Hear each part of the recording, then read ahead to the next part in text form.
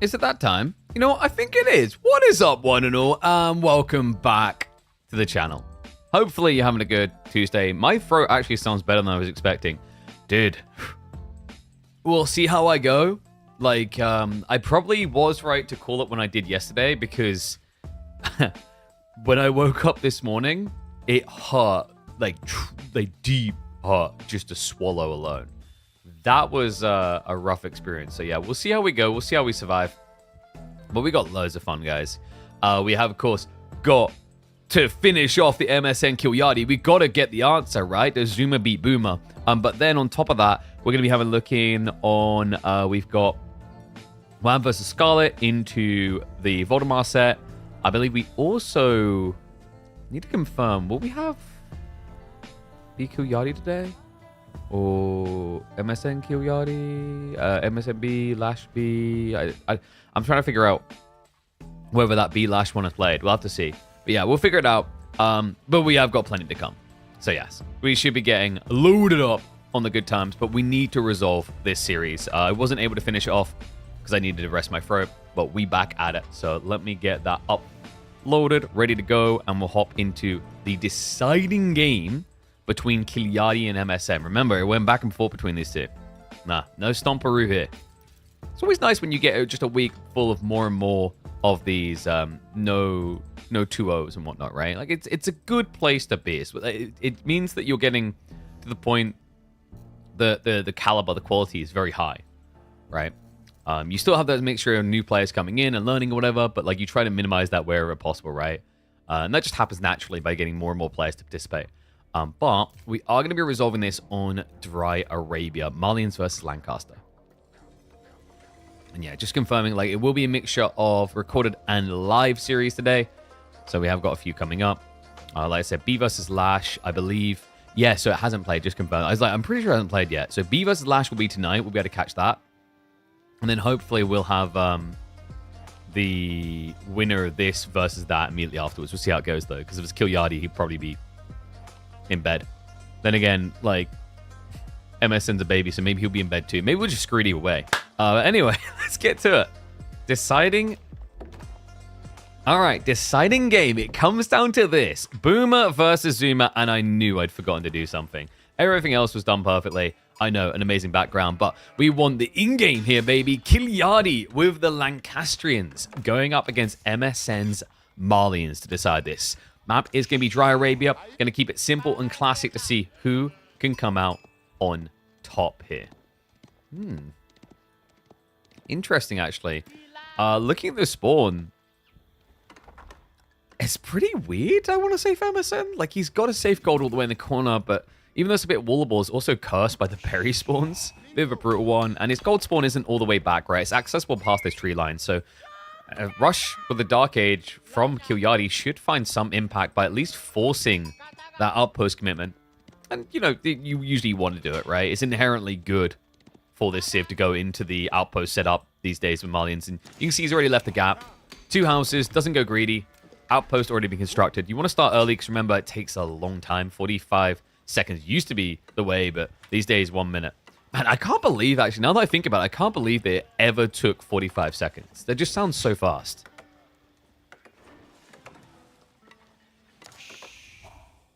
And by the way, I think what we'll do is after this one, like I'm looking at the schedule, what we'll look to do after this one is we'll have a look in on Wham versus Scarlet Devil. And then that should lead us very nicely as well into Numadon versus, I'll just say it, Mia Micah. Live. Yeah, we got a pretty stacked day. Okay, so first spin and rise, but it's not going to be able to do anything here. Oh, wait. Oh, no. He never actually rallied on that with the Scout. So that's pretty good, actually, from Kilardi. Not only does that block an extra sheep coming home, but that also griefs the house placements now off the outpost. That's horrible for MSN. Because I think that's a double blocker. Yeah, that's like, oh, maybe just the one house if he's lucky. And this is rough, right? Like, he's going to gather it to get out of the way, but it's a long... Excuse me, I had to sneeze. That's a long walk back to gather and drop off, especially at this point in the game when you just don't have wheelbarrows. That's pretty painful. Yeesh. Kilardi did stop the free spinman. Age up focus now, and man, you just see how good their food income is, right? Look at the number comparison. He's already ready to roll. It's a good time when you play the Lancastrians, I feel like. Yeah, I don't know. Something's going to have to give eventually. I think there's just... When you think about Lancaster, is there any weak point in the game right now? Dark Age really good. Feudal Age phenomenal with the Abbey of Kings build. Maybe Castle? But I think it's a bit hard to weigh in on whether Castle's weak. It's like it's enabled by the fact that Feudal ends up usually being so good for Lancaster that you can't really truly measure their Castle Age at the moment. That's the problem with civs that are oppressive early on in the game. It ripple effects, right? Like it puts them further and further ahead. So it's very hard to gauge whether the later ages are really OP or if it's just the residual of the earlier age, right? That's why, like, I think maybe that's why they didn't bother to do enough Wingard still. I think Wingard definitely needs to be altered a little bit for Lancaster. But outside that, the Lords is the really big thing that is begging for some changes. It needs it. They do way too much, as we're probably going to see in this game. Abbey of Kings is on the way.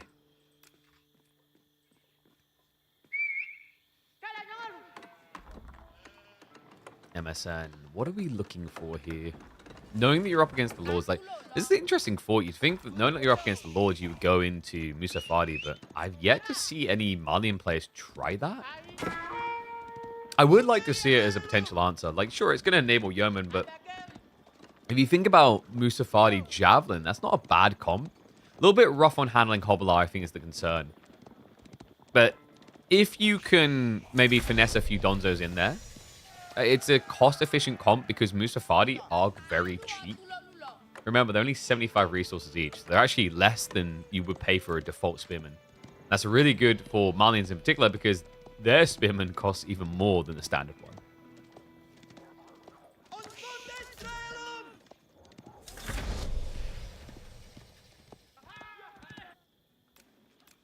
Kilardi, first Lord already on the way. Does get it for free after all. Stone Gathering as well, so he will just inflate up to the 3 manas as quick as possible. MSN, it's going to be an archery beginning, so just directly contesting the Spearmen. Not looking to soft counter them and then just overwhelm. He'll look to get rid of that threat as quickly as possible. That is going to enable his opponent to go into Hobbler here. Not good. No, Hobbler, it's kind of funny when they were first released, they were just kind of seen as a meme unit. And in fairness, the way they would play at the time, they were a meme unit. You know, without the king, without the Lords, it didn't really make much sense to build them in Feudal. But now with the extra health you get, the way they scale and inflate, having that heal as well to circulate injured ones in, Hobblars have just become the bread and butter of Lancaster. It's quite funny when everyone's still harping on about Yeoman. I'm just sitting here going, I don't know, man. I think the Hobblar are doing a lot more right now, guys. Fair to say they are the bigger threat.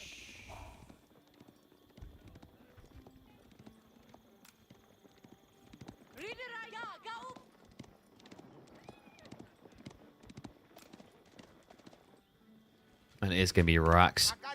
Double archery. Wait, what? Okay, so MSN is preempting the Yeomans. He's just playing old school Malian format here. Interesting. I mean, it means the Lancastrian spears aren't really counted. That's a little bit worrisome. Like, if I'm Kilardi, I see that, I just start spamming spears. Spears that you can make much better, remember. The Billman tech allows you to offset the Donzo's inherent armor. And then when you consider the fact that, like, you cover so much quicker off the sheep to start, and then the fact that you inflate the health of your spearmen, it puts Lancaster in a position where their spears are going to be better than Donzo's.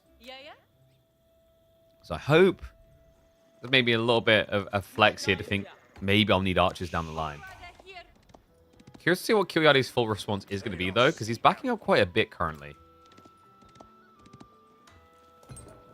Okay, he is playing the Age. Hobblar's coming through. Blacksmith timing as well. I mean, Javelins, they have got higher base damage, so, you know, they can trade out a little bit better against Hobblar because they can keep their distance as well compared to Archers. But in the end of the day, we are still talking about an extra ranged armor unit that moves incredibly fast, that's incredibly cheap, that masses incredibly fast. So for MSN, really the focus needs to be on having enough Donzos to keep himself safe. Obviously, his real win condition is to try and get out of this Age in relatively good shape.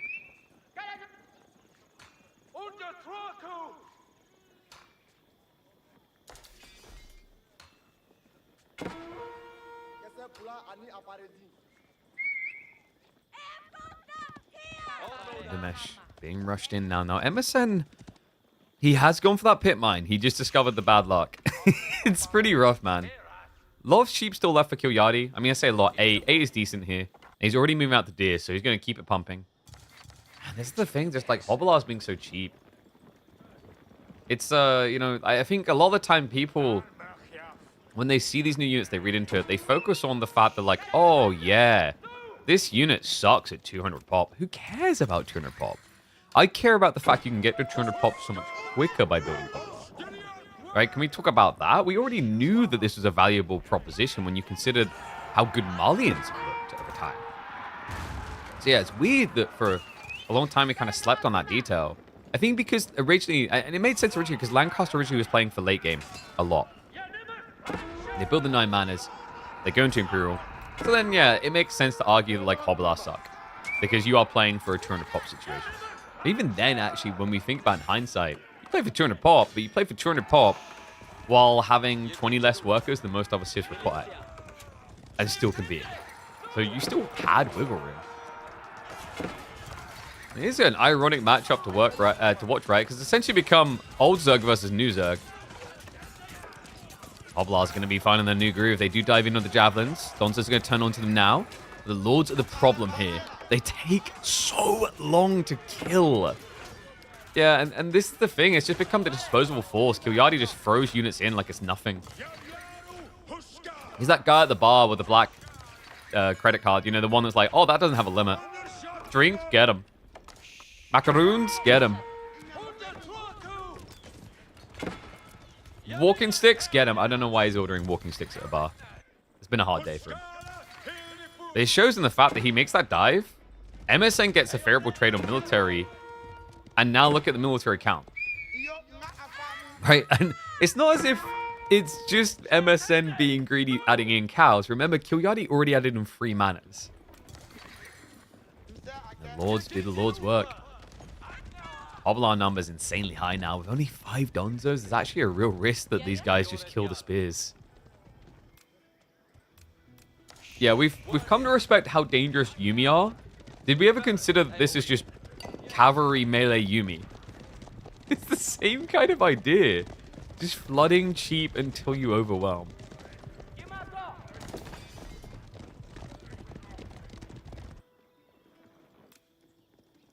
You even go for the melee tech, which, by the way, like that's another comparison between Yuumi. It's not just the cheapness, it's the low stats. Like blacksmith techs actually make a huge difference. That would be condescending. You get what I mean with a Yuumi. It's the same concept of how you deal with someone. Cheap flood, overwhelm. Don't care that one dies. You have 15 more. You should have to tier 2 sub for that sarcasm, right? I'm the sarcastic one around here. It's in my blood. I'm British, damn it.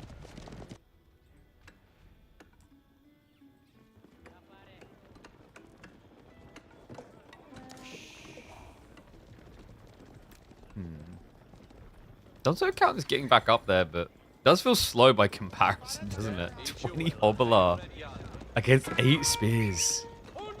MSN needs to find the perfect position, because if he gets surrounded here, he will just lose his Donzos.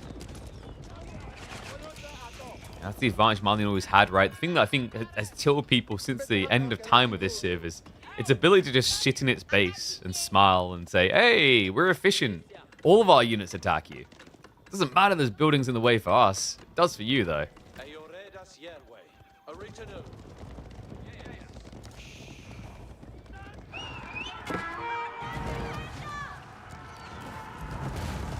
Old Zerg meeting new Zerg, and old Zerg is at least caught up on the spear count now, but look at what Kilardi's just done.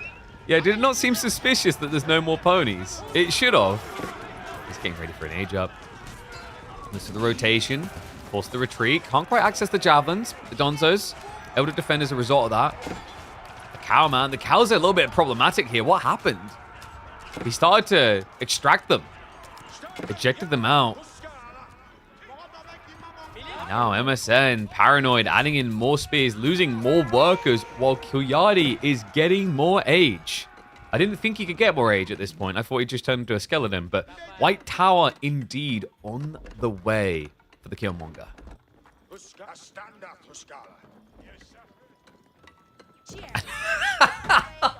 Oh, you sick son of a... Kilardi with the triple proxy racks as he techs into age 3. Kilardi Lancaster next level. I agree, man. Like the way that this Civ now plays with this Lord's build, it feels like it was made for him, right? Ah, just a velvet glove. Okay, it's going to be some diversity. We have got archery ranges as well, but Earlsguard already on the way.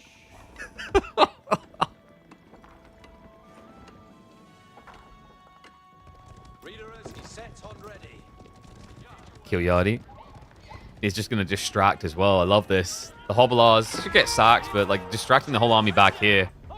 Meaning that MSN doesn't know what's coming, because MSN, after he hears an age up, he's like, okay, he's in his base. I got a bit of time. I'll go age 3 as well, right? Like, that's the safe play. That's the logical play. That's what any reasonable person would do in this situation. Ah, but you know what an unreasonable person would do? Build their base next to yours. The boys are about to come knocking. And MSN is going to be in for a rude awakening here because those lords are still alive and thriving. 300 HP on them. Almost 200 on the Earlsguard. Dagger throws coming in. That's one worker going down straight away. And now how do you age up? How will you age up here? Army tries to get in position. MSN switching now into the Musafadi. It is a good counter to the Earlsguard. But he's going to need time, and on top of that, it's predictable. You know, Kilardi, he already set up the double archery for the Yeoman. Ranged Armor 2 also on the way. Behind this, he's very secure. Remember that White Castle, or White Tower, rather. I got the second gold vein. It's got the berries. He's still playing double deer with no pressure play, and I think this is where MSN has been caught in his folly, right? Like, there was no play into Sofa at all. There was no raiding potential. He's never posed even a remote threat to Kilardi's plan here.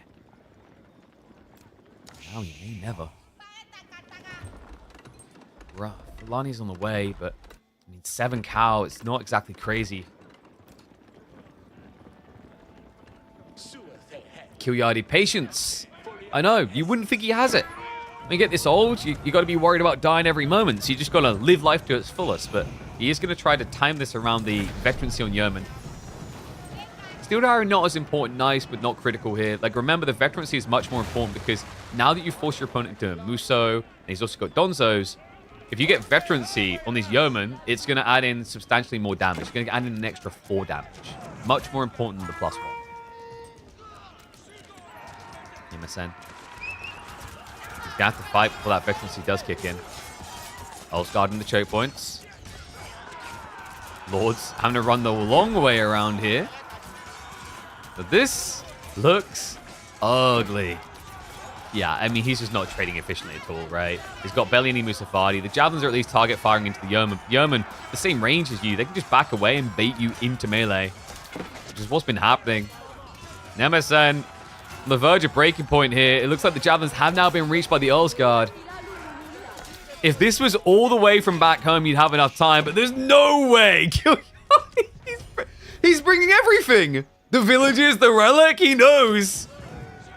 The confidence on this man. I said he's got no time to waste. You never know when a heart attack's going to hit. So he truly looks to live life to its fullest. Villagers with the torches out in the most unnecessary ways. Instead, he'll slow down and look to take the berries from his opponent, the gold as well. This is his home now. He already set up military, and now he's set up economy. Didn't realize this was like a, a shared property. Oh my god. Well, you know, it's very English to colonize everything, isn't it? Oh, so Kilardi will make it through the quarterfinals. A valiant effort in this series from MSN. But, I mean, Mirad said it best. This Civ was made for the Finn. Like, seriously, I'm starting to wonder if he put in a requisition. Like, yeah, devs, here's my build request. Can you make a Civ that's like this? And like, sure, buddy, we got you. So, one series down. Plenty still to come. Up next, we are going to be looking at... Where is it? Wham versus Scarlet Devil is next on the hit list. So give me a second, guys. And I'll update the details. In fact, let me grab the draft. Where is it?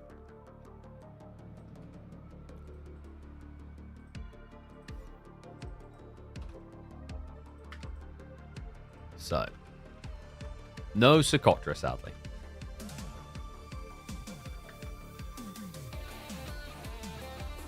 God, my throat is actually still pretty rough. I need to calm down. It's getting too excited in that game. Screw you, Kilardi. Look what you do to me. Gorge starting map, remember. Let me make sure. So this is the state of things, guys. Actually, still need to find a way of showing this info on TikTok. Not an easy way of showing the bracket. Yeah, that's the state of the bracket. So Voldemar through into quarterfinals already. Kilardi now through as well. Anatand, I also forgot to add. He is through into the quarters. So we know a few. I don't know if Sass and Crackty have played yet. They're probably going to end up getting DQ'd at this rate. They need to play. They literally need to play round of 16 and quarterfinals today. Or it's just going to be default. Because it's taking the cake a bit. So, let me double check.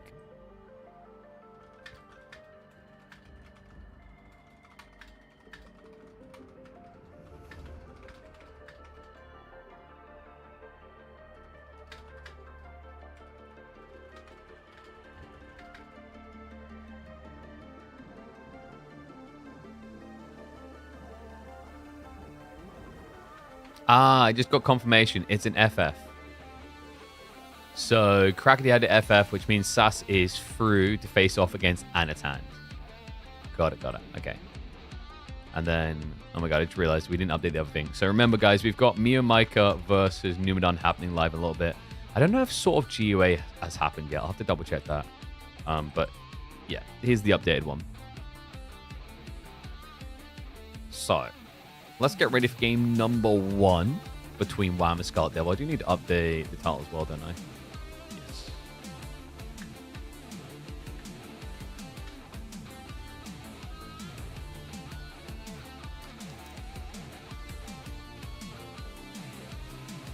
I mean, I don't know if it's Vodafone or what, but whatever it is. Yeah, Crackety wasn't able to get in on the goodies. So we will get Sass versus Anna at some point. Should be an interesting one. Anatand definitely favored, but maybe Sass can get a game or two. What do you mean non-existent cable? There's some management here. Look, the cables go left. These cables go right. I don't see the problem. Do you really want to start a war over cables? Exclamation mark cables.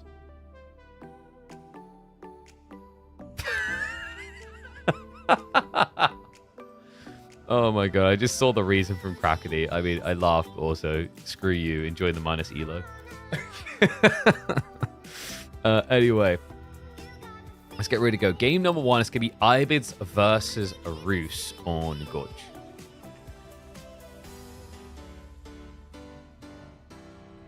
In fact, let me add that in.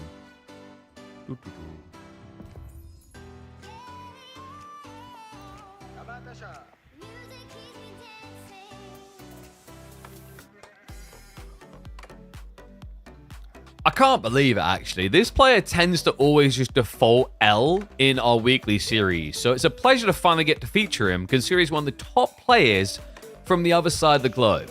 It's Scarlet Devil from China going up against a beast that we are familiar with here in the weekly formats. Wham, the #1 Canadian? Quite possibly.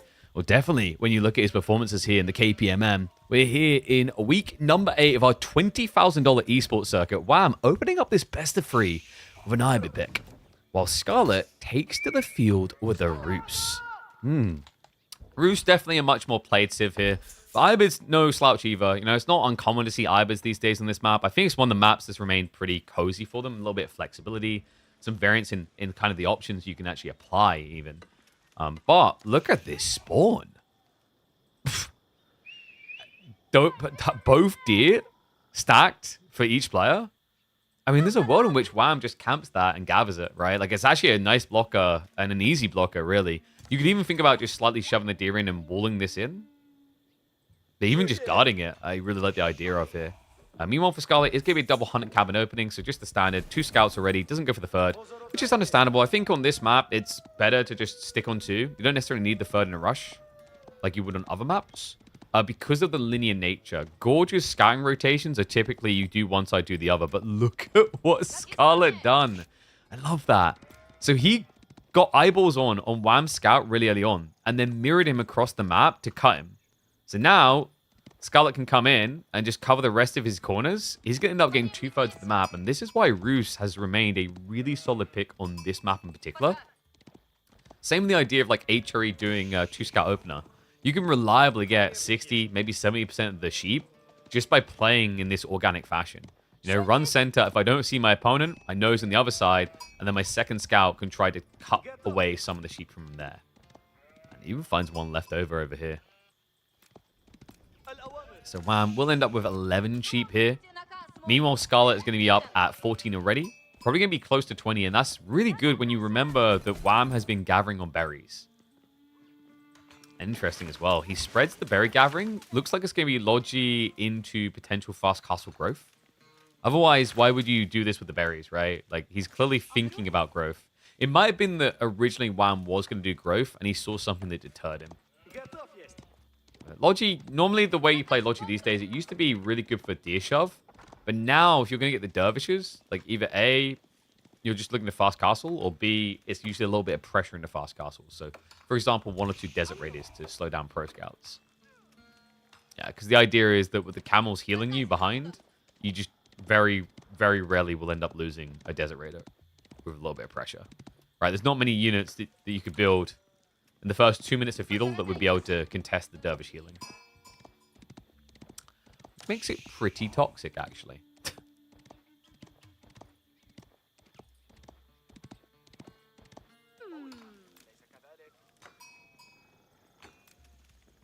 Hopefully we get a Roos win. I feel like we get a decent number of Roos wins, actually. We had Roos beat China the other day, which was incredible. You guys remember in the EGC tournament? Wham versus Anatand. And Anatand, he lost with China, which was baffling to witness. Wham just played it so well on his Roos. For those wondering, because I know it's going to come in, when I said that Scarlet Devil is like a top-level Chinese player, I meant it. He's ranked 19th in the world right now. Yeah, and he reliably sticks in that type of area. Season 10, 28 finish. Season 9 was a bit weaker at 56th. And then Season 8, he had a 7th place finish. Keep in mind, he does this while consistently posting around the top 100 in a lot of seasons for team games. Yeah, multifaceted man. The Chinese players just love their team games. You know, if we were to cut the 1v1 scene tomorrow and switch over to like team-based, China would take a dump on everyone.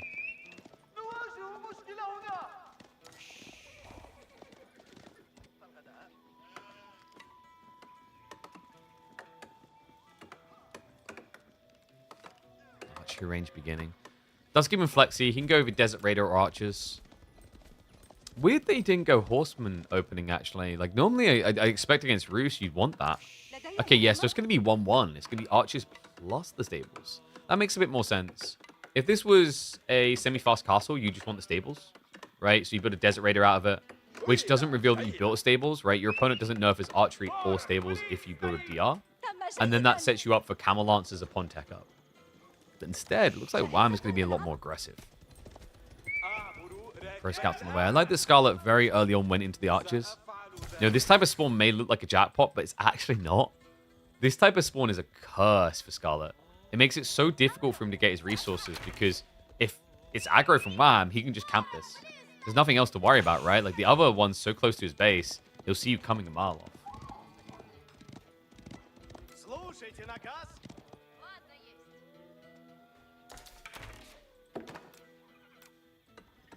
I'm surprised actually Wham hasn't maybe considered just adding in spears, but I mean, it's the nature of the dynamics, right? Like, until you see knights, you wouldn't really consider spears, and even then, as Ibids, you'd be more likely to just build Desert Raiders. Desert Raiders can test knights pretty well.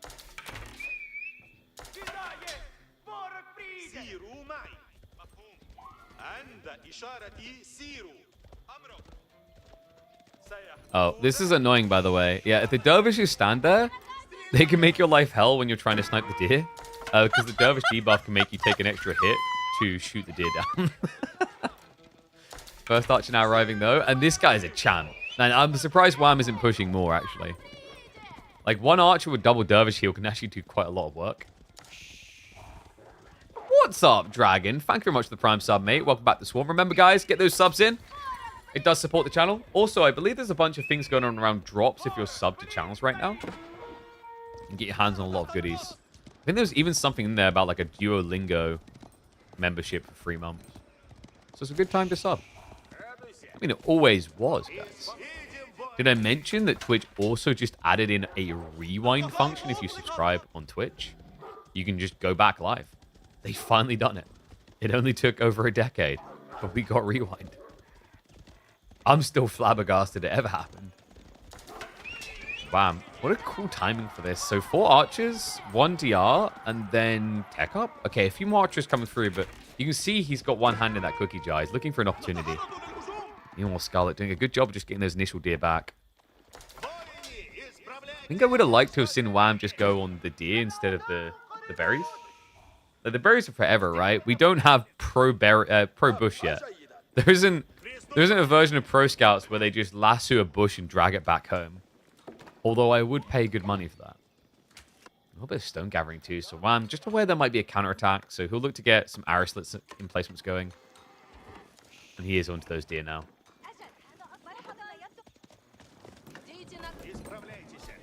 Scarlet. Man, he may have had 20 sheep. Down to 8 already. Shows you how quickly you drain through it like this. Don't give dev ideas. I mean, come on, why not? You know what we should do? We should collaborate with that. What's that the name of that game where you're time traveling guy? So you can like you're in the medieval age. It's a third-person shooter. You're medieval age, and you've just got like a pickup truck and a grenade launcher.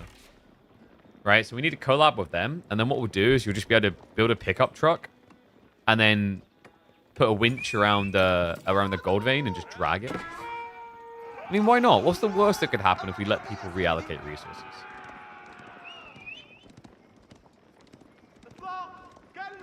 You say Imba, I say global economy. Tech up's going to be fairly mirrored, but that does mean that Scarlet should be a lot quicker. Wow, I imagine it's growth, right? He did eat through the berries in the end, but yeah. Growth's just too good to resist here. At this point in the game, like, you're pre-40 villages, so it's going to be like a 20% increase to your economy. You know, this is the thing about growth. It has these timings, you know.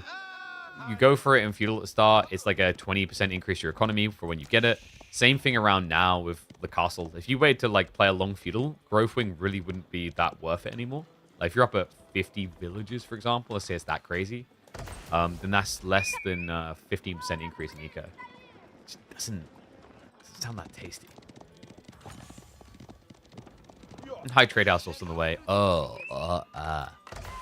Get your numbers in?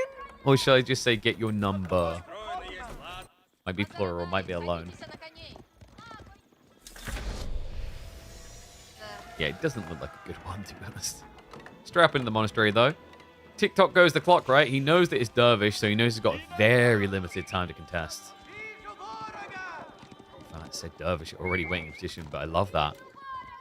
Scarlet, he scouts it, but doesn't react to it. Allows the spears to do it instead, hoping that Wham isn't paying attention, but great reactions out the Canadian. Doesn't really scout's going to intercept on the other side, just trying to slow down the pro scouting. Because remember, this is now a resource he's anchored for. He even sets up the outpost in the 8k vein. I'm really liking Wham's position in this right now. He's got so much surplus to work with upon tech up. More stables are going to be coming in to enable that. Because at this point, you're like up to 1,200 resources. By the time you complete tech, it might be 1,600, 1,700 to spend. So you definitely need the buildings to get the pump out.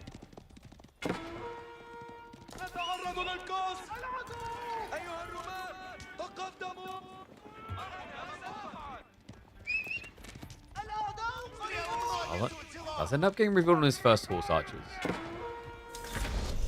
Tech up complete. Camel Lancers should be following. I wonder if it's going to be a priority on Archer development as well.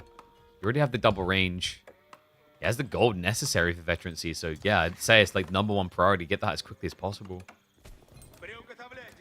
Does this relic spawn normal 4 on top, 1 on bottom? I've been seeing it a bit more frequently. Sometimes like this, sometimes you get the free 2. It varies.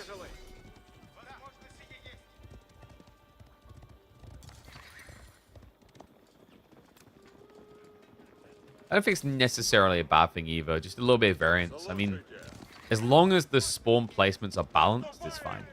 There is maybe an argument that it skews. If, for example, your opponent has got a lot of good resources north side, but yours is south spawn, that means you're inclined to move your economy south, so you're further away from relic gains. But I think usually because of the point in the game when we're talking about relics, that hasn't become a big sore point so far.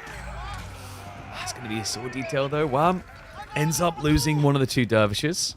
He only picked up 1 relic so far. Scarlet Devil looking pretty good to gain majority here. Unless... Where's the other relic? Oh, he already has it in. Okay, no. Yeah, Wham, he's done it. I wonder where that one went. So he's already looking to secure the free. High Trade House is decent-ish, 114 gold, so does at least compete. And the other thing that's going to be problematic for Wham is he can't get what Scarlet can here, the ball. Yeah, Pumba, a detail that Iabids cannot engage with. Well, they can engage with it. They can kill it to remove it. There won't be in time to do that here. Outpost also coming up, so Wham worried about flanks. Makes a lot of sense. Remember, he's playing against horse archers, so... The cool thing about this is because it's mass horse archers, there's not a way to kill these outposts, so you can fortify them with Springald, and then just look to cap sacred sites for more gold. Then force an annoying decap for Roos here. I do like that actually Scarlet isn't just raw horse archering. He has started to litter in more and more men-at-arms. And not really the thing you normally think of against Camel Lancers, but it seems like Scarlet's more fixated on how he blocks the archer massing. He doesn't trust that Wham's going to try to Cam Lancer. Did we kill pigeons or are we a pigeon that kills? We're a pigeon that kills. How dare you even suggest that we would kill pigeons? That's outrageous. We're the guardian of the pigeons. You ever meet that guy in the park that tries to kick the pigeons? We're the guy that kicks him. Oh, camels. Oh! Oh, no. Oh, the scouting on point. Wham! He blocks him before the wooden fortress goes up. -4 there. Scarlet, shaky position now. A lot of idle time and also food-wise. Remember, he didn't get as much of the deer as you would think. 2 of the stacks essentially got blocked out. He got maybe 1 or 2 from there. Oh, that is brutal. What a great play. Scarlet Devil now just trying to transition to crossbowman. But I think food's going to become a critical issue here. Berries gathered on the front side, at least for the time being. You're going to have to come out soon. And you know that Wham's going to be waiting. He's even prepping Sultan's Mamelukes for the big contest. Remember, this is the one that gives the increase in damage and movement speed when you get kills. It's actually interesting because Sultan's Mamelukes, the Mameluke's Bravery, it used to just inherently always be built by default. In more recent times, it almost feels like players just... I don't know if they forget it or they just don't think it's worth it. But we often see mass archers without Sultan's Mamelukes. Oh, what? Work is hanging around there. Scarlet, he says, I can't be without the gathering. It's too dangerous. I don't think gathering itself was more dangerous in this situation. That's now a 12 worker lead for Wham. Goes in for the fight. Dervish is going to get sacked straight away. Now, the men-at-arms aren't answered. That's the really good news for Scarlet. But Scarlet needs to turn this into a raid somehow. He's going to push the main army back, but he needs to start finding kills soon.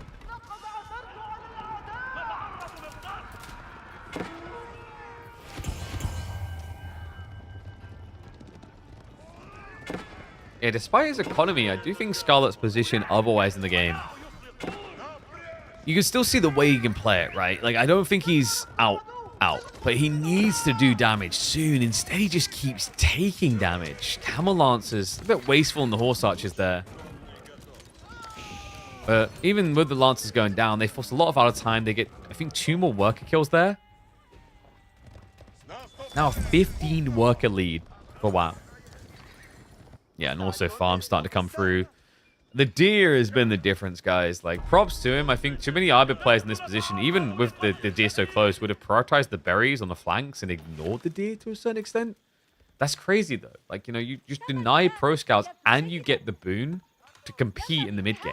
Because normally, like, if you didn't have the deer here at this point in the game, you'd have to start flooding farm, which would essentially disintegrate your advantage, right? Like, yeah, you won the relic game slightly, you're ahead on eco, but you then wouldn't be able to keep them playing. That's the difference here, and it's a big difference maker. The camel on ease clipping onto practically all the horse archers. Archers getting the buffs coming through as well. Not to mention the blacksmith situation. Wham, he's just so far ahead on the techs. Steeled arrow plus the undermesh at level 2 compared to the +1. Scarlet does his best to exchange this, but it's practically all men at arms dead. Archer's still alive. More crossbowmen coming through. Wham will back up for now. He's looking to get more dervishes out because, of course, he does get that AoE heal. But Scarlet, is he thinking Imperial? We've seen this once this week already on Gorge with Roots. Is it taking over these imp rushes? Because he's definitely flowing a decent chunk of resource here. Okay, it's going to be reallocation. Yeah, you can see he's going to drop all the food into Horseman. Pretty smart play, actually, because Wham has all of a sudden found himself with practically full ranged. Just the nature of fighting into the horse archers, right? Like, you might trade against them, but the first thing that you're going to lose should be your meleeants.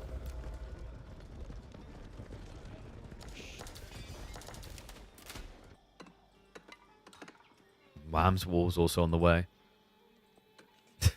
Some weird carvings here. Scarlet yet to wall. I always find it surprising when Roost players play like this. Like, your walls are better. They have double the HP, but I think the logic is because you build horse archers, you shouldn't need your walls, right? The thought is that you're the raider. You're the one that has map control. It's like when you watch a French player wall, it's like, why are we doing this to ourselves? Like, they should be the ones walling.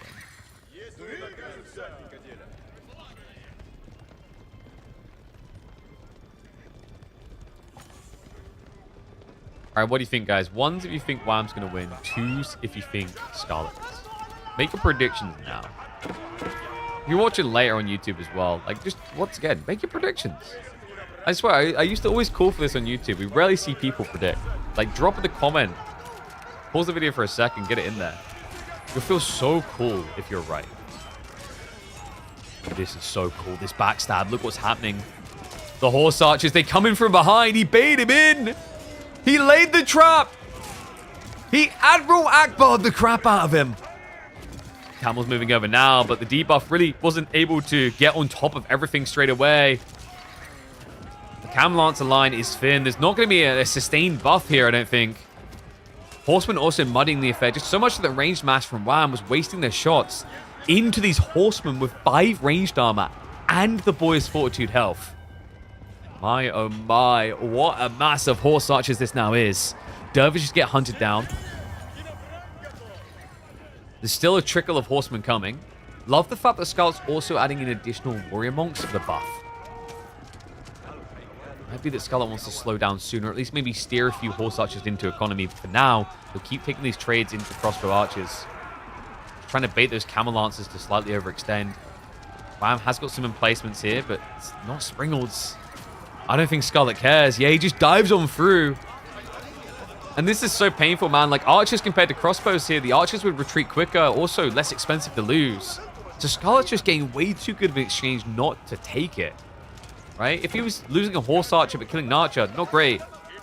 A crossbow for a horse archer is an even exchange. Good push back there by Scarlet.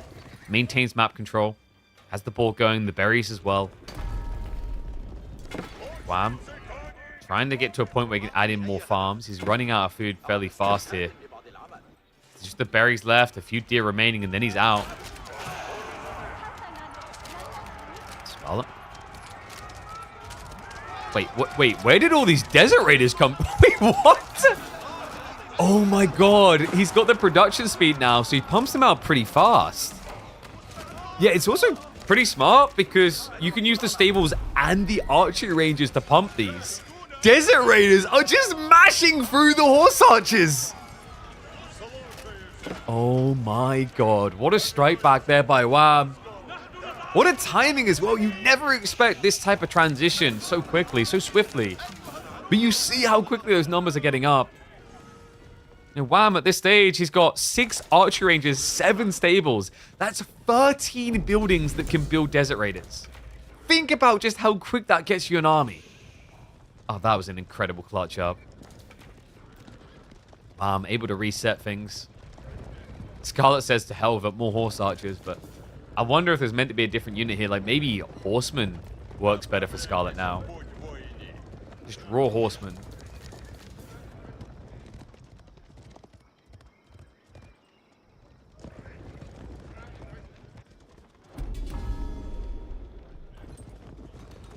Is he just going to raw Desert Raider now? I mean, I guess so. If your opponent's going to do the horse archer shenanigans. The Scarlet is at least pivoting, so we're getting him towards crossbows now. Knights is a little bit surprising. It might be that Scarlet's just looking for a raid unit. I think it was meant to be the horse archers, but we were on the verge of him being at that point. He just never was able to strike at it. So maybe just steering in a different direction entirely.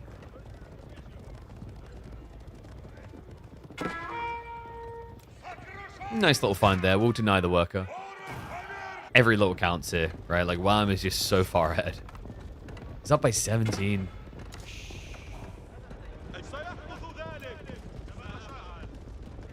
Yeah, plus the relic game. Scarlet, I think he might be out of food. Yeah, he is, guys. He went 2 TC, but with no food. That's pretty dangerous. That does mean he's going to catch up on economy, but it gives an opening to Wham. Wham, who now has 40 Desert Raiders. I love how this just turned into a, wow, your homework's pretty accurate. I'm just going to copy it type thing, right? Like, oh, wow. Yeah, you had the right idea. Like, these horse archers are like, you know, an 8 out of 10 on the grading in the end. Let me just make some slight adjustments. So, yeah, range unit, mounted. But yours aren't camels. That's where you get the extra 2 points. Pretty scary now for Scarlet. I mean, the horse archers also have a tendency to just lag behind on kill potential. Look at the difference in attack speed. 1.25 seconds down here. While horse archers, they may have higher base, but 2.12. The reason that's a problem is that they're going to overkill a lot, and then they'll reload slower. That's a big part of why Desert Raiders can win. On top of the fact that, of course, you're talking about taking away 20% of these horse archers' damage. And you have more health than they do. It's pretty hard, actually, for horse archers to win this. Like, I think we were talking about this the other day. The way that horse archers can win is on maths because they're cheaper. But despite them being cheaper, you wouldn't think it when you just look at the raw count here. Still, if Wham does slow roll this, there is a world in which Scarlet takes over. And Wham's up to what? 28 farms, soon to be 35? Well, Scarlet is still playing catch up, but he's caught up fast. 31 farms already for the Roos. I'm impressed. I didn't expect to click on him and see 31. I was expecting maybe 20-ish still. Wham. Download more Desert Raiders. So remember, military wing reinforcement, that's going to give him 7 Desert Raiders every 2 minutes. That's equivalent to, I believe it's 640 extra resources a minute. Fantastic booster for going to the next stage, especially if you know you want more Desert Raiders. Scarlet starts to push up. Wham? Do you really want this fight, though? You're a minute and a half away from Imperial. You just invested 3,600 resources into teching. That could have been an extra 20 camels. Yeah, and the outnumbering is real here. Scarlet sees it. He's going to punish him for that. Chases him away. Several Desert Raiders already going down. We're still a minute and 10 away from the Canadian being safe in Imperial. But even then, we're a minute on top of that away from him getting a lead.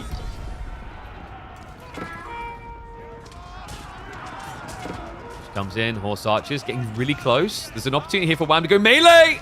He sees it. Scarlet, he's standing his ground way too much here. Wham! This is the type of fight he needed. Resets. Doesn't get too extensive on the dive there. The horse archers are now in trouble. Scarlet, he needs more melee. This is not working. The Desert Raiders are going to be absolutely fine. Sorry, absolutely broken. I think that's what people want me to say.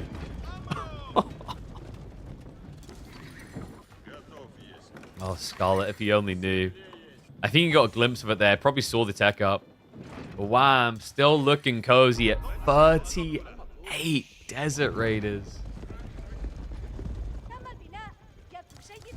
Horse archers are so bad. I don't think it's that they're so bad. It's they have a role and they were used for the incorrect one here, right? Like, Scarlet envisioned a one which just wins in the direct fight because it did at one point, but they're mainly a raiding unit. And they haven't been used for raiding really at all. Scarlet has 3 worker kills in total. One of them happened over here, remember?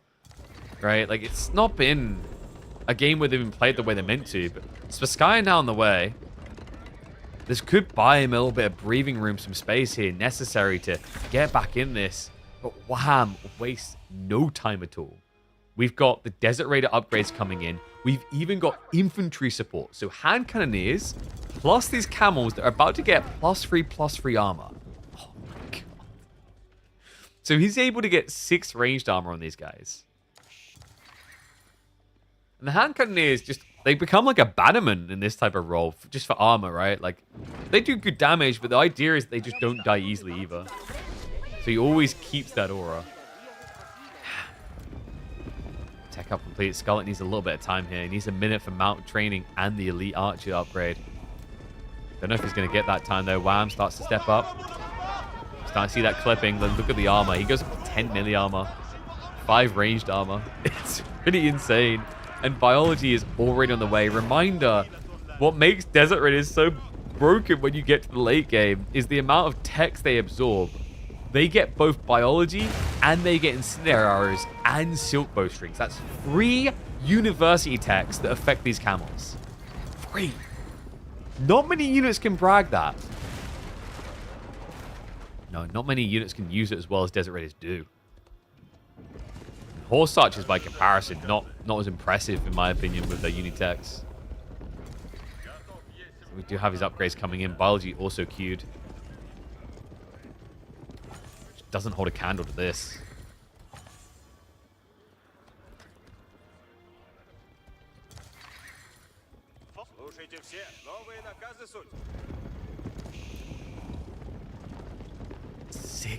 Desert Raiders. All right. 3 if you think we're going to get 100 Desert Raiders before this is over. 4 if no more than 70. I mean, he's popped soon, right? Like, so in theory. Oh, there you go. 4's a pretty safe bet. I don't know if we can get 100 though. He'd have to lose some workers. Love that he still has a dervish as well. Just AoE healing for all these boys. This is going to be a bloody fight. Desert Raiders. Looking for the decap. Doesn't want to enable him to go into a Sacred Site win condition, but actually Wham pulls off of the Sacred Site ahead with the main army. Scarlet, I think he saw that though. Maybe looking to block a breakthrough on the wall, but I don't think Wham is looking for a break on the wall. I think he's looking for that fight. And he might time this perfectly. 15 seconds out for Incendiary.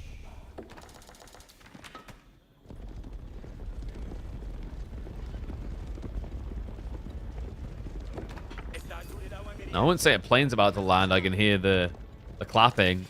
I think it's more a case of the plane is about to land. I can see this crashing.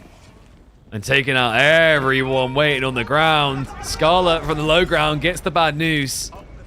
Opening volley favors him, but he needs more time. Incendiary's on the way. Meanwhile, Wham, he's got a window here. 20 seconds out for ranged armor and damage free. Scarlet keeps on chasing. Wham just pulling him more into neutral territory here, and now he looks for the turn. Full range mass. He could stick a few of these boys in the melee, and he does activate it now. The horse archers with the gallop, just looking to fight back against this, but a lot of them now starting to get in range at the unease. They're not keeping their distance here. And frontline is already gone. Scarlet is just all on the range, boys. In a situation that they just don't look like they can win. It's 17 bow damage versus 13. This unit cannot be beat like this.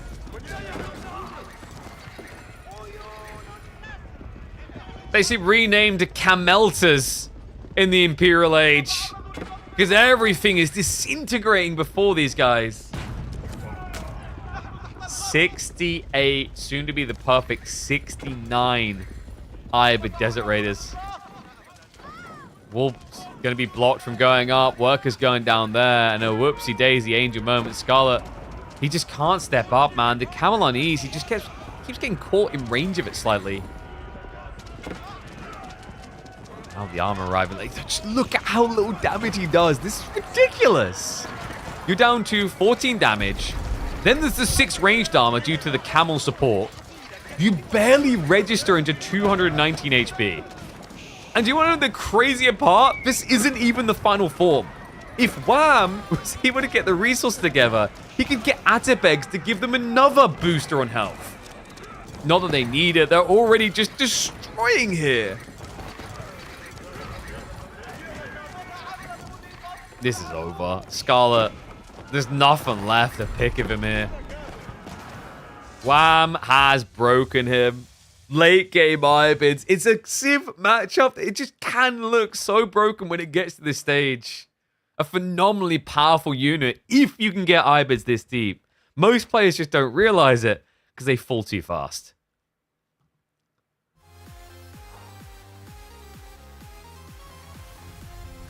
What a bloody unit. I don't even know what to call that one.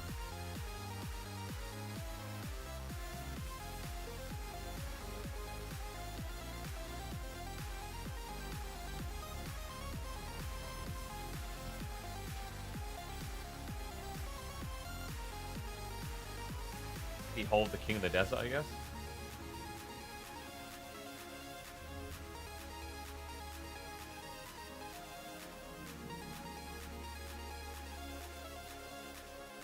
Or all fear the King of the Desert.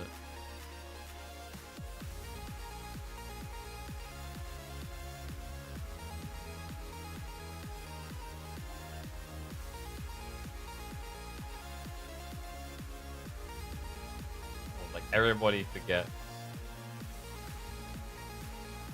King of the Desert. I have to think about that. What opportunity is there to pivot in that situation for yellow? Horseman, but like even Horseman that I think struggles. It's tricky.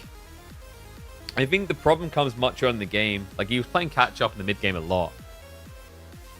I think if I had to go back and like look at something that Scarlet could change. I think in the early game he really needed to well, not early game, mid game. He needed to look for ways to sneak his horse archers in and raid when he saw the Desert Raider transition starting.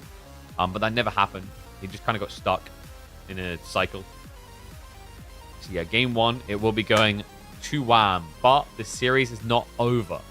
Best of 3, and okay, is that correct? Is that what we're picking? Oh, sorry, I thought it was from range. Dry raid, my brain. That makes more sense. Okay, it is gonna be a Japanese Delhi matchup.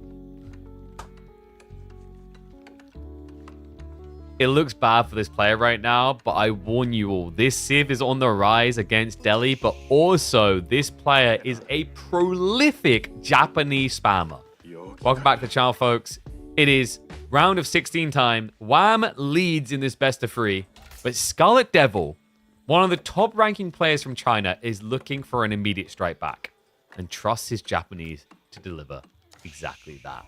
Yeah, I'd say like last year, there were 2 players on my mind that were really scary with Japan, and they were Neptune and Scarlet Devil. Scarlet was surprising, actually, just how much he played Japanese, at least a while ago. I don't know if he's been doing it more recently. Yeah, I just checked, like on this patch, it's still his most played Civ. If you look at all patches in solo ranked, Japan still wins out. 250 games, English the second most played for him at 166. So this is a comfort pick. And if you go back a few months ago, this is a comfort pick that would get you killed. But these days, Japan has actually been taking chunks out of the Delhi. It's not a default win like it once was. Yeah, I think the buffs around Yumi, the transitions into these new feudal present builds has given Japan a new lease on life that they never had before against Delhi. Even these Dark Age Rush openings that look a bit questionable can be valuable because of the fact that Delhi always want to play Dome of Faith now, meaning they need that goal. So although you may not be able to kill villagers easily, although you may not be able to seem as threatening as you want to be because the Scholar can heal these workers, it's the pivot on economy, the idle, and then the eventual lack of Scholars that can be good here for Japan. Yeah, and I think that's important. Like, there's a ripple effect here. If you can slow down tech timings for Delhi, that enables Japan's transition into, like, Spear, Yumi, Horseman. The reason that's very important is because things like the Yumi are naturally worse archers for damage stats, they need to slow down their opponent's tech timings. Because if Undermesh comes out too quickly, they just have no way to contest it. So yeah, pretty smart idea here. Scarlet does end up losing one of the spears, but Wham backs off the gold anyway. That's what he needs for a tech up. Has got a backup gold, actually. Like, the spawn's pretty generous to Wham. What? Double gold on the back, berries as well, wallable area. All right, I don't think he has to fear too much here. Dome of Faith is on the way.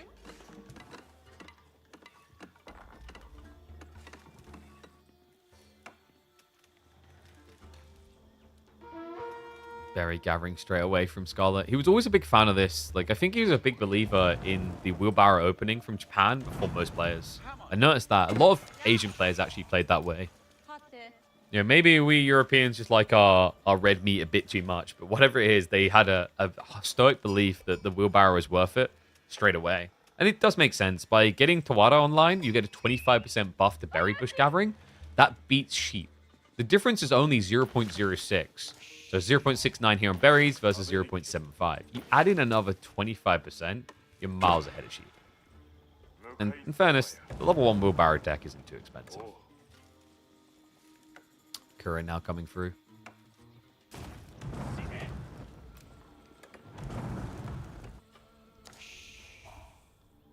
wonder if he'll try to move for this or just resecure. I mean, it's such a good corner, man. I mentioned the gold and the berries, but there's also berries here. Like, I don't think Wham could realistically ask for anything more. You know? It's like that, I've got nothing left to give. Right? You're like, give me more map. There's nothing left. I mean, sure, you could be like, oh, maybe the deer should have been back behind my base, but small details.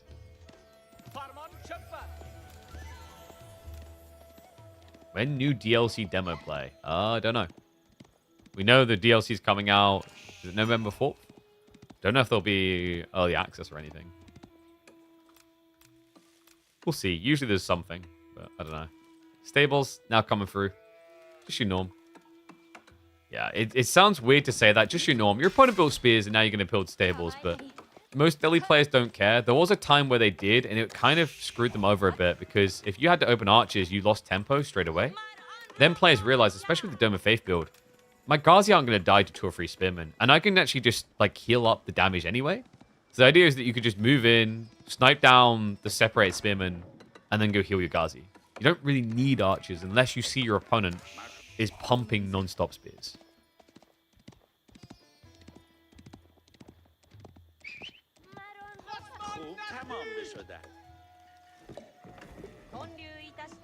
Good point coming out from TikTok Zonic.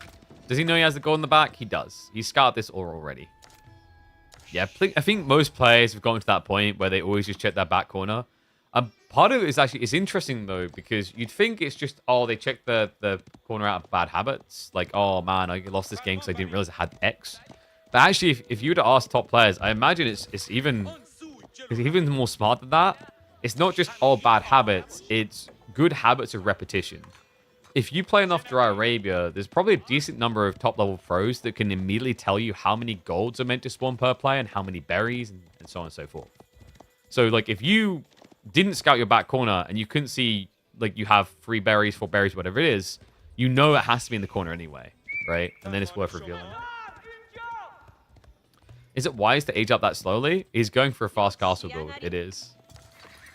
It's pretty crafty what's happened here. The delay on the gold gathering timing has hit Wham where it matters on the text, right? Sanctity has not been queued. He didn't even have efficient production. Wait. Yeah, he never built the mosque. No, not this build. I've seen this before, guys, and I'm not the biggest fan of it. The Canadians have tried it before with very mixed results. Here, it's going to be kind of damning, though. Like, not having that mosque timing, not having the ability to even touch sacred sites. By the time you could think about sacred sites, Scarlet's going to be in castle. Yeah, so he sacked the timing on the mosque to prioritize getting into double stables blacksmiths. But wait, so this is the thing that always just makes me scratch my head about this. You could do this and build, say, double stables. Alternatively, you could have built a mosque, and then you could have went military efficiency, and then pulled that initial scholar into a stables. So you would have paid for that mosque. You would have paid less than you paid for the stables, right? I don't know. This looks dicey. And yeah, now it does make sense why we never saw the scholar come out, the villagers. I thought he just didn't care because he's pulling them away anyway. He never had it. So the situation, even worse than we thought for Wham. I still don't understand what the value is in this opening, by the way. Like, I've seen it a few times. We mentioned, like, I've seen the Canadians do it before. You know, you trust them. They're very good at the game.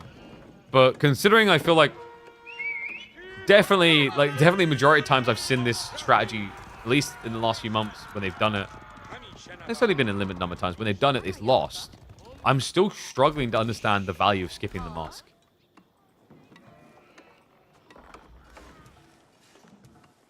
Floating gate now on the way for Scarlet. Did he get enough food? Yeah, he's got. Dude, he's happy. He's got 11 sheep.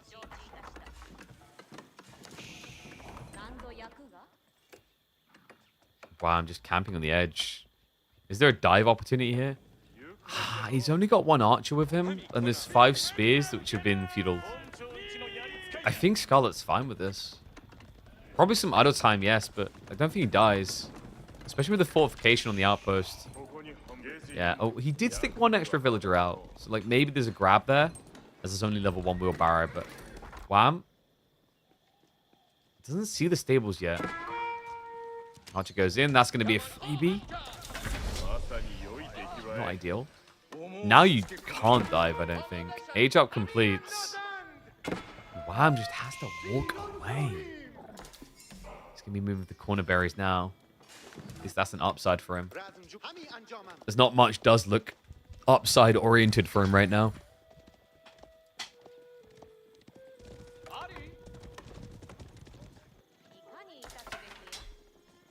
Like, I'm actually curious, really, back to the mosque thing at the start. Like, we have 1 or 2 pro players in chat. Do you guys know why you do this? Like, it's obviously to get... It's a trade-off, right? It's to get something quicker. But, like, what are you really getting quicker? The stables, I guess? I feel like the difference is marginal, though. Especially when you consider you sack yourself on the efficient production timing. Big time.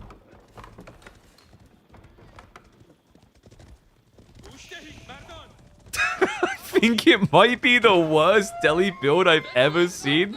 Alright, that's pretty damning. I mean, it doesn't make sense, right? Like, the mosque is 100 wood. It makes sense on different style maps. Like, for example, if there was a pond of fish nearby, right? Maybe you're, like, placing a mill there. Or let's say it's a map that, for whatever reason, didn't have straggler trees and you need a lumber camp out there. Like, maybe I could make sense of those type of situations. Or, like, for some reason, you need a rack straight away. But, like, if it's none of those things, why wouldn't you build a mosque?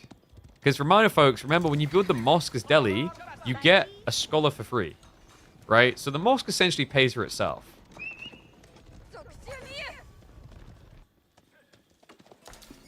Scarlet monster already coming in. Wham's back all the way up.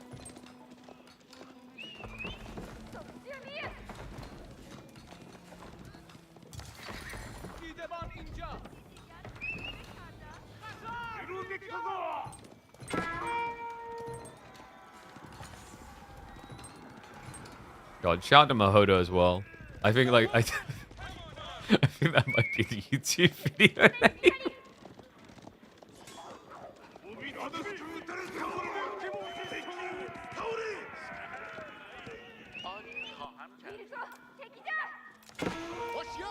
Scarlet Devil. Quite the devil in this one. 6-mount samurai already. Wham. About to start the age up. House of Learning should be the obvious.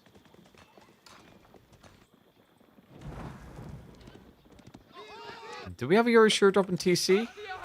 I wouldn't mind seeing that next. He does go for the farmhouse. Yeah, it makes sense with Scarlet, because remember, he delayed his Kura by building it with 1 for the fast castle. So he doesn't have as many farms ready to roll after spending all that food. A few samurai littered in is pretty interesting here. Against Ghazi, like, Ghazi can kind of trade there. But it just gives you the robustness, right? Because, like, if your opponent's lagging behind like this, you're expecting him to spam spears. This stops him. Also learning. Now on the way. In the corner.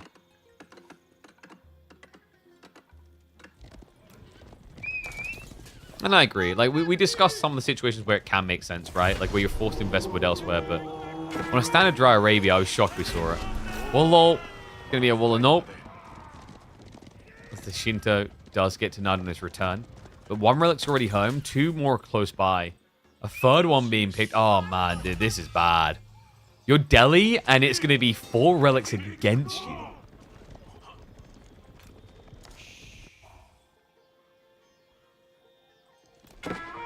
And there's no real pressure coming. Like, Wham is circling with the Ghazi, but he's not finding the berries and the deer right now.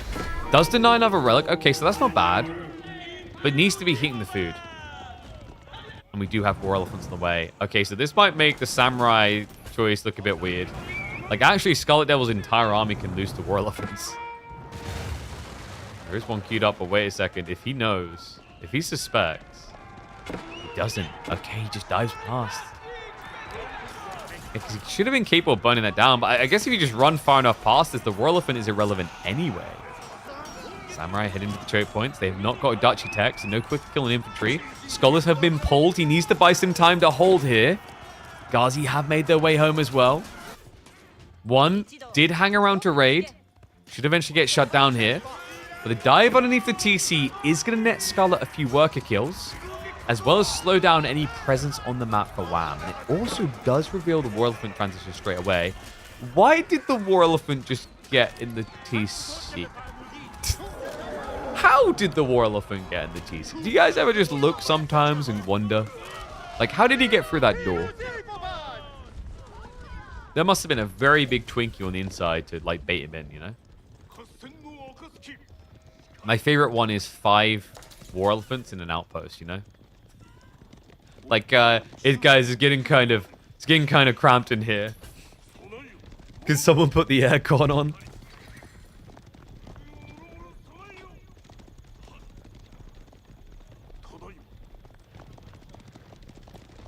Okay, so Scarlet is still pumping 1-mounted samurai despite the war elephant crossbows now. A little bit surprised by that, but we are getting spears. Like, spears is your best friend now. I think quite often Japanese players sleep on spearmen in Castle Age. You know, it's obvious to talk about in Imperial Age, because in Imperial Age you have that unique tech with the Nagyari that makes you get more range and do more damage against Cav. But even in Castle, guys, it's pretty good. You know, you get the +1 extra melee tech compared to other civs, then the Bannerman buffs you up as well. It's not a bad shout.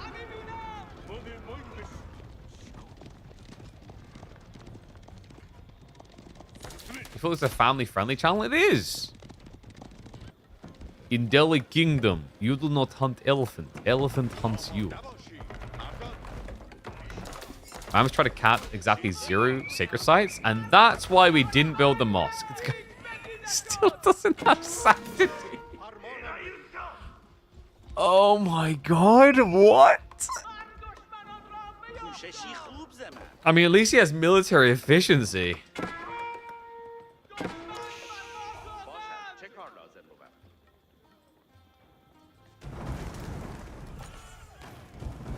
You know what the crazy thing is? Despite all of this, one's in chat if you still like, I think Wham can win this. Because you see 2 war elephants. Right? You're like, it's not the end of the world. You can still win a fight if you can get a fight. Scarlet's just trying to avoid that though. He's just raiding flanks. War elephants are on the way. Pecker, come. Wait. Wham. Okay, he does go back around now with the elephant. It's a little bit of a sandwich just in case he breaks through. This is actually strategically well done. But Scarlet... Oh, he did it again! With the Uman this around. I mean, no surprise there, right? War Elephant 750. Meanwhile, that many Mounted Samurai, that's 2.4k worth of resources. That should win. Another mention in abandonment buff. And, you know, this goes back to what we've been talking about. Like, War Elephants, if they fight like that, sure, they're going to lose. Obviously, like, the numbers are against them. But, like, if there had been 3 War Elephants there and you couldn't surround them, very different affair, right? Yeah, especially just using that slow attack speed against your opponent. It does mean that deflective armor absorbs the entire first shot. I don't think he expected the turnaround of his elephant like that. Crafty son of a gun.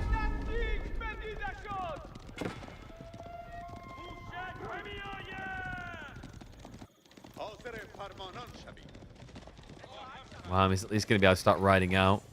Scarlet's doing a good job of starting to insulate himself. We've also got extra farms now starting to be added in. Daimyo level 2 is not far off either, so more food income soon.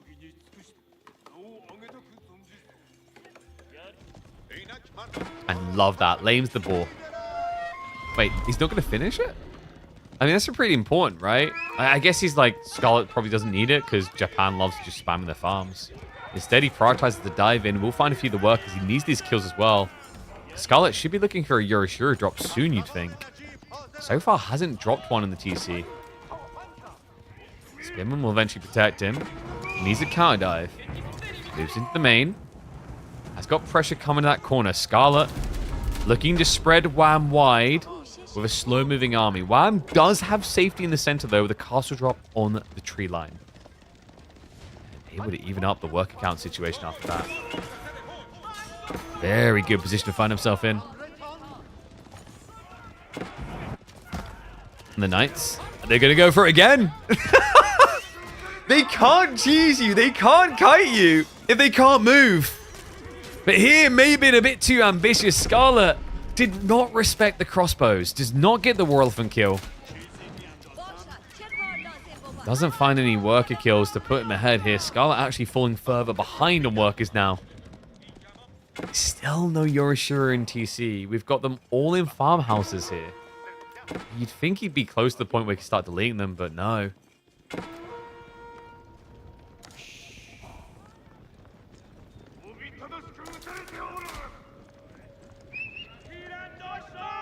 Trying to make his way home. He's going to need to fast. The Ghazi are still finding hits here.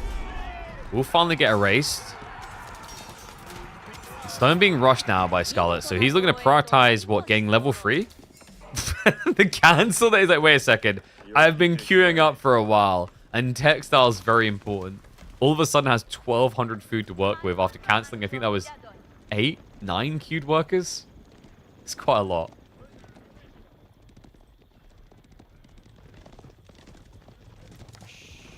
I think Scarlet just goes Imperial, right? Castle the Crow, maybe? You could leverage it to secure an 8k gold. You could actually drop it here to secure the Sacred Site as well and be close to securing the other 8k. Quite often people just assume you always want Tanegashima Gunsmith, but, you know, the whole idea of securing an 8k is Japan for late game. Very important. And you can't secure it sooner than Imperial, right? Like, that's one of the big challenges Japan players have had with reaching into the late game is I can't castle drop in Castle Age and then come back for it later. So it does give you a safety net in that regard. Maybe he doesn't feel threatened enough that he needs it. I mean, he's got 32 spears after all, and yeah, there you go. It is going to be the gunsmith. Yeah, he's still gathering the stone though, right? Like, he could go back and get more, and then eventually castle drop. But the reason why gunsmith makes sense is, like, after that fight, Wham has got, what, crossbows and elephants? There's not really enough threat factor here for you to need to go ahead and get your hands on the Castle of the Crow.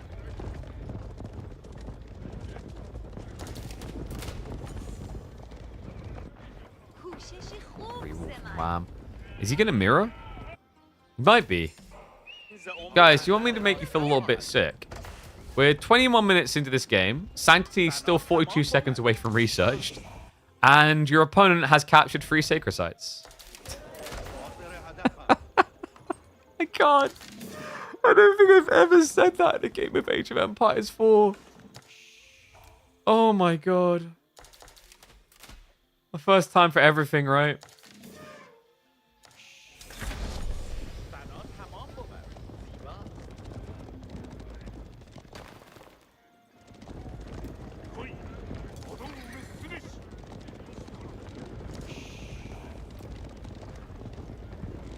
And no, Scarlet can't just win with an A-click move. Like, War Elephants are really ridiculous. Because if you A-click moved in, he could start a step back and then just Scholar heal. But yeah, it should be, with a little bit of micro, fairly easy for Scarlet to win a direct engagement. Mainly outside the base is going to be your goal. Golden Samurai upgrade just came in. And guess who just came out of the base? Wham. They're going to stake a claim on the map. Not going to be able to do so. It has to get back behind the walls. 7 minutes away. 7.5 minutes from a win for Scarlet. And it is going to be even more elephants. After the elephants failed to deliver him a win, he says the problem was we didn't give them enough technology. Gun time. And he's got 20 scholars. You can research quite fast to get into them. Still, we talked about Imperial Age for Japan like this, right? Like Elite already on the way for the spin, and after that, it's going to be Nagiyari, which is going to give you the extra range and damage to easily clear out elephants. In a situation where you're already buffed with the Bannermans. And Skull, I think the only thing to really focus on next is like get Oda tactics, melee attack, and then you're good to go. At that point, in Spears we trust. And no, if you get Sanctity, even in Age 3, what it does for you is it gives you extra gold gen. You get more gold on Sacred Sites by having Sanctity anyway. So instead of 100, you get 125. Just still worth getting. The weird thing is, he's just been completely ignored. Even though he has like Moss here, but yeah, he's got Zeal as the final priority. And I imagine it should just get queued up. Man, I'll be bluntly honest. I don't think it's going to matter. I don't think he's going to get a Sacred Site now.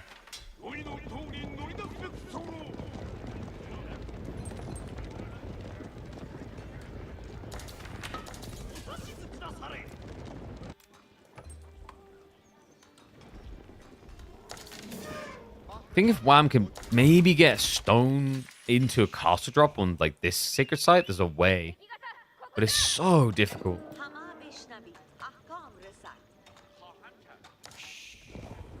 A reminder, folks, King of BO3, if this is a win for Scarlet, it all comes down to one to decide it. And I believe, if I'm not mistaken, what did they draft for that map?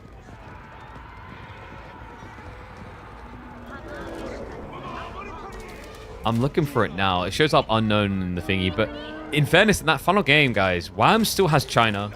So definitely not the end of the road for him. Meanwhile, Scarlet Devil has either Malians or English. I think we might have like an English game coming up if he wins this. Castle drop coming through. Yeah, I'm just double checking now. So map-wise, it would be decided on... Yeah, we said front range, right? And oh, front range English? Yeah, no, I don't think I've seen anyone try to use China on that map. And I mean, for good reason. I don't think there's anything about it that necessarily feels great for China. So there's a world in which Scarlet could win this whole series. It's not, oh my god, Chinese default win type drafts. All he has to do is make sure he does not fall victim to the elephant fun time here. More Tower Elephants on the way. They take quite some time though. 3 minutes to get out. Yeah, because he doesn't have any scholars inside, which is a bit weird. I mean, there's all these other techs to get, but surely the Tower Elephants is a critical part of your defense. War Elephants have got the War Beast upgrade. Biology's also on the way. Remember, that does stack, so these guys get up to a pretty lofty, I think it's 1200-ish health or so. Don't die easily. And, oh, a bit ambitious there. Cool idea, though. Scarlet, he went for Domaru armor. That's the one that increases your movement speed as long as deflective armor is there. It's great for initial chasing, and it's also great for getting into position with reinforcements. Tends to suck once you've taken one hit, though, because everyone will then move at the slowest movement speed. No slowness about this. He just charges on in. The spearmen follow up, and he breaks away with the cavalry to allow them in. The Mad Samurai also cutting the reinforcing war elephants. It's an awkward attempt to hold here for Wham. But the spearman blob, even without Oda tactics, seems to just be munching its way through. Watch what happens to the military pop. The elephants are about to start popping. There's no getting away. Crossbows are just dead. Mass spearmen to win it out. Yeah, there's no escape. The war elephants are stuck now. About to be surrounded, pounded into dust. Scarlet now with a double up on military. He's still diving deeper. The scholar pull wasn't there. They got distracted on the back. And the most painful, or to put it in the words of one of our pros, the worst telly opening ever, gets exactly what it should when facing Japanese played like this. Oi, oi, oi. What a game. It's a Scarlet. We will get a third. I think that one might be uploadable. I'm feeling an upload coming there, you know.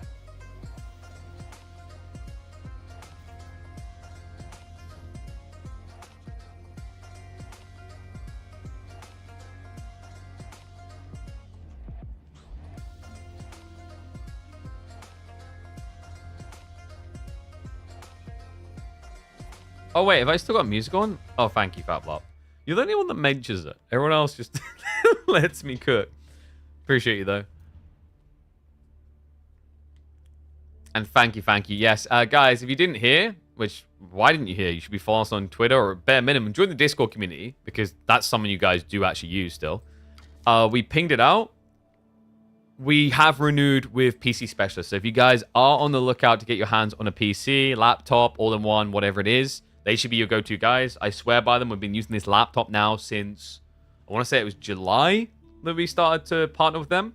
They came back and renewed. They were so impressed by you guys and what we do with them. They've renewed now through to the end of 2025. So keep on engaging. If you use my code Pigeon, Pigeon 40, I think we've changed it to, you will get £40 off a purchase. Pretty nice actual little cherry on top there to support a PC builder that supports a content creator you enjoy. So yeah, big shout out to them. Love to work with them. And fingers crossed, they come back at the end of 2025 and say, let's do 2026 as well, because that would be music to my ears.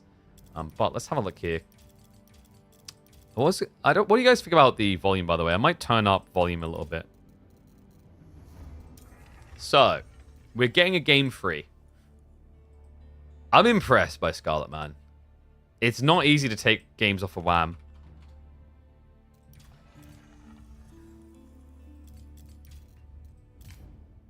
And we talked about his draft being pretty good for the remaining map. It's going to be English Ottomans for a deciding game. Oh, wow. Let me find front range and we'll get ready to go. We just had Delhi versus Japan. So there you go. That's the full picture, guys.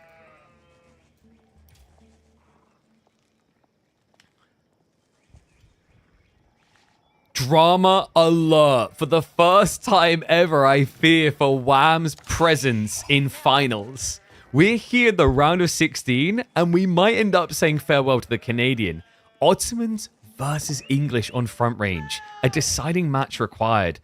Something that's been so simple for this man right here is making finals. Wham, one of the most present forces in semis and even grand finals. But here, in the round of 16, he is truly being tested by Scarlet Devil, this Chinese player, who doesn't even rank on people's radar, right? Because he's not the top dog. We talk about Louis, we talk about CSO. This guy doesn't often get talked about, but he just beat Wham's Delhi with Japan. And now, after playing his most played Civ, Scarlet gets an opportunity to play his second most played Civ in Age of Empires 4 on a map where they do very well. That's right, front range, a map that limits the amount of food you have at the start, forces you to come out and be present onto things like boar and deer, lacks long-term gold access. A map that rewards aggression is a good map for old-school English play. Welcome back to the channel, folks, this deciding game. Wham with the Ottomans, definitely no pushover himself. But I do feel like Ottomans has been a bit of a mixed ball. It really comes down to the type of civs they're up against. They're definitely ranked up there, like top 5 best civs on this map. But to put it in perspective of how different front range is, Wham drafted China. He had Chinese as a final pick, and yet he chose Ottomans instead. That says everything it needs to about front range, considering that China and Lancaster are the 2 go-to default pick bans you need to address when you play competitive Age of Empires 4. And it is going to be a 2TC build. Scarlet, no hesitation. Wham gets the info straight away. Notice his scout's already over here. You don't need to scout the north side. There's no sheep up there, so it's not really that high of a priority. Really, what happens is the sheep spawn near your base. You just pick them up straight away. Usually, you're looking at a 9-9 split because there's only 9 sheep spawning per player. And then you tend to go see what your opponent's up to. So he gets confirmation that it's going to be 2TC. Minimum address are going to be coming from Wham. Yeah, in fairness, when you play against English, I think it's fairly obvious if they're 2TCing anyway. Because if they haven't gone out to the boar on this map, they're probably 2-town centering. The boar is such a good boon that if your opponent's playing aggressive, they should be on it. A reminder, the Ottomans can't go on boar anyway. It would have been on the English. And English are ranked as one of the best. If you guys remember, we used to have mountain clearing a lot in tournament play. And English was one of those default win type civs because they would pulse the boar at the middle. And no one else could contest them because if you did, you got shot in the face by short bows.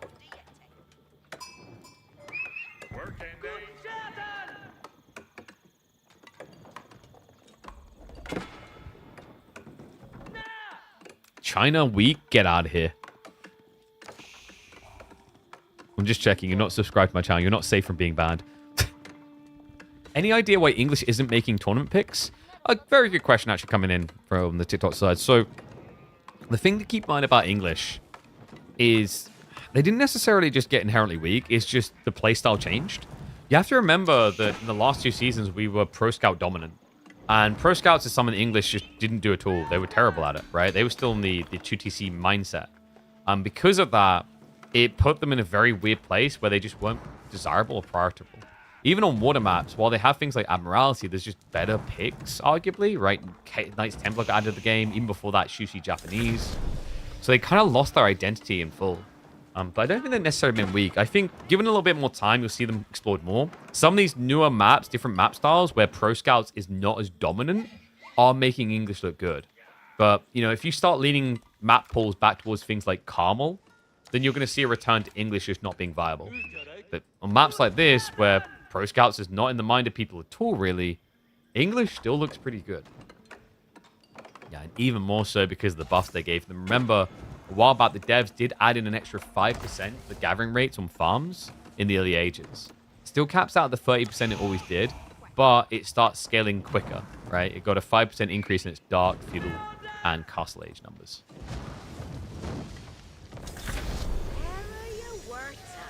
So, King's complete. Scarlet. It's going to be a TC drop on the gold, which is really nice here. Yeah, I'm glad we get to talk about this. His cliff line spawned really close to the base. By comparison, this is where Wham should be if he was mirroring. So the cliffs are pretty brutal, actually, for Wham, because Scarlet has a great defensive point here. Even the central cliff line is pushing in. This is ridiculous. Yeah, it just means that he bridges the gap. It's very hard now for Wham to rotate around the back here. Dirty, dirty spawn. As one clean build order from Scarlet. Shouldn't be too surprised, man. English is one of his most played civs. His second most played, in fact. This best of 3 has been comfort for Scarlet.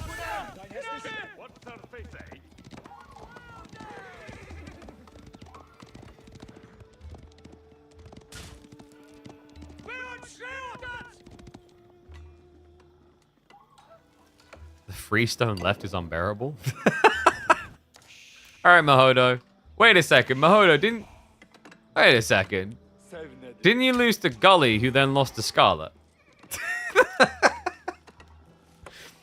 Mahodo's like, yes, and I can't believe I lost to this guy that has 3 stone and 2 gold extra.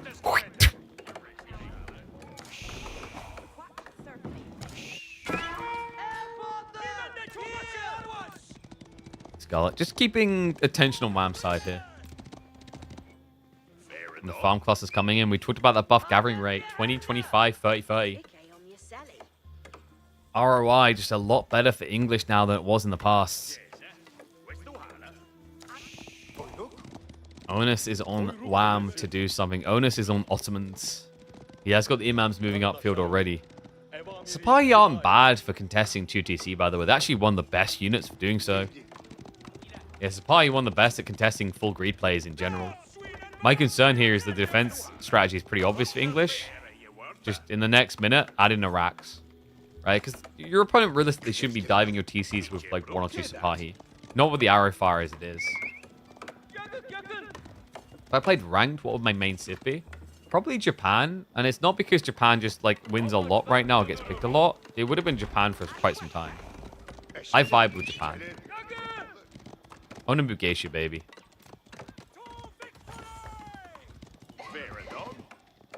Outside that, I don't know, something like French makes sense. I like micro. I'm a very big fan of micro.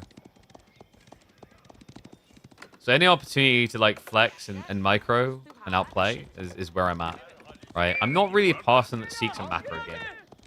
The idea of playing like a Bassid main or English main doesn't appeal to me.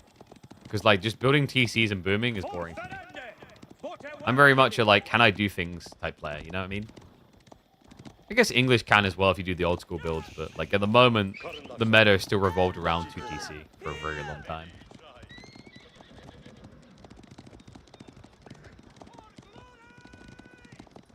Wham's just going to fall back. I mean, I don't feel like Wham has been able to do anything here, but for good reason. He's going castle.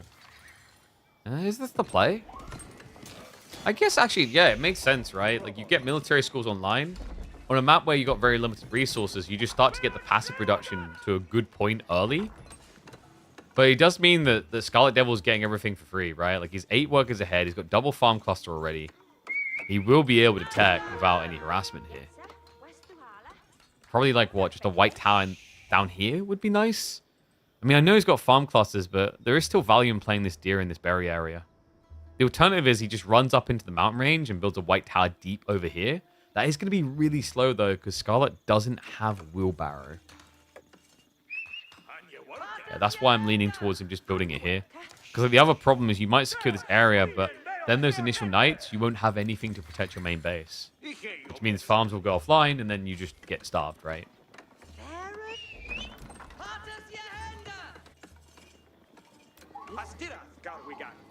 People sleep on English? I think you mean people sleep watching English. Let's be real, like, was respectable how clean his opening was. It's also, like, this is the Snooze Fiesta build a lot of us got tired of.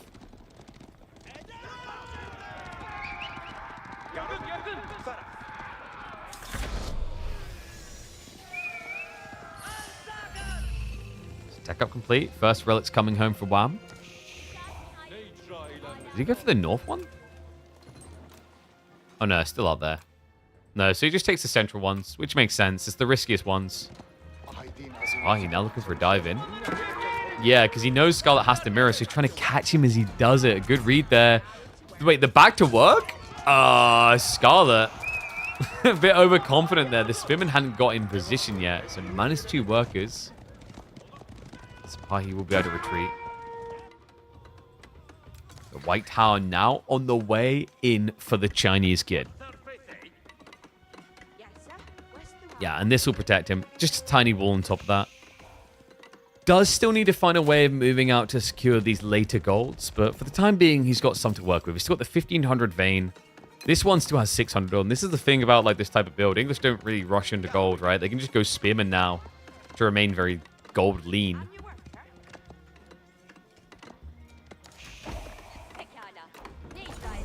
Moss drop coming in, so double relic finally going to be deposited. He's got the third one nearby. Fourth one is pretty easily obtainable. Getting 5 might be a bit tricky.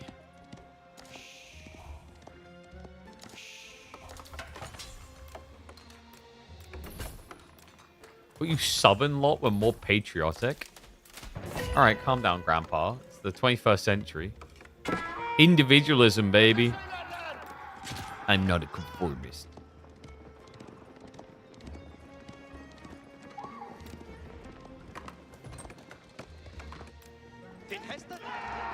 Okay, interesting. Men arms longbows. That is a little bit surprising. I thought he'd just spear longbow. But I guess men-at-arms just makes you a lot more bulky, right? I mean, the spearmen would just get wiped by Jannies really fast. Men-at-arms won't die fast any of this, other than like just crossbows. Maybe it was a misclick, I don't know, but he definitely wants some in there. You can see he's got the upgrade coming through. It also sets him up nicer for when he eventually gets Imperial Age, if he gets it. Because like, if you guys remember, you don't really see English that much in pro play, but the bread and butter late game is still the same as it always was. Build a lot of beefy boys.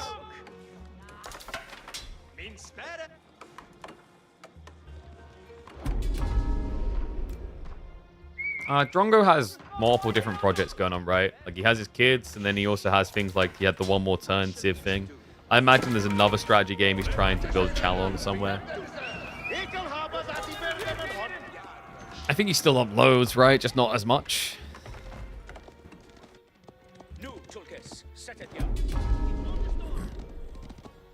Which is all the more reason to just subscribe to our YouTube if you want regular YouTube content. We got you covered. I'm sure Drongo will appear again when the DLC comes out. Farms coming through. Wait, why? Why have we got 28 people building a mill? Chill.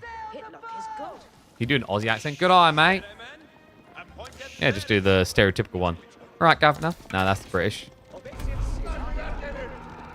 See, I just had to do the palate cleanse of the polar extremes of Britain and the Aussies.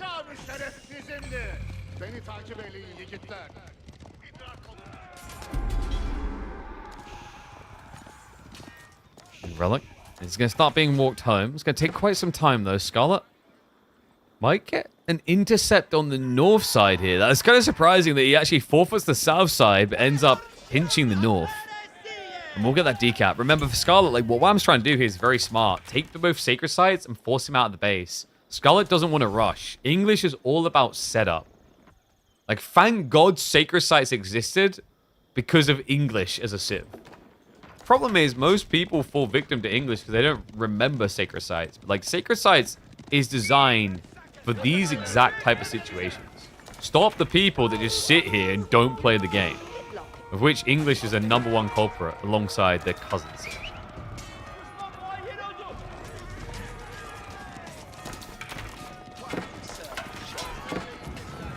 Diving from the Spahi. This is not very impactful, man. This is a horrible dive due to the White Tower. Not just that. Wait, Wham! Where's the undermesh? Oh my god. Premature dive. He only then had it coming in. Military skill count. He's only got the third one coming through now with the Mehmed.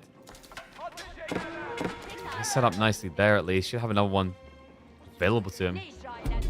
Hasn't built it just yet though.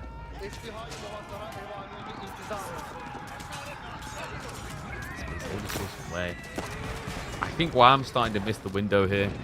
It's a hard window to find. It's so infuriating, man. Like, you look at this, you're like, well, Scarlet's going to run out of gold soon. He still has 800. It's not enough to get Imperial, though. So you will have to think about this area soon. But he's got a nice area to wall. Like, you could actually legit just wall here, and then set a mining camp up here. Nothing can touch you. Make matters worse. Wham, the fact that he's built into Janissaries does enable Scarlet's longbows. Would it be best to mix men-at-arms and spears together? Yeah. Like, just in case you're up against archers, but it's also, like, good against the Janissaries, because Janissaries are lower base damage gunpowder, but with better attack speed. So inherently, armor is better against them, right? 16 base damage versus currently 4, but could easily be 6 ranged armor.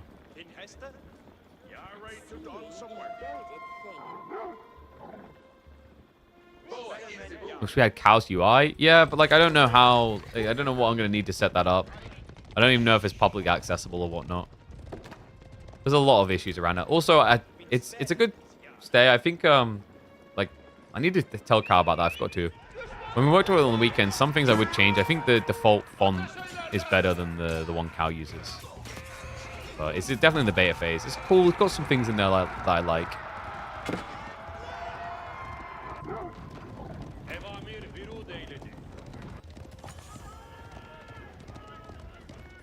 Scarlet, he is leaning into it now. Armorclad coming. He moves north. He's starting to wall it off. Sacred Side timer is still ticking, though, and I'm getting worried about that. Then again, Wham, because he went so hard in the Janissaries, he's very immobile. It's got outposts being set up, so there is at least that, and it is going to be double sprinkled, so that's a decent safety point. Honestly, would love to see him just rush a castle down here. I know it's expensive, but then you can just stick everything north without any worry of a decap. I can't believe that. Okay, so that's his solution instead. He's going to stonewall Scarlet out of the north side. Some pretty ballsy walls coming.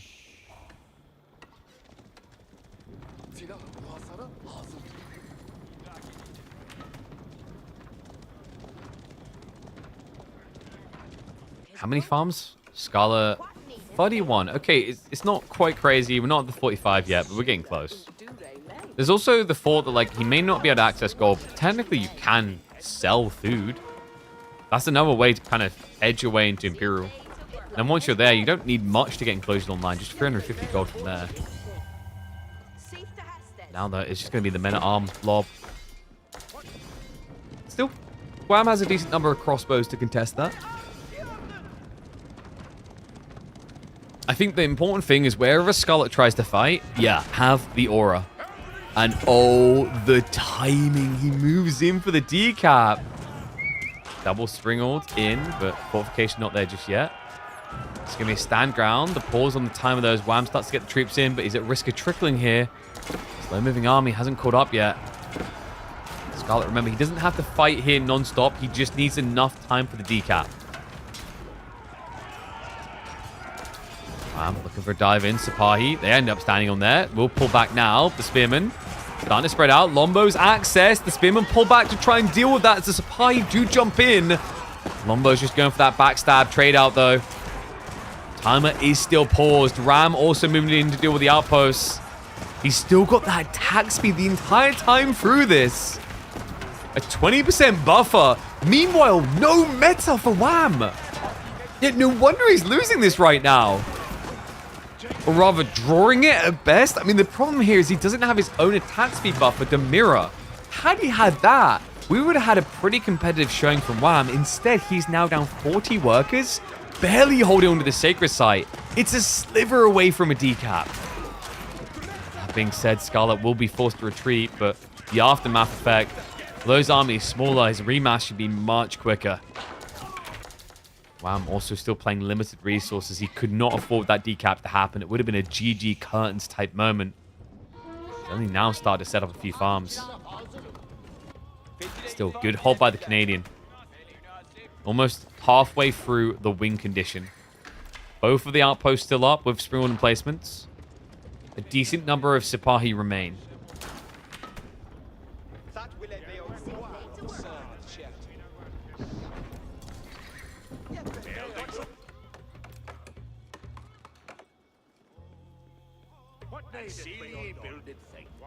Remassing more men at arms than last time. Scarlet, the interesting thing actually is he did get something out of that fight. As good as it looked for Wham, the thing that Scarlet got out of that was access to the gold finally. Yeah, allowed him to sneak up. That's really important. He wouldn't have been able to afford a remax into men at arms without this. It also starts to make you think about Imperial. I don't think he can rush it. I think he needs to be at max pop because he's going to have to deal with this timer still. Trev now coming. Great bombard response. Does get rid of the attack speed aura. Well played there. No repair from Wham. The outposts are vulnerable. Great bombard thought about stepping up. May have to think twice. What's happened over there? Yeah. Takes a little while to get that kill.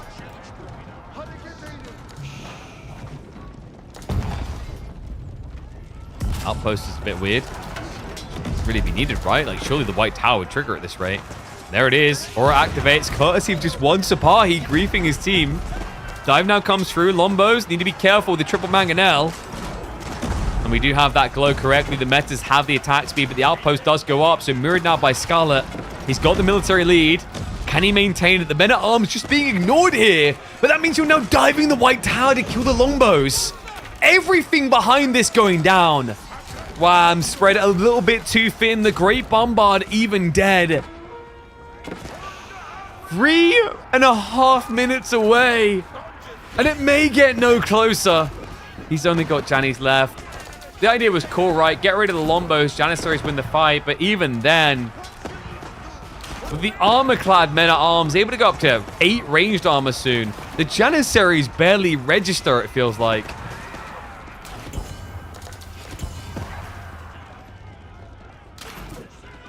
You have to register for a backup plan as well, because there's no doubt about it, right? Like, Wham, the Masters against him while maintaining control on the Sacred Site now. Ram's coming in to approve of that by getting rid of the final outpost.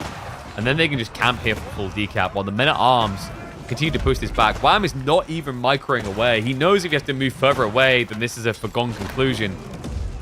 But it really feels like the Writing's already on the wall in that regard. Crucify step up for a moment, but it's not going to work. Decap complete. Scarlet Devil, a breath of relief sighed as he now has full agency to do whatever he wants with this game. Yeah, look to push, look to go Imperial Age. Either one works. We have got some raids coming in from Wham to at least try and maybe reset Scarlet back to his base. The raids are quite limited. At least in terms of numbers, definitely not in terms of kills. He's actually doing a really good job here. Problem is, even after the great hit like that, like what, 10 plus worker kills, you're still looking at almost a 40 worker lead for Scarlet Devil with 2 TC to reinflate anyway. I mean, Wham, he does at least have the military school strat, right? That's a nice boon. Yeah, he did add in the 4th up here. That's giving some extra production pump. Compared to these English farms, man. He's even built them up here. 69 farms. What better way to tell you to go screw yourself? Whew.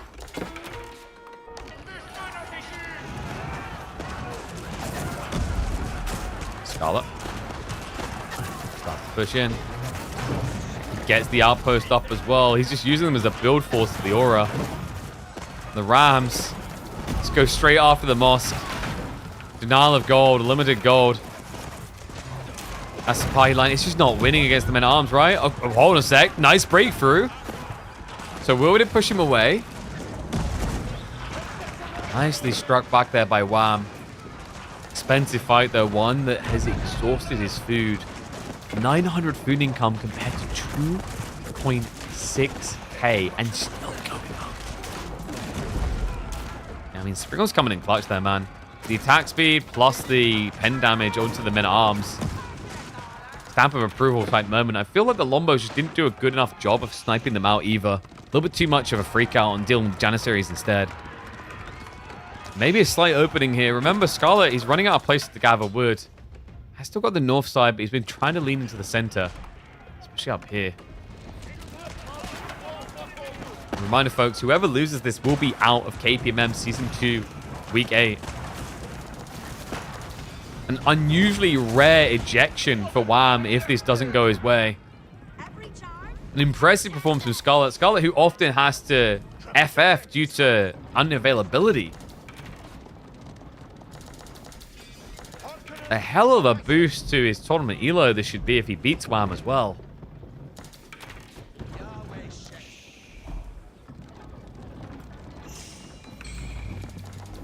Relics are going to be pulled back to safety. Can Wham go Imperial? It's feasible here, but I don't think you'd feel safe. Meanwhile, for Scarlet, it's an inevitability. He's already at maximum pop. There's only one thing left to do. You know what they say, don't stop until you pop. And wait, can you get through there?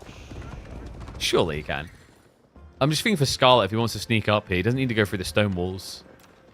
Bit of a weird one. Whoops. But Sipahi are going to get in. And find some gold workers.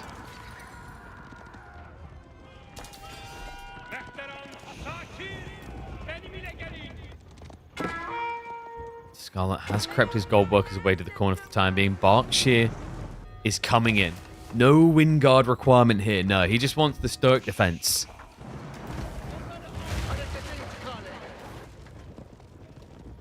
Or shall I say stalwart?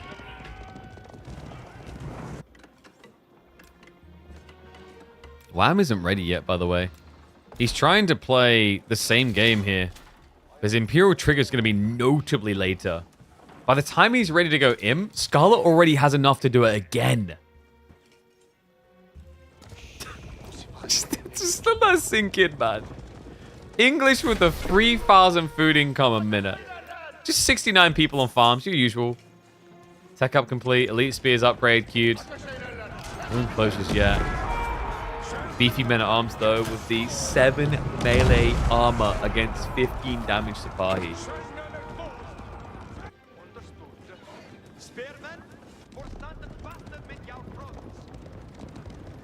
Wham will at least have the time to go into Age for himself. My big concern is the technology. Your opponent's going to have full elite upgrades before you're even able to queue them. Not just that, he might consider a uni drop at this rate. Does have to stonewall up and needs to secure some more gold, but he's got two, what, 1600s here? Or the 4K as well. Yeah, no, he's fine. This is everything, guys. This is all he needs.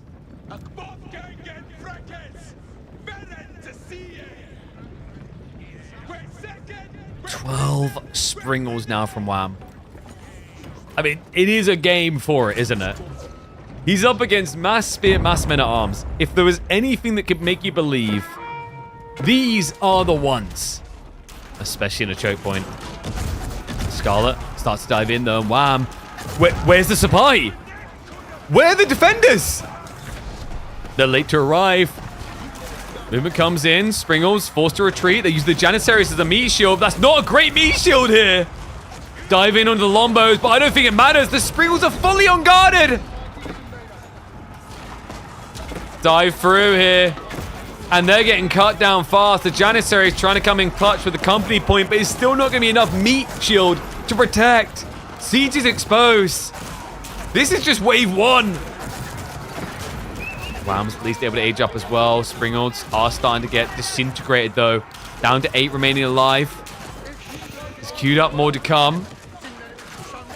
Wham will be able to hold, but I'm just looking at that next wave as a good fight by Wham, but you know there's so much more on the way. Scarlet will just reset, remass next time with Elite Army tactics. Great hold by Wham, but how do you get that many Springles again? Should you get that many Springles again? Probably the better question.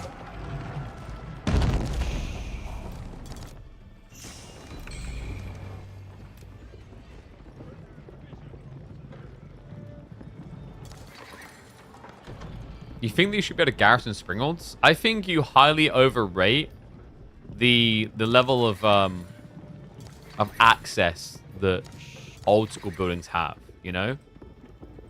Right, like nowadays you might be adding wheelchair ramps to everything, but you go back a few years, we didn't have that. And you think you're going to get a very heavy Springold up some stairs? It's not happening.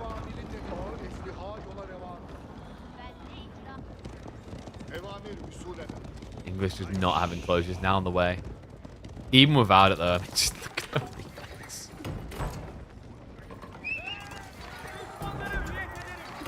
I mean, if there's any unit that could do it, it has to be Elite Sipahi, right? But he's pulled them all the way wide. He's looking to dive.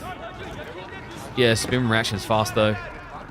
Love this from Scarlet. Pulls the spears back to defend, then sends the men at arms in to try and kill. Springles on that choke point again. Not as many men at arms though. So like before they were penetrating, you know, 5, 6 with each shot. Now it's more like 2 or 3. Trigger effect is kind of cooler against Springs here. That attack speed is definitely doing wonders right now for Wham though to get these kills. But he's a ranged armor. A little bit of a misclick there. No point to have that right now. Still, defense is going to work for now. Sipahi will look to just rotate into the siege. We're giving quick chase here. We'll just keep on moving. The question now is whether Wham can keep this up. Like, how long can he resist this wave of English beef boys?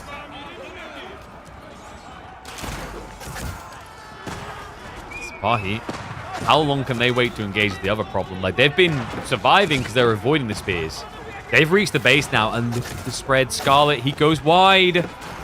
He's going to force them to stand their ground from all sides. The spearmen start to move in. No attack speed aura, but may not be needed here. The armor tactics is there. He's more tanky, does more damage. Sapahi are melting. The Springolds, a valiant effort, but it's just too much English. Scarlet Devil with one of the biggest upsets you will see in KPMM. Wham! A consistent reigning champion is out in the second round. And this is exactly why we cast the early rounds. This is exactly why we run a weekly like this. What an impressive performance out of Scarlet to get a 2-1 victory over one of the most decorated players in our circuit. Whoa. Scarlet Devil. What a beast. A 2-1 victory over Wham is one hell of an achievement. Incredible.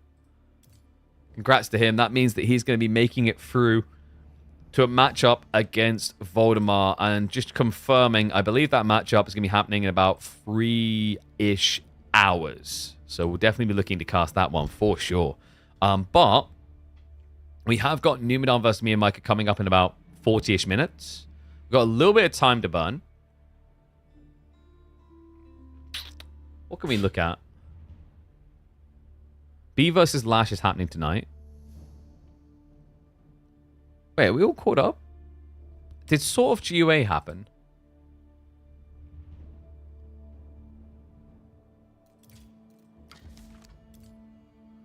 Let me check.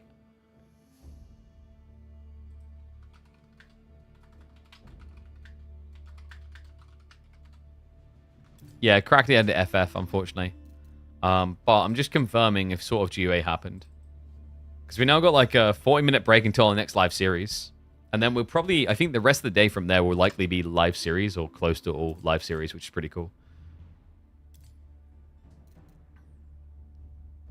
So we should have confirmation from my admin in a sec.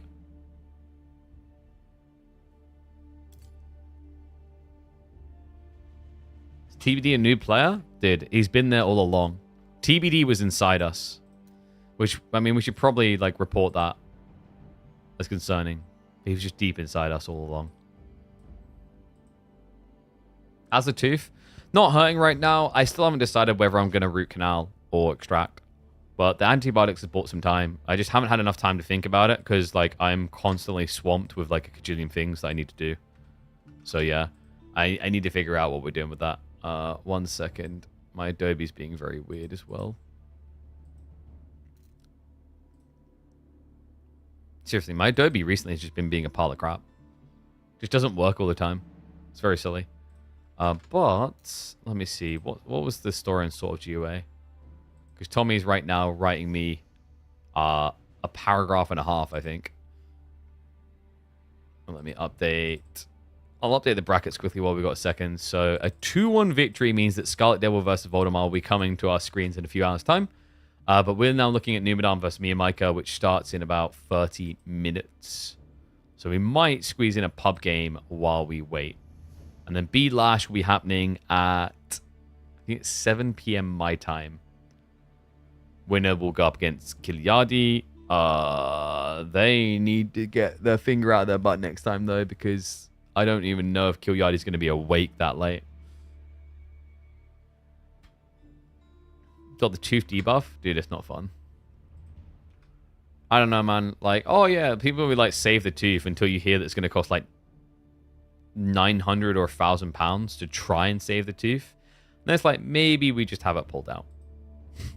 maybe not worth protecting it.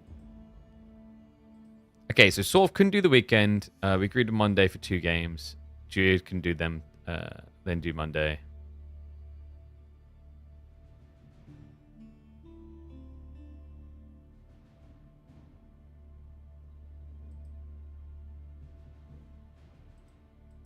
Got it. So, I think it was a GUA default loss. which is unfortunate. So Dumu versus Sort of is what we're waiting to see if it can happen. We're getting confirmation now because there might be like availability issues. Yeah, this is unfortunate that I played out like that though. But the correct call was made. Like if originally it was said like, yeah, we could play on like Monday and then a player says he can't, then they should just be like defaulted out at that point. Because they're the ones then holding up the schedule because they had to change the schedule. Right, it happens, but it is what it is. Wait, why did I put that? I don't know why I done that. I accidentally typed in Dimu. Well, that might happen. We're confirming whether that is going to happen where Dimu defaults through. We really don't want to have to do that. It'd be nice to have the series. So hopefully sort of Dimu will be able to happen today. We'll see. But for now, like I said, I think that's everything we had available. Really unfortunate week, actually. We had a finish fast with Sas Crackety, finish fast with GUA, sort of. Might have a finish fast with sort of Dimu. Don't like that. Hopefully that's like a one-offer. But we'll keep an eye on things. What we might do is like we might watch some sort of or Dimu pub games while we wait a sec.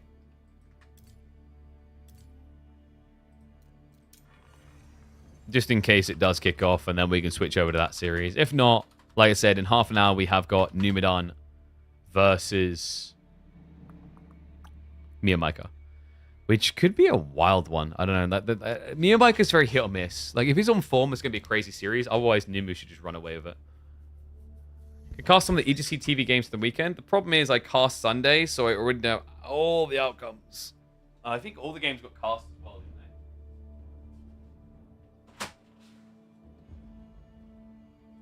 It's also like there's only if there's only half an hour, like that doesn't leave enough time for like everything, right? I think there was there 2 series that weren't cast? Maybe that is what we do. Let's have a look. I'm trying to remember which ones were or weren't cast.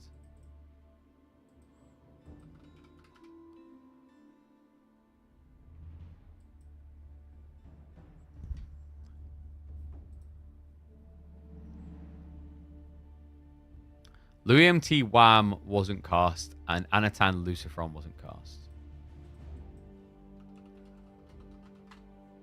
Let me have a look here.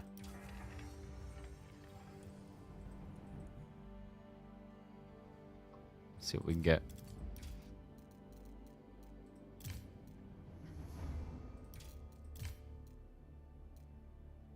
Some interesting games. Knights Templar Jean. French Japanese might be cool.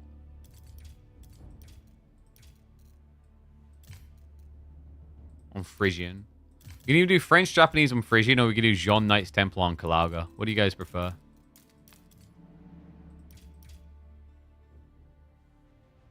It's Knights Templar on a water map, right? Like roll of eyes, who cares? Lasai do the other thing. Or what was the other one we said we could do? Lucifron versus Anno. I think they've played too many games though. Let's do Frisian. All right, guys, we're gonna do one of the EGC Masters. Yeah, whatever. The Master Circuit games from the weekend, because we got Numidan versus. Why does it keep forgetting Miyamika coming up afterwards? All right, so let's hop into this. Have I got the scene set up correctly? No.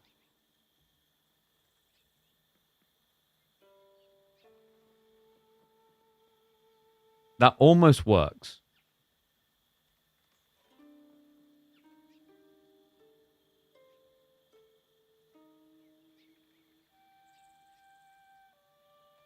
Give me a sec. I'm gonna center horizontally. That kind of works. I think we slap with that, right?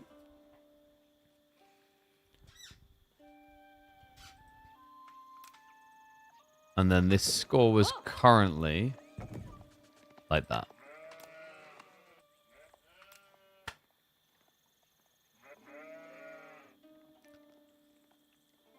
This player has had quite the fall from fame and glory and success, so I thought it'd be interesting to actually check in on the S-tier tournament to see how things have been going for Louis MT and where things have been going wrong, because I think, to be fair to him, it's not as much Louis falling off as it is people like Wham have been catching up. Let's see if he's able to turn this brutal situation around where he was 2-0 down in the playoffs against Wham. Wham with the Japanese. We head into Frisian Marshes to try and decide this, and Frisian always been a good map for a long time now for Japan. They fish pretty well here. They feel pretty safe. Mounted Samurai actually one of the few cavalry units that just feels really good for raiding, even when your opponent's hunkering in the corner. But Louis going for a blast from the far past, man. I don't remember the last time I saw French played on this map. It has been a hot second since it was meta, is what I'll say. Like, it's occasionally seen, but not anchored like it once was. Yeah, kind of crazy now that I think about it, actually. Like, when I think about how old Frisian is, you go back, you guys remember the early days? It was like, I think it was Rus and French was like the bread and butter picks. Very, very long time ago. Rus very rarely come out here. I feel like whenever I see Rus thrown on this map, it's a throwaway civ, though. Yeah, Japan, just the new groove. Dark Age, Rax, Rush opening feels great against French. You know they want to go for Knights anyway. Look at the gold spawns. You never really get the back gold spawns. Frisian was updated in a bunch of different ways, and one of the big things they changed is the brutal RNG. We've seen Frisian play sometimes and just be an immediate GG because someone gets a back gold and you can't successfully Dark Age rush them, but you invested. Not the case anymore. Lou will have to circulate a few gold workers. Parfum definitely not being kind to him either. Would have loved to have seen Wham maybe just wedge the scout in there as well to try and get himself a body block, but still. Stops any pro scout play, stops any night massing. Louis will just have to settle for going up and opening archery range, which has got to have Wham pretty happy. And there will indeed be more KPMM today. We are literally just waiting for our next live series.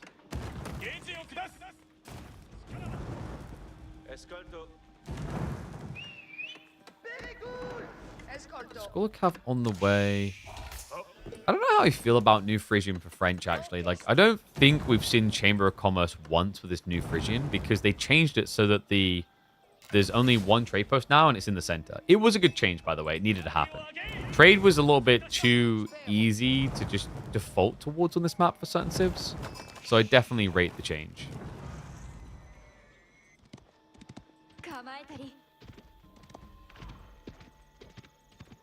Do players somewhere upload their POV of these games? Not necessarily. But then again, I don't really think that would help you more than just the cast coverage, really, in a lot of cases. Because the observer view like does a good job of capturing and showing much of what you need. Between that and the map always being present, you can pretty much get the info you're after anyway. Like, actually, often, if you're trying to learn, there is an argument that watching like POVs can actually be counterintuitive in times. So what I mean by that is like slow is fast. Are you familiar with the saying slow is fast? It's a really, really cool saying actually when you realize the meaning. It's used usually by like, you know, Spec Ops will refer to it a lot. So will things like, you know, firefighters. So the idea behind slow is fast is that if you do something slowly and do it perfectly, then you keep repeating doing it that way, you'll slowly speed up and get faster, right? If you're doing it the right way, you will gradually get faster, but if you do it fast by default, you'll do it sloppy.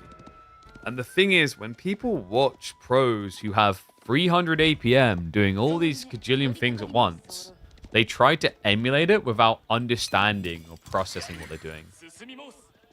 That's the problem. So, and no, the torso and the hair is slow and steady wins the race. That's different. They're the same in some ways, but like different sayings in originality, right? But the point of it is, have you ever watched like a pro at Counter-Strike or another FPS like Apex Legends or something? And then when you play, you urgently try to like flick shot all the time and you just whiff. Think about if you just slowly aimed. Yeah, you'd lose a lot at first, but your muscle memory would build the correct way. You'd get better and better, and you'd gradually get faster and faster. Right? It's something I have to deal with all the time, especially because I've like played very like high rank FPSs before, and then I like, you know, got rusty and I come back and I want to be at that level, I move too fast. But I think, especially nowadays, with the way that people consume content, they're driven towards that suboptimal route of improvement constantly because they're so busy witnessing people who've already gone through that lethargic stage to get to the perfection. Yeah. That's why I'd always say be wary of, like, it's the same reason why there's no point just copying and pasting Beastie or Marine Lord or Dimmu or Louis or Wham's build if you don't understand why they're doing things.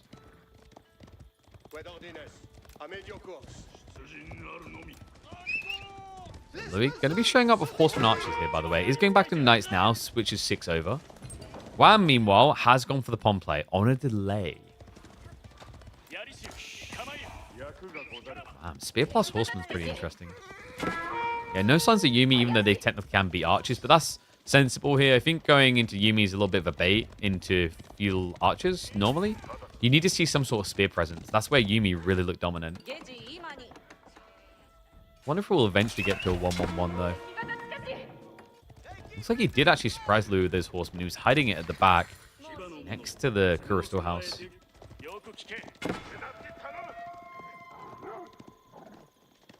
You think that he adds APMM for no reason?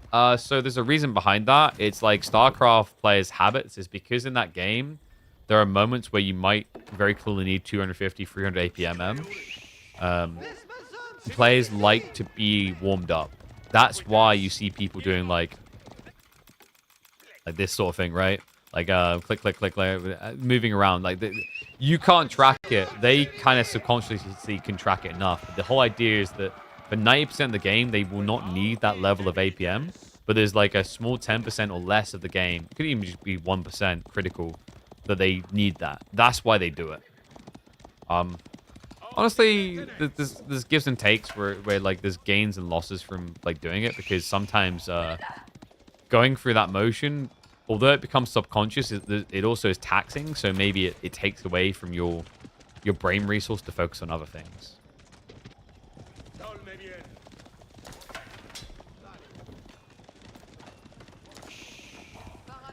And reminder to people, this is a game from the EDC weekend. We're literally waiting for the next matchup in Midweek Muster.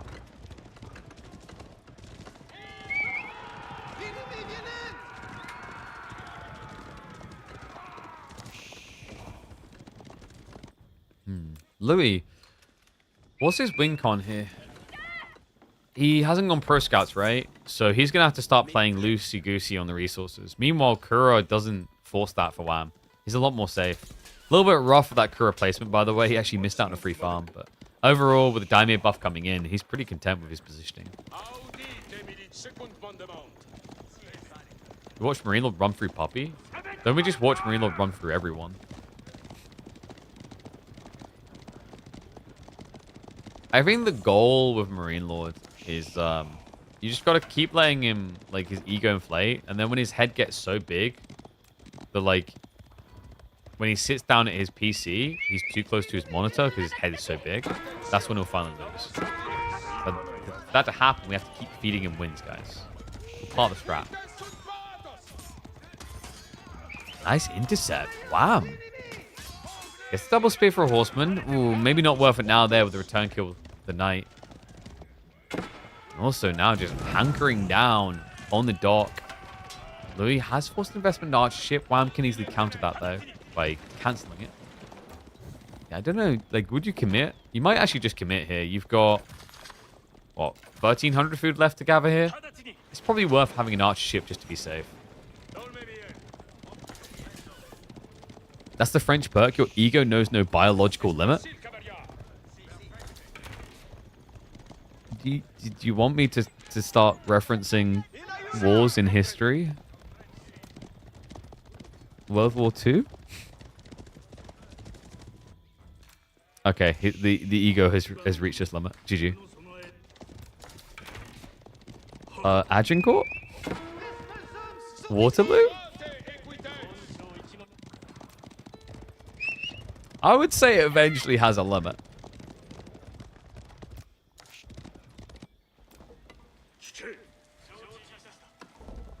Wham, now with the Yuumi. Yeah, so we wondered if he was going to go for the 1-1-1. And in fairness, actually, Louis has now gone spears, so it does make sense at this point. Will I be casting the final weekend on EGC? I can't remember who I'm working with. I should be on one of the days. I think I'm on Saturday. Not sure who they've got in Grand Finals. I don't think I've done an EGC Grand Final in a while. Yeah. Historically, I've done a lot of them. It's like, if they think there's something better pairing-wise to do the finals, go for it. But, like, I remember, like, you don't really grasp it at first. But when you've done a lot of finals, it's kind of like, right, if they don't want to use you for it, whatever. But when you're, like, a fledgling cast, you're like, oh, I really want to do a Grand Finals. Oh, I'd love to do a Grand Finals. Because, like, I'd be at a Dota 2 event, and I'd be like, oh, man, yeah, I'd love to do this one.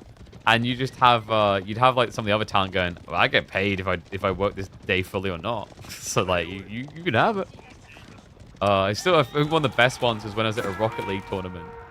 And you had, the go-to pair was saying, you two should cast it. The Grand Finals. Like, what? It's like, yeah, we always do them. You should do this one. It's your turn. It's like, holy crap. Because, like, in some scenes, it's like an ego ride of, like, oh, I must do Grand Finals. Right, and then, like, a pouty lips phase. Like, I'm the best. Use me.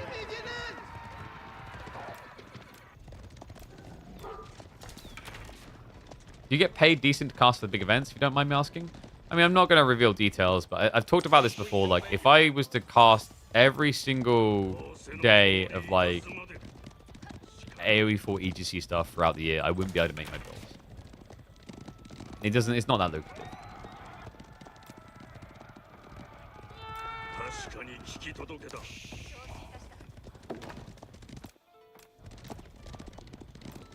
I have some gigs that can be lucrative. Like, for example, if I had like Call of Duty or Counter-Strike work in the year, that's gonna pay phenomenally well. Like, you know, one Counter-Strike event will pay more than every Age of Empires 4 event combined.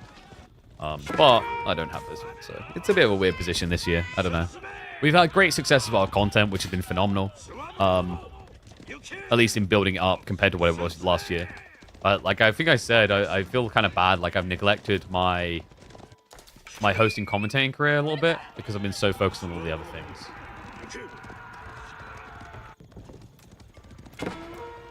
Louis. What's he focused on? Looking for an entry point, but Wham is teching, and I think he's pretty safe here, right? He's got a decent amount of spears at home to protect against a dive. He's still contesting on the enemy side with Horseman. I think Wham has played this really, really well to just make sure Louis doesn't find much value. Like, what's crazier is the fact that even in economy, that's what the fishing's doing for him, though, right? It's keeping Wham competitive, and once he gets into castle, you know, a few minutes in, we start talking about that Eurosure drop where you essentially pull ahead of French on villager production.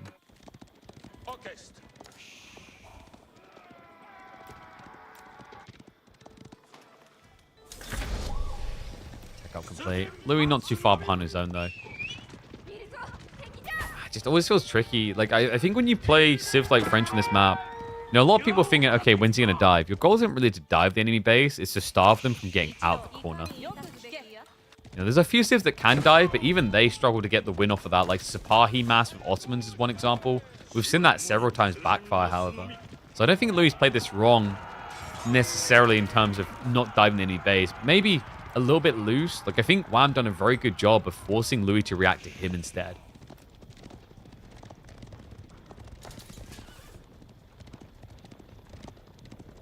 Should the pros do make a living? I mean, in theory, some can. But, like, there's this naivety that the scene can support a lot of people financially. That's not true. Especially if they're European players. Right? Like, Marine Lord's fine because he's got General Mates plus wins all the tournaments. Beastie's fine because I can guarantee you he's making substantially more money out of streaming than he does out of competing. Vortex, Lucifron, Spain's not a high net worth country to live in. So, like, I think they could win a few and do okay. Get by, right? Anatan will be absolutely fine because, like, Belarusian living costs are low. But, like, Dumu is an interesting case because Sweden is not cheap. I don't know if he lives anywhere near Stockholm.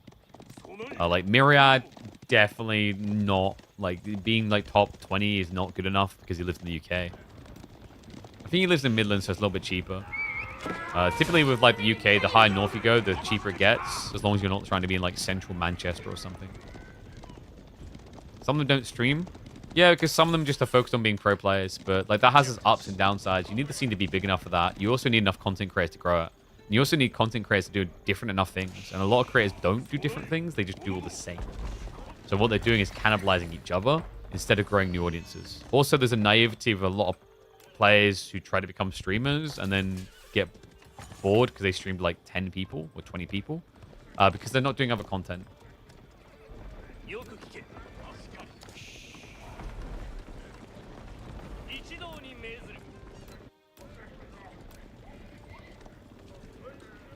Dumu probably has some earnings from streams. I think Dumu was like Gucci with the Team Liquid situation. I don't know what would be now. But like I say, it comes down to where, like if he's living in central Stockholm, it's going to be high, right? But if he's out of the city a bit, maybe it's not too bad. Like for me, for example, like I told you guys, you know, I do all these different things and it's like, I don't think I'm positive cash flow this year at all, right? If I lived in London, I'd be screwed. If I lived even on the outskirts of London, I'd be screwed. Okay, the question now is who's screwed in this one? Louis MT, decent number of knights, but arbitrary switch is going to come in slow here. The relic situation is looking pretty good for Wham though. He has map control to what, secure 4?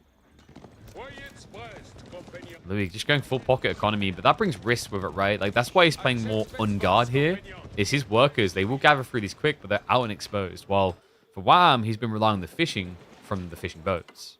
So a little bit less vulnerable.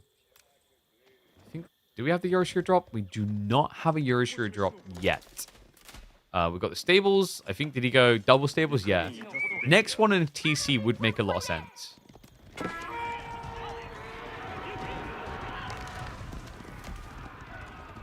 He says quite a range for tourist tier list. Sure, that's fine. But I'm saying like there's a lot of players like they'll see that and go, well, I'm going to stream too or whatever. And also, there's only so many people who do like a tier list or a guide or whatever. Like I think we need more creators that are finding new things to do in every. Wow. Pushing forward here. He's got some Onimusha in the mixer, so Louis could easily start hemorrhaging knights across these clashes. But so far, Micro is good on the retreat. The issue is he doesn't have any archers and crossbows to snipe down these knights. He has to commit the melee. And that's when things start to get a bit ugly. I'm just overwhelming military lead now. 30 ahead, essentially. Oh, man, this is looking shaky. Louis now needing a farm transition as well. Not liking the look of this. Where did this go wrong for Louis? I think he really wanted a bit more entry point in field to attack. Didn't get it. I think what Wham has done here is just shown you, although he's a more aggressive player these days, he still has that residual ability as a phenomenal defender. He didn't show Louis any signs of weakness. It's just amongst that defensive strategy, sprinkled in some aggro that put Louis in kind of a headless chicken mode where it didn't look bad. It just didn't look like he had a clear goal that he could achieve. Had he been given a few more minutes here, Arbitrary Mask could have potentially beat Japan back entirely, but Wham understands his timings, man. He hasn't allowed it at all. Guildhall was still accruing resources up to 700 food, but at this rate, Louis might need that food just to produce units. Mount Samurai line is going to be spreading out, spreading thin. The Spearmen have got pretty good value throughout all of this. Louis, it should be an eventual hold, but there's not going to be much left here. No, down to just 7 knights. Barely they being alive either. 4 of them are practically dead. Not just that, the Onimusha, they found targets north side. Louis was able to vacate the area most. There's full idols, now a blocker on gold. He's only got the gold down here and then nothing. The castle is going to protect him. It is also going to give him discounts. But far from makes him feel safe here. But what's up, Zonic? I see you the Prime sub, mate. Appreciate it as well. Thank you very much.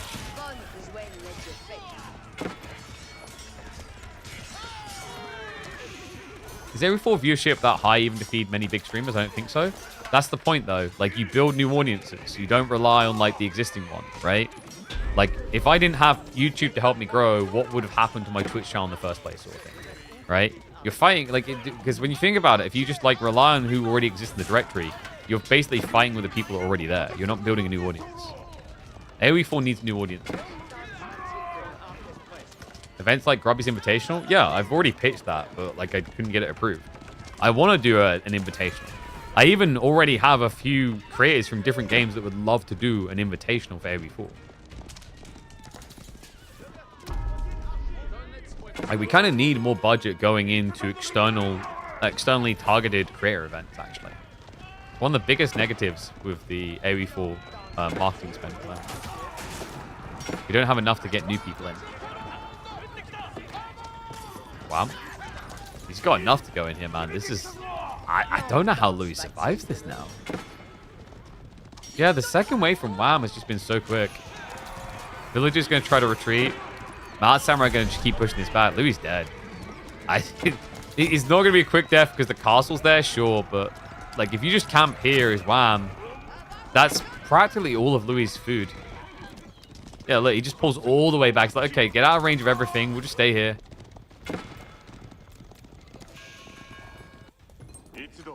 Kushki game now as Wham just look to secure sacred sites. He's respecting the castle. Like, we've seen games where castles turn everything. But I think I could get sponsors to hold an event in the UK. Our numbers would have to be higher, but it's possible. The problem is, like, what's the upside of doing the UK? Like, I need... To justify that, you need sponsors that need it to be UK. You know what I mean? Then otherwise, you're paying a higher price to run an event than you need to. Compared to if you go run an event in Latvia or, like, Spain.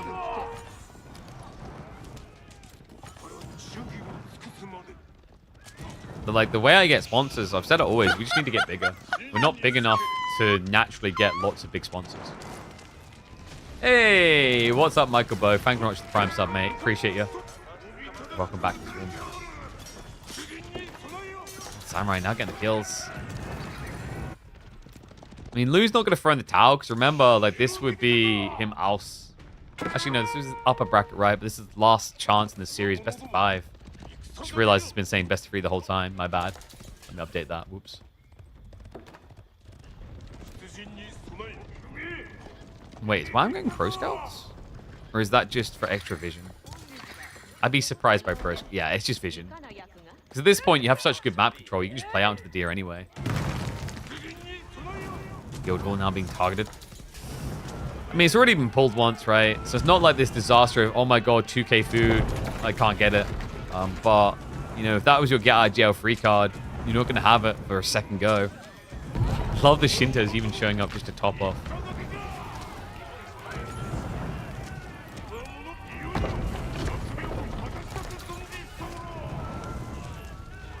What rank am I? I don't play ladder.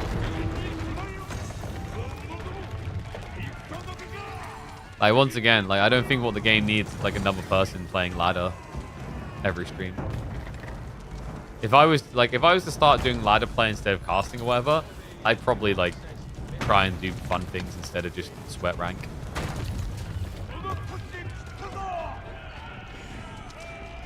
$31 Mount Samurai now, and Relic yoink underway. Okay, we got a 5 Relic game. Every moment you think it can't get worse for Louis, it somehow does. Ay, ay, ay, this poor lad.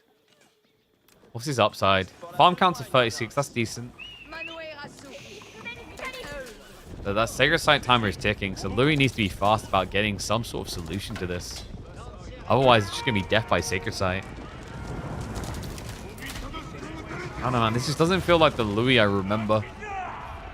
But really, like, you know, the other half of it is if you compare Wham in this event to start the year, day and night difference there as well.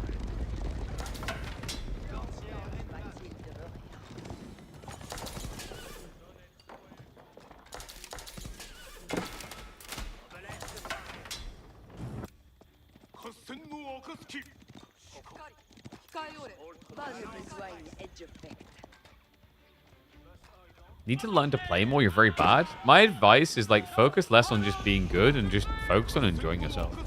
You'll improve over time if you're actually enjoying yourself. You'll burn out if you're too fixated on being the best. Waste of time to focus on being the best. It's so overrated.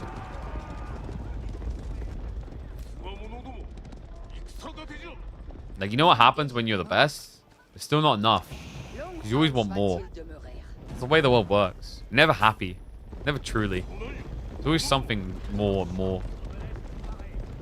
My fondest and favorite moments in all games I've played have been before I start having to think about the game seriously. Right? AoE 4, when I first picked it up in the beta, I wasn't thinking about being good. Dota 2, when I was just a guy who picked up a clone blade and spent 5 minutes chopping through trees, not knowing what I was doing. You know? Apex Legends, just full 8 dropping out of a dropship, not really knowing what was meta and what was good and where I should be aiming, what guns I should be going for, just picking someone up and shooting someone. Enjoy those moments. Love games still to this day, but the way that I love and enjoy games is very different to my childhood because I understand how game development works now. I've been a developer. And that brought some positives, but also I lost the innocence of how I enjoy games. Because now I understand them more in a technological standpoint.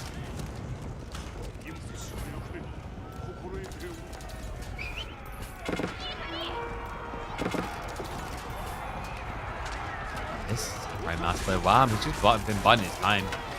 Louis has to step up, looks for a decap opportunity, but remember, these are elite mounted samurai. Louis MT with the 30 spears is going to be quite threatening, but Wham is already pivoting now into mass spearman himself. Decap is going to be successful. Maybe there's some hope for Louis. Got you guys. You're like, there's some hope for... He hasn't rebuilt. Yeah, without a rebuilt guild hall, getting up here is going to be difficult. Even if he does, he has to answer the gold question. Where are you getting gold? Right? Because you have 1,000 gold and then you're not secure.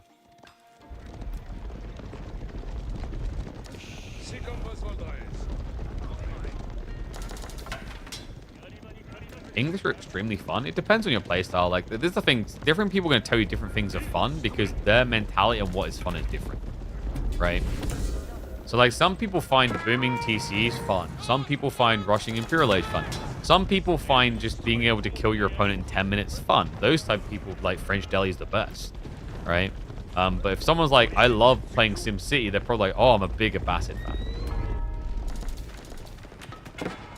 Find out what you like doing.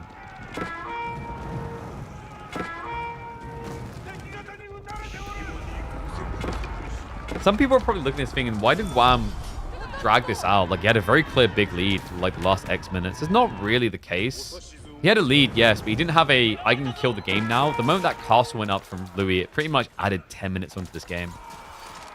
Because you don't really want to be investing in Treb straight away when you're both still scaling army.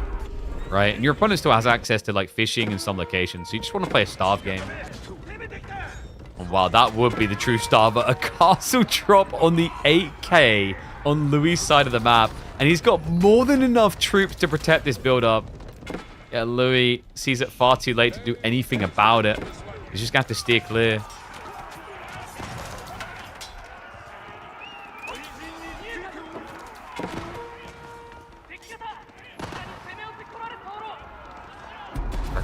My friend all the way to bronze while I improved. I had to blame for calling me lad. I mean, dude, just don't blame anyone. Blaming is for when you're playing with randomers. When you're playing with friends, just have fun. Otherwise, why are you playing with them? You gotta decide it. Like, is one of you that type of person that basically parties with the other one because he has an excuse? Or do you party with each other because you enjoy each other's company? Dude, I may have just, like, evolved your friendship or broken it. Either way, it needed it. We're here running our own little Jeremy Kyle show. Alright, Spears and Retreat. They're only vet. He doesn't want that direct fight when outnumbered. Instead, he takes the opportunity to dive in while Louis is distracted. Ah, Samurai rushing through. There's no wall to protect either. These workers, they've got nowhere to go. Except hell. They're definitely going to hell. Maybe earned. Louis MT used to pick English a lot. It does make sense. Onimusha also just trading out reasonably well here.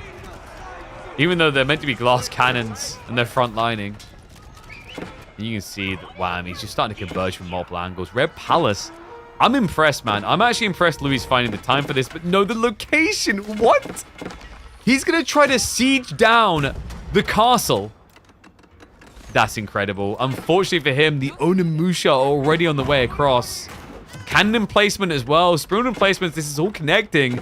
Workers get the ships out. He's going to do or die by this landmark. Onimusha, they come in from behind. Textiles ain't going to protect you. The boogeyman is here. Louis MT, he'll get the Red Palace up. But look at the state of the worker count. Down by 30 now. Age up, but for what and at what cost? He hasn't got a guild hall to pad him here. This is his true economy. He's going to also garrison a lot of that economy just to kill the buildings. That takes a long time. In a situation where that's making up about a third Yuriko just not gathering now. Now Mountain Samurai just going for the clash. Louis, it's just Spearman left, nothing else. Gunners able to easily deal with that. This game is over. It's felt over for a while. Louis MT, if he got that Red Palace up without losses, maybe, just maybe. But it will be a crash out of the playoffs. A 3-0 and then another 3-0 as Louis MT stuck on the sideline waiting and watching. G to the G, Mr. Louis MT. Yeah, we'll see if he can bounce back. I believe Louis is definitely already qualified for the final event of the year. So maybe we'll see him return to form then. I recommend KPMMs personally to help you play your best. But we should hopefully. Have we got the boys ready? Let me double check.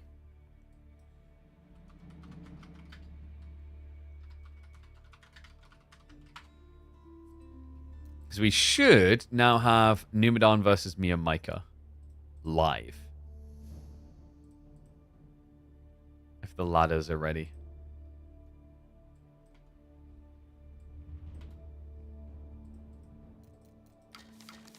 In fact, let me see. Yeah, Numidan's online. Mia Micah's online.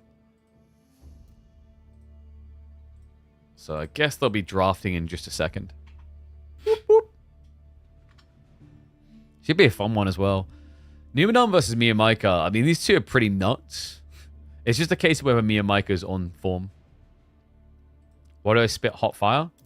It's because of indigestion.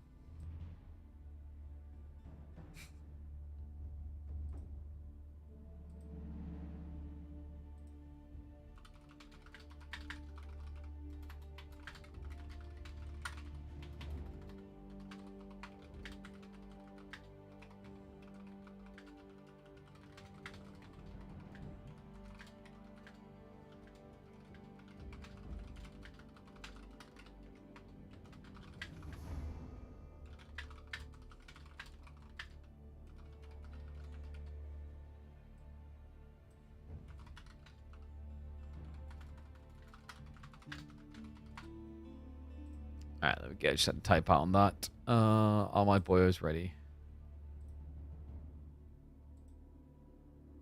Make Adabeg's build for Iabids. They have a cost in the menu, but you can't actually do anything, huh?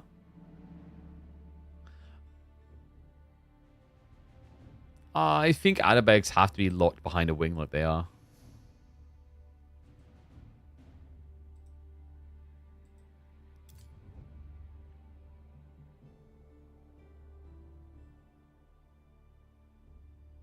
Why is it Dumpling Bird asking me to gift subs? Because you want a Duolingo subscription and a Minecraft hat, dude.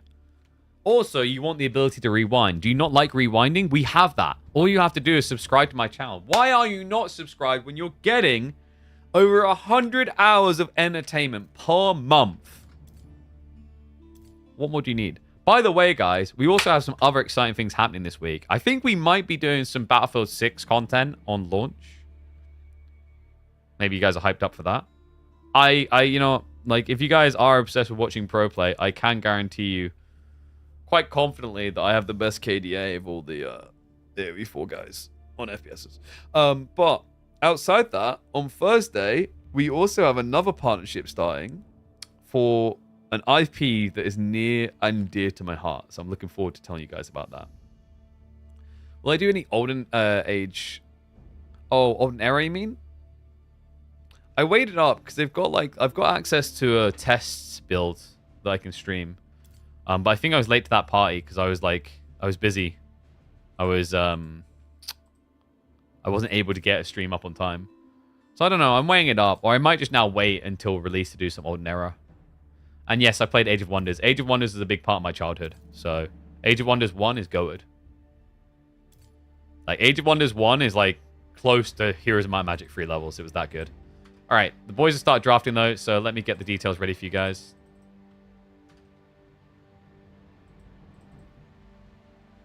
Is that reset? Why isn't it resetting? There we go. Alright. So, this is going to be best of 3 territory. And after this, we've got a best of 5. Nice. Civ draft currently underway. There we go. And it's going to be Numadon on the left side. Lancaster will not be making it through for either player. I'm not surprised. COD is in trouble? Quite possibly. BF6, not BF4.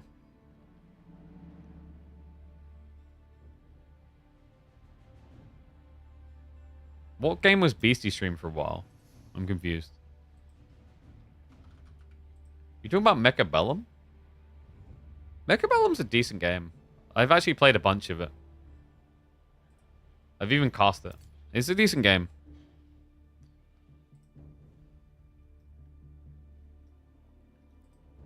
Yeah, I was confused. Like, has he done something else recently?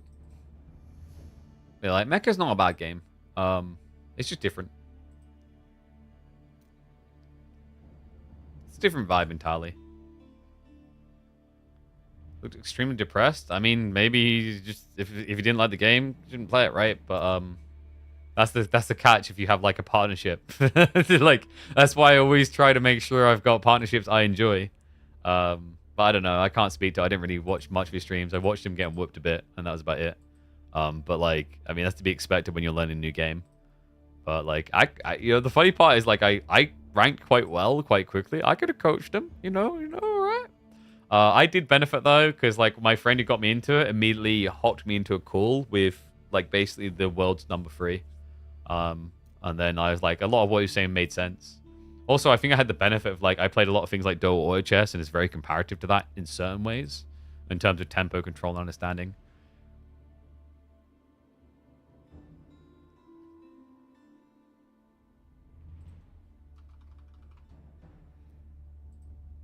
Awesome. Sorry, just checking some things. Might have some extra products to come our way. Hopefully, by the way. So there was some like issues on the borders. We should have our care pack, one of the care packages from Logitech, hopefully sent soon. And I'm trying to nudge them the other one because we want to get hands on with our hot pink, baby. We should have a hot pink mouse and keyboard coming soon. You'll subscribe when I get my cables organized on that desk. They are organized. Look. Wait. And chat will back me up if they see this is the case. So, you didn't specify the degree to which we're organizing. And organizing technically just means arranging things. So if I just arrange these cables here, and I tighten them up a little bit, and then I flop them together, and I bring them along, I make them a little bit more orderly.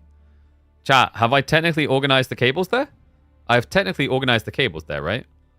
We just made that little piece at the back a little bit more trim, a little bit more clean. Therefore, you owe me a sub. Look at that. I've even brought it back further. Yeah, I can push them over here. You can see more of my desk at the back now. That is technically organization. One's in chat if you agree, guys. One's in chat if you think Arcleave now owes us a sub.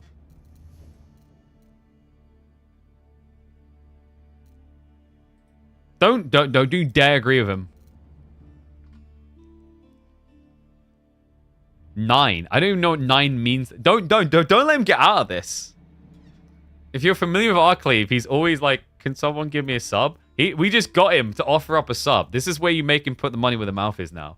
This is your moment. It's the dialogue written underneath that's important here. But yeah, boys are getting ready for game, by the way. Wait. Actually, I've got it better. No cables on camera equals subscription. Wait, chat. It's even easier. Dude, oh my god. He doesn't realize how easy he just made it for me to get paid.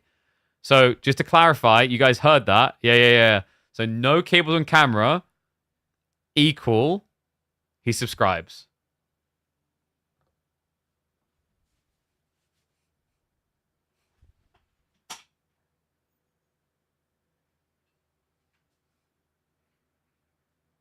Huh. Cable on the table? No, there isn't. What cable?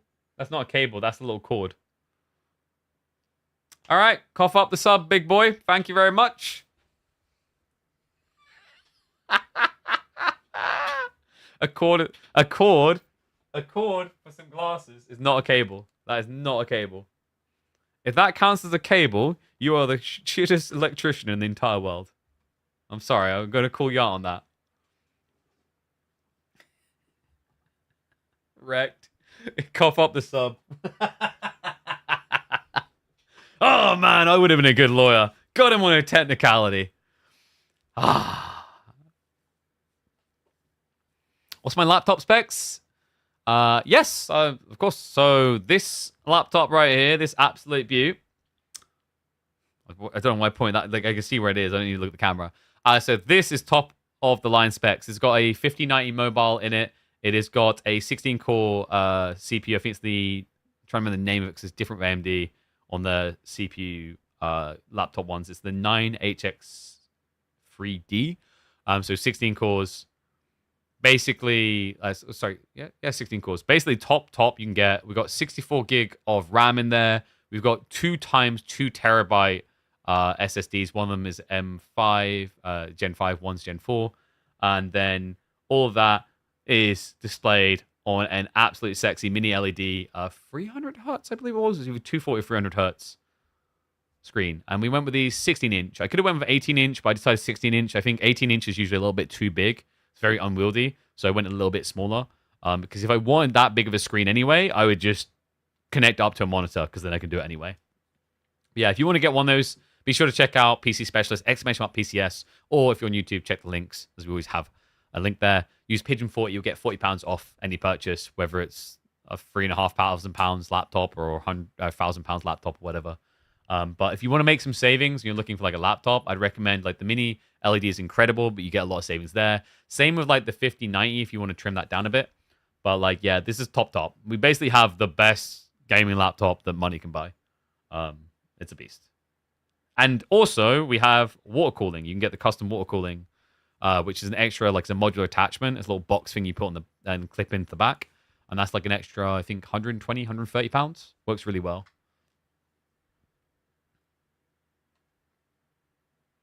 Yeah, if you didn't catch all those details noted down on the Twitch side, if you go on Twitch and check my panels, there is a list of all the parts for both the PC to my side there, as well as the laptop. So all deets are available.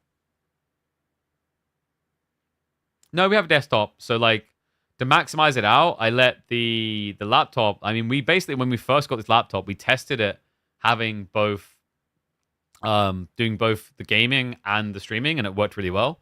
But then, so I could up the quality of the broadcast even further, I fully dedicated the laptop to just like streaming to multiple platforms, and then gaming is solely done on the desktop on the side.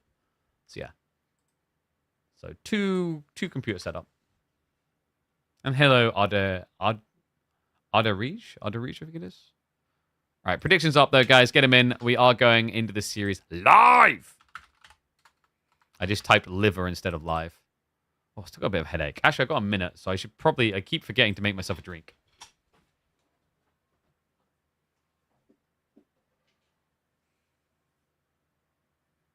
I've got nothing there?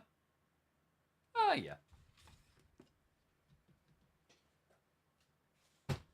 Yeah, I want to stream some Battlefield on launch. I've just asked my mate if he wants to do climbing on the weekend again, so I can. I'd love to actually just stream that on Friday. Be cool to see how many people are interested. When we played the beta bit, I mean, anyone here can attest it who was watching that.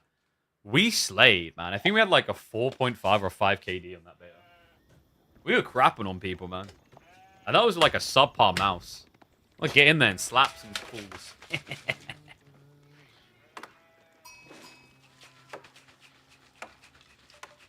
All right, let's switch it over. Let's get ready to roll.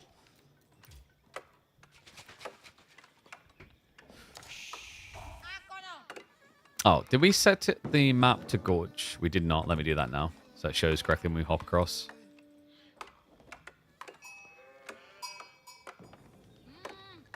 It's time for what can usually end up being. This series tends to end up being an epic clown match or an absolute stomp. There's rarely any in between with these two. It's Numidan versus Miyamaika. Numidan, who's been looking like a beast in some of our KPMMs, and Miyamaika, who on the right day is capable of taking games from some of the best players in Age of Empires 4. One exciting realm of existence for a best of 3. We kick off on Gorge, Miyamaika with his Delhi, up against Numidan's Mali. So nothing too off the cuff. A funny thing on the draft, Lancaster was banned out straight away by both of these guys. Another fun thing to see is that Miyamaika got all of his cozy picks that he loves to do different and wacky things with here. He may be starting the series with Delhi, but he's rounded it out with Japanese, Shushi, and Mongols. These are all his best picks. Going to be an exciting series, but a dangerous one as well, considering that Numidan has Chinese, Byzantines, and Ottomans in the bag on top of this Mali pick.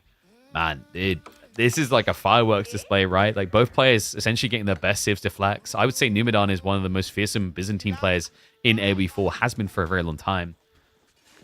His Ottomans has been coming along quite nicely as well. Oh, and I forgot, sorry, I didn't respond to the question earlier because we were going through chat. There was a question about how I became a caster. Oh, yeah, I've talked about it in the past. So I kind of just fell into casting. So I was coming to an end of employment as a software dev at a big company, and I didn't know what to do. And I'd just been like streaming for a long time at that point, like a year and a half of non-stop streaming. And I saw there was a casting competition for Dota 2, so I just randomly entered it, not expecting anything from it. I thought, I would just do it for the memes or whatever. And the reception was overwhelmingly positive. A lot of people spoke volumes and volumes about how good they thought it was casting. And then a month later, I was doing the closed qualifiers after winning the initial competition. And then a month later, I was flying out to Sweden to work my first ever DreamHack. A month after that, to Germany for ESL qualifiers. And then a month after that, I was in Moscow for a major Dota 2 event. And haven't looked back since then. Mixed journey, though. I mean, no, I don't think anyone's had necessarily an easy journey through their esports commentary career or whatever. But mine has been a slippery slope of up and down. Feels like I've had to work pretty hard to get where we've gotten. And hopefully we're able to keep going. I don't know, it's a tricky time. Like, the time when I started to rise in esports is good and bad. Because it led into COVID, where there's an overinflate and way too many people trying to be casters. And then afterwards, we've got the esports apocalypse still going on, where the scene needs to shrink and there's too many people working in it currently for it to safely shrink without crashing everyone's job prospects. It's a weird time in 2025, baby. But we roll with the punches. Dome of the Faith coming through. Mansa Quarry built very slowly by Numidan. Yeah, usually you'll see between 4 to 6 on a Mansa. Shows you that Numidan isn't feeling that there's urgent rushes needed here towards anything. He'd rather have the extra resources for when he's teched up.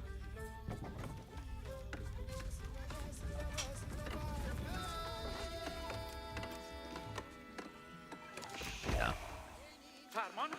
I think, I don't know, like, I see 2025 as the building year. Like, I've talked about this where, like, we're not exactly financially, like, breaking it in, but we're trying to build up a lot of different laterals. Like, I need to get back to pushing on the hosting and casting career side. But I think we've done a good job of, like, growing our content creation arc, which is cool. Growing a creator agency. And also, I'm exploring a few different content creation channels on top of what we do AoE. So, yeah, 2026 is going to be an interesting year just to be the proof of the pudding. To see if I'm onto something or if I'm just a muppet. But yeah, the goal is, I don't know, I need to figure out how we keep growing AoE4. It's a very weird time with being a Twitch streamer for sure. We've got some other fun things in the works. Am I ever tempted to go back to software development? The salaries are insane. Yes and no. Software development in the UK isn't as insane. I'd have to move to America to get the ludicrous numbers. But also, like, for me, what made software development compelling is what makes blue chip software development, the ones that pay well, boring. I'm a creative mind. You know, I discovered when I started casting, I started content creating. What I always wanted all those years ago when I learned how to be a game designer, you know, I loved creating, but I also loved giving people experiences, invoking emotions in them. And what I do as a living, as a content creator, as a host, a commentator, is exactly that. I help immerse people in the moment. So I help them experience joy or sadness, whatever it is. I'm part of that. I'm a conduit for that. And I'm happy doing that. Whereas working on SharePoint or CRM, crap like that, you don't get that at all. It's why I went from being like a very, very quick developing programmer into kind of a slothic, not caring one when I went and worked on SharePoint. Because there was no creativity to it. I wasn't fabricating worlds and trying to get people into them. I was creating lines in a sheet that bored the crap out of me. So yeah, I would not want to go back to software dev. Not that type of software dev.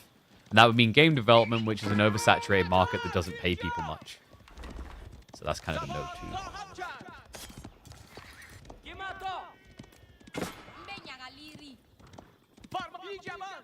So we've got to move out from Numidan to secure resources here. No pro scouts, interestingly enough. No. Normally we expect this out of Marlins. There's going to be Donzo massing. Probably Sofa after this now that he's got deer inflation. Really good spawn for the way he's playing this without pro scouts, actually. You get like one outpost up here, another one in the gold. You're fairly anchored in the area.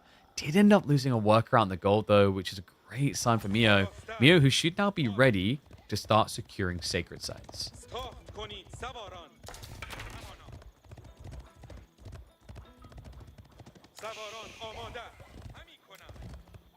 But yeah, like the other thing that's interesting as well is, I don't know, I guess I want to chase money, but I want to chase money in a way that like I'm doing something I like.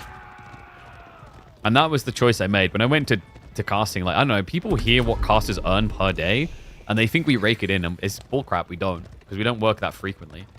It's like, you know, I might be able to charge someone $1,000 to work their event for a day, but if I'm not working then for a month afterwards, it's not that much money. Like, I know that if I'd stuck with SharePoint, I would have been much richer. Because I could have got to the point where I was charging £500-600 a day, and I'd have employment all the year round.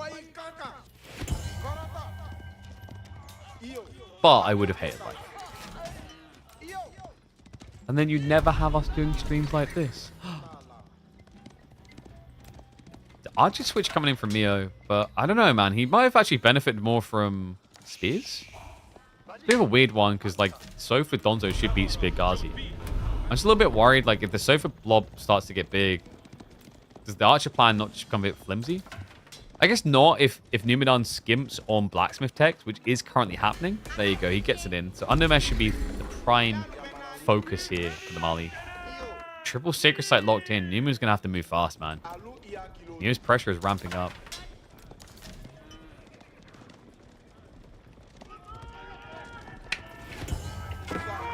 Yeah, no, I think one of the biggest surprise revelations of the last few years has been that I'm very good at sales, actually. I never would have envisioned that. I always thought, like, sales is, like, sleazy bollocks. But we kind of do it a bit different, for better or worse.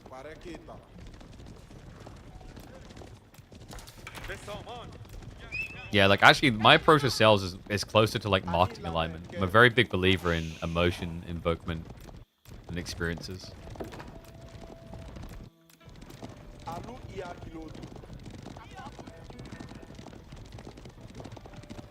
So we are just getting Sofa Donzos. This is not your normal, right? Like, most of the time we're seeing Donzo Javelin or Sofa Archer. This is one of the rarer comps, but it does make sense against Delhi. Like we said, it might be nice actually for Mio to have Spears littered in, so I wouldn't be surprised to see Racks added in as well soon. Just gives you that kind of brace. Like, if you can pinch a few Sofa, you can then just finish them off. Good news is you kind of can anyway, right? Sofa are slower than Ghazi, so Ghazi can chase. Gotta be careful with how they chase. Mio gets baited in there. -2 Ghazi. Doesn't even connect for the Sofa kill. Great micro by Numidan. Always good to see Numi back at it as well, man. I remember towards the end of KPMM, he was rising up like a phoenix, man. Higher than he ever had. It's kind of then starting to question, like, are we going to get the man, the myth, the legend? Start of Season 2 didn't seem as good for him. The start of this set is looking glorious.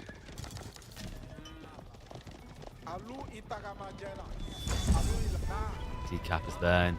We're up to what, 7 cow now? So Fulani probably about like what, 4 or 5 minutes away realistically. Mio's looking good for a castle transition though. He still has 2 sacred sites. He's up to 10 scholars with 5 more queued.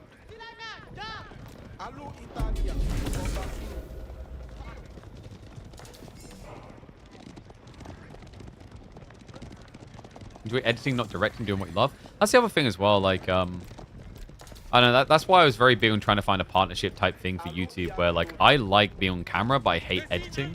I can direct like what would make something good, but I don't like the editing process because I'm a perfectionist, right? So that's like always being a big thing for me is like finding people to fill roles that I don't want to do around me, so I can do what I do best. I think a lot of people in the content creator atmosphere don't do that because it's money that's lost in their eyes. But I see it as money gained.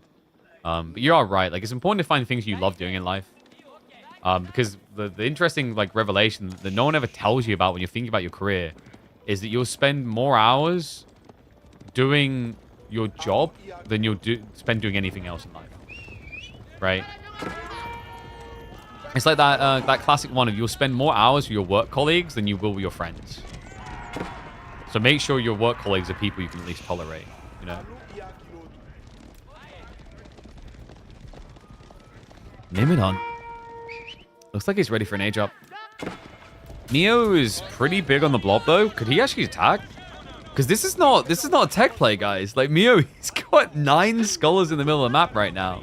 He's not running them back right now. He's heading in. Oh, Mio, could he have timed this perfectly? Well, he's gonna have to move with more urgency if so. Fulani being built up by 18 is not going to take long. Looks like Mio's going to slow roll this instead. Goes for the wall.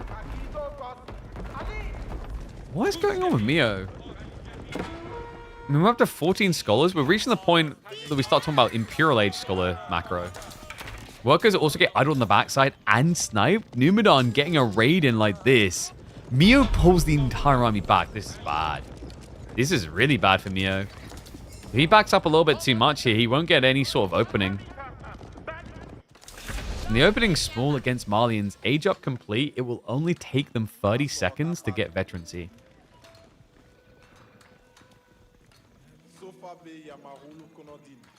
And that said, veterancy is now going to be in the way. It looks like Mio, instead of attacking, is just going to age up as well. This is the difference between like the top 10 and then like the top 20, top 30, right? It's like they will just play inherently more towards a catch-up, tech-up in these positions. Whereas if you're watching like a Marine Lord or Puppy Paw or whatever, they're going to be looking to punish you for that age up. Mio, not even attempting it here.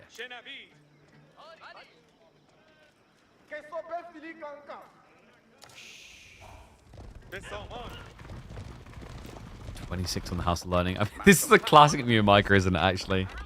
I think this is what people love about Mio Micro as well. It's almost refreshing to see his approach to aging up. Like, he starts it, he puts as much of the economy as is nearby on it, right? There's no calculation of, like, I'll only use 10. Right? Mio Micro, we've seen him tech into Feudal Age with 10 plus people doing it before. It's wild to watch.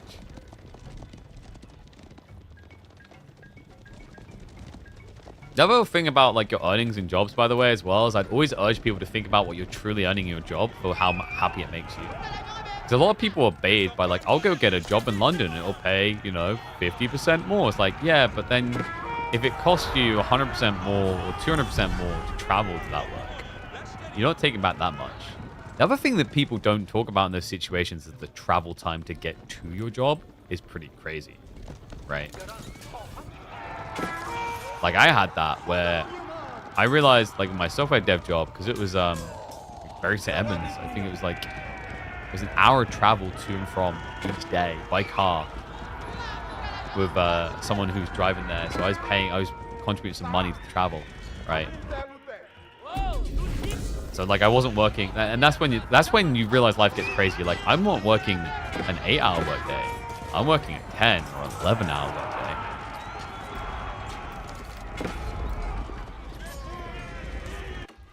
Mio Micah, we've got elephants.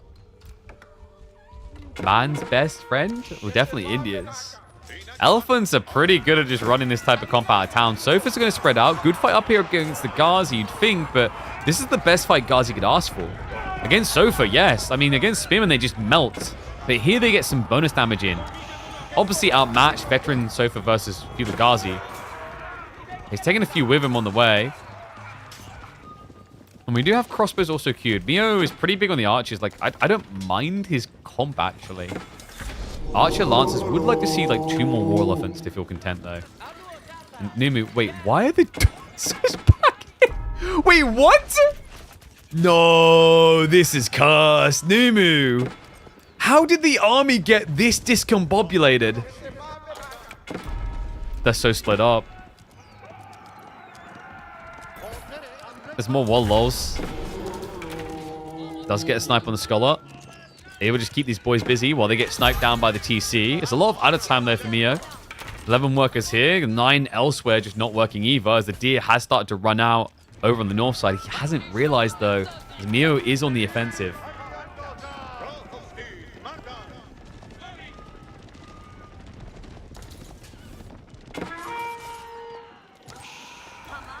Bonzos. Not going to be cleared out.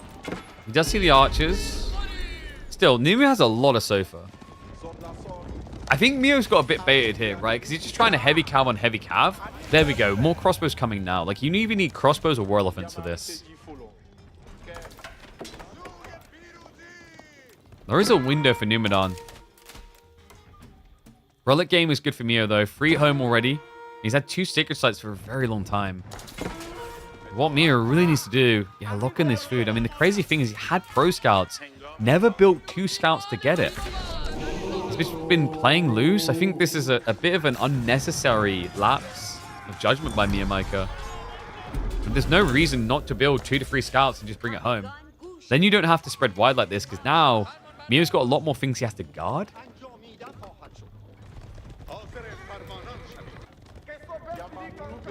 It's a big advantage there to Numidan, right? Playing as the Cowboys. This is just all he needs for food.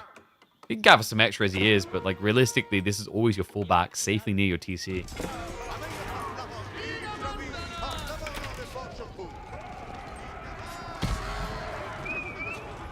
More elephant. There's something about that shunt, isn't it? Straight away every time.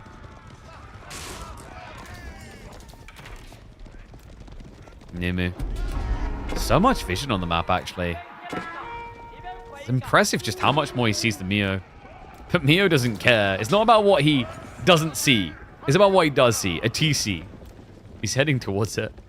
Mass archers. Only 1 war elephant. He's finally queuing up more. Would be a good reaction to the Sofa coming around the back.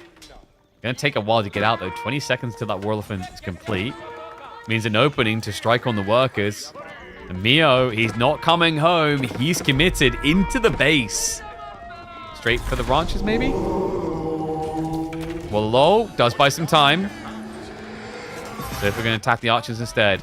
And yep, it is the ranches. The war elephants take them out. The cow could be starting to get sniped here. The 1 relic being returned by Numidan is going to be found there. But the war elephant is just found... Wait, please just kill the cows. Oh my god, he was actually stuck inside them. Sofas are on the way home now. But still, with the 5 scholar pull here and the 1 war elephant, it's pretty difficult to get through this. The cow fully exposed. Mio just needs to be targeting them down. He's not killing the cows. Remember, as long as cows themselves are in range of the Fulani, they are still at least generating some food. You need to kill them. And now he's found the workers. The Lancers give chase. They'll have to come back to defend, though. The archers in a panic. Exposed by the Sofas. Great jump in there. Numidan with 27 Sofa on the defense. Donzo's also in prime position now just to move in for that war elephant kill. Mio, an overextension into death here. That has to be it. Game number 1. No doubt about it. Mio Micah. Download moreelephants.com. Not enough to get a win here.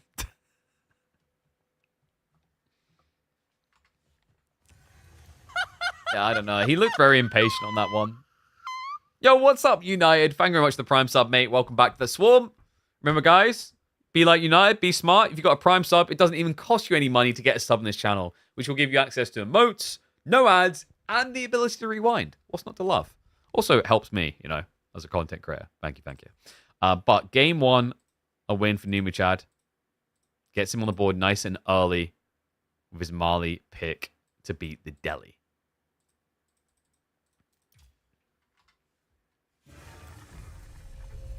Should have pushed as soon as age up. Yeah, like that's what we said, right? It's like he took the old school approach of my opponent's teched up, I need to tech up now.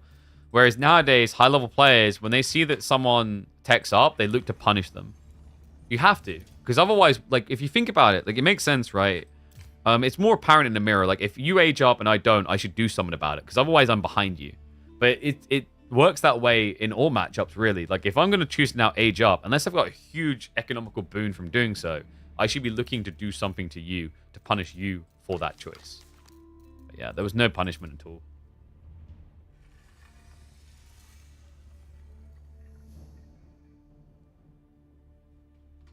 Gaming VODs, podcast, documentaries. Damn. There's quite some breadth there. Oof.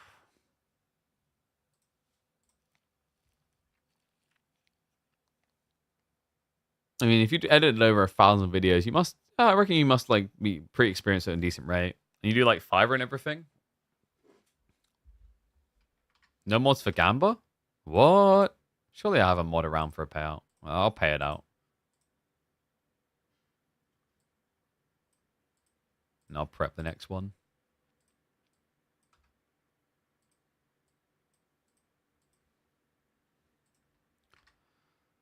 Ah, we're going from range. Very good.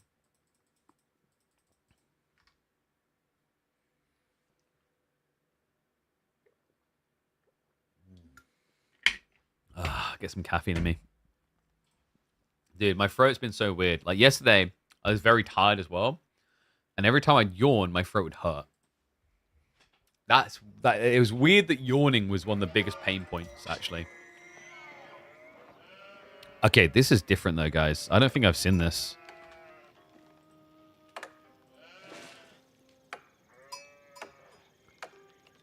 We got something brand new for you here, folks. A newer map, but a first time ever on that map. China. A civ that rarely gets through the draft and is never seen here on Front Range. Should make for a pretty interesting game number 2. Nimodon, he's up on match point. Could this get him the win? Could this ridiculous civ, the S tier civ, the top rated civ in AoE 4, be his golden solution? Or is the map going to be a bit too weird? That's why I thought this would be really exciting, actually, is Front Range is not your atypical. It's not like a Dry Arabia. It plays very differently. And as a result, China has been neglected on this map. In fact, we just had a series between, I think it was the Wham and Scarlet Devil one, where he had China as an option, but didn't choose it because of this map. Meanwhile, Mia Micah has gone for something we see a lot of. Not just on this map, but this is a signature pick for Meow Meow. Mia Micah loves 2 things more than anything else. Sushi and Japan. It used to be he was obsessively in love with the Mongols. But these days, I think Japan has taken that place. There's a good map for them. Remember, the thing with Front Range is you're very limited on food and gold. Now, being limited on gold sounds pretty bad for Japan, but the food detail is what's important here. Kura Storehouse gives this civ a very easy way of transitioning into permanent food, whereas most civs struggle, because remember, on Front Range, there's only 9 sheep per player, so it should be a 9-9 split on average on most games, in fact. At which point, after, you'll have to come out for resources like the deer, the berries, and the boar. Yeah, and I wonder, maybe a Barbican? Well, it's going to be Imperial Academy first. Has to be here. Is there a world in which he Barbicans afterwards, though, I wonder? Like, I could see him opening archers and playing Barbican. That actually makes a lot of sense. Archer Pump is really nice here. You just tax your way into the extra golden food to then get a Barbican drop in the center. And my God, would it be the game for it. Look at the ball locations. They're so close together. You drop a Barbican here. You drop the ball, or rather drag the ball in. The deer gets shoved in a lol. And you've got the berries as well. This is the jackpot, man. And oh, this is such a... This is such a Mio Micah game. This might be the Mio Micah-iest thing you're going to see. This guy loves Coca. He's probably the only pro player that still loves Coca. Everyone else moved on. They just accepted that Kura's too good. Especially on this map.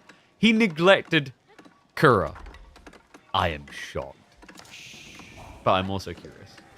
I've seen Mio do this a few times. Usually it's like Coca into fast castle. The idea is like you just kind of bait your opponent. You don't commit to the age, but you make them react to what you're doing instead.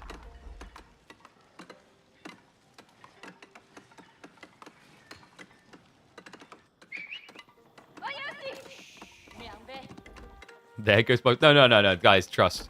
I've seen Mio Micah with Japan beat China by doing this. It was actually at the start of the year, so it was in the middle of the Pro Scouts meta. And no, I think it was towards the end of the year, last year, in the Pro Scouts meta. It was on... I'm trying to remember the name of the map. I think it was one of Avley's creations. And I was shocked by how he done it. He even followed up with a Buddhist monk build, actually. Yeah, this guy's crazy. I'm not memeing. I'm not exaggerating. He's quite impressive in how he executes these type of builds. Remember, this is one of his most played civs. And the thing that's always incredible to think about Coca and things like that, they do get seen as kind of cheesy. And what makes that incredible is that Mio Micah is the cheese connoisseur, right?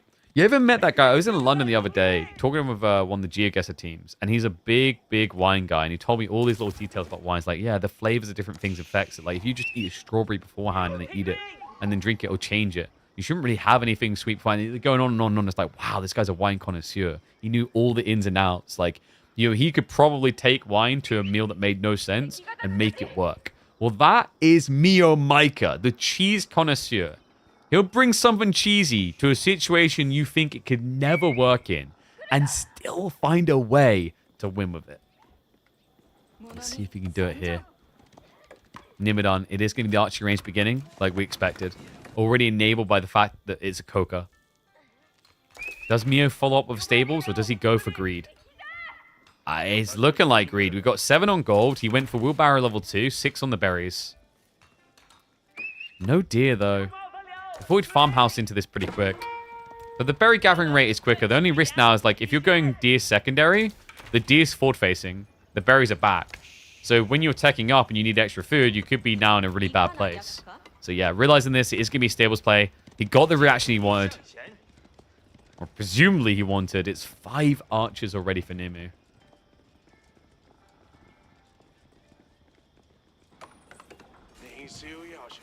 Alright, predictions. How did you guys gamba? 62% on Numidan, so not like absolutely crazy bonkers. The Horseman will be revealed soon. Numidan, he gets eyes on quick. Okay, but he's not going to head back. He's going to head in. Yeah, the gold's unguarded. But he didn't attack straight away, so it will be a forced retreat. Spearmen have been queued up, though. I like that from Numidan. That was good discipline. He could have tried to get 1 worker kill, maybe, but it would have cost him 2 archers. Better to try and retreat here, get the Spearman forward, and then have a much stronger timing going back in at 8 minutes than sacking your timing because you lost too many archers. Yeah, like, look here. It'll be 1 archer going down, but before it would have definitely been 2. Spearman now showing up. Mio Micah, a bit of hard commitment. May regret that. He gets baited in! Great move there. Newman on that slight step back, giving the time. Spearman gets the kill. Mio Micah, now that he forced this reaction, look at what we're seeing here. It's the castle. Yeah, he's rushing gold. Needs to get as much as he can now. He didn't opt for an outpost, which means there's no protection. This is dicey, man. Mio Micah even hangs around to the bitter end, actually. It's going to cost him. 1 worker's going to go down. Could be more than that, though. Remember what we said about the food? Like, I think Mio Micah maybe chose the wrong map for this strategy. I could see this working on Dry Arabia with having like 15, 16, 17 sheep. But having 9 here and having forward spawn deer, like, what are you going to eat?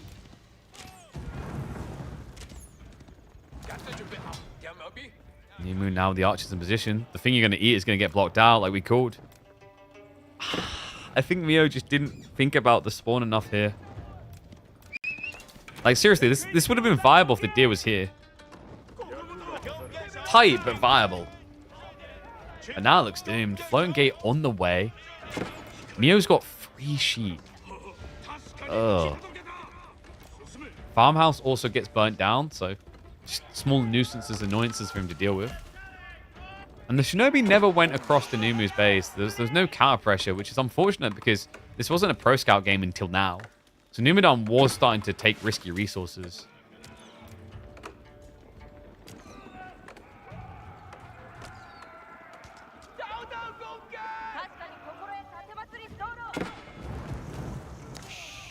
I don't know what he does with this. I mean, this is the thing. We say he's the cheese connoisseur, but sometimes he opens up that casket and the breeze got a little bit moldy. You know, it happens.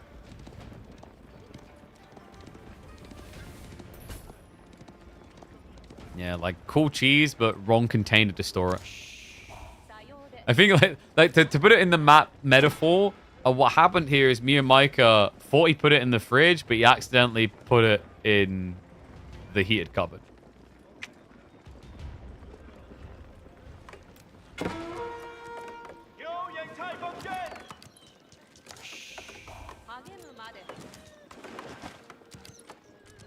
And then we're just going to back up now. I'm not a bit surprised he's backing up this much, though. In fairness, me and Micah can't touch gold, so like this is the most unthreatening castle age you're going to see from Japan in a long time. I do think Numu's backing up a bit too much, though. Like, you can see he's starting to think about castle. He's got pro scouts as well, but like, why even let him touch the gold? I think from Numidan's perspective, he thinks that Mio has more than he does. He's like, oh no, he's going to get the upgrades and then like mass Yumi me. He can't afford it. He hasn't got the money. No moolah.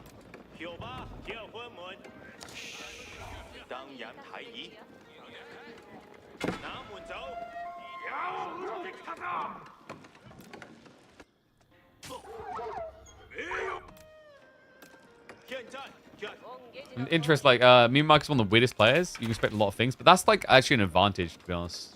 Being able to do a lot of things, like, when you're predictable, you can be the best at doing a build in the world, but, like, if it's predictable, people have time to react. Like, we've seen builds in the past that function that way. We needed that for some civs and pro scouts, man. Otherwise, you just lost them. Like, for example, the Mongol Fast In. People stopped doing it as much. Why? It was described by players best by saying, it only wins if you don't prep for it. Right? So, like, the idea of, like, a gajillion different strategies is pretty cool. The challenge, though, is getting good enough at all those strategies to just execute them seamlessly on the fly and understand which one you do at which location at all times. And that's where Mio tends to trip himself up. Sometimes he smashes it, right? Like Rafael Nadal with an overheader, but sometimes it's just a complete whimper. And this is looking like one a lot.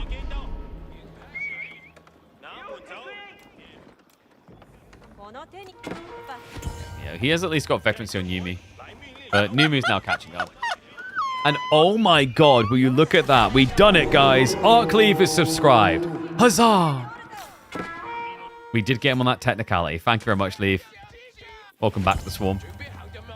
Imperial Pass now coming in. And remember, it's only going to take 24 seconds to get veterancy. At which point, these Yumi are going to die.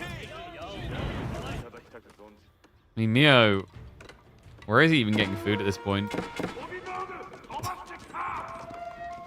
He's not. He's basically got the farmhouse. That's it. Farmhouse plus 6 eating food right now. And they're not going to eat for long. GG. Curtains closed. 2-0 victory for Numidan. Books himself a day up against either Dimmu or sort of. Okay.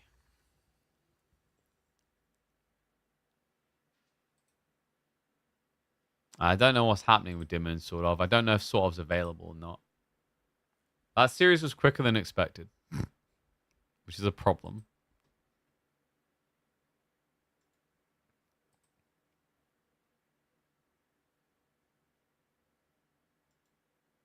Give me a sec, guys.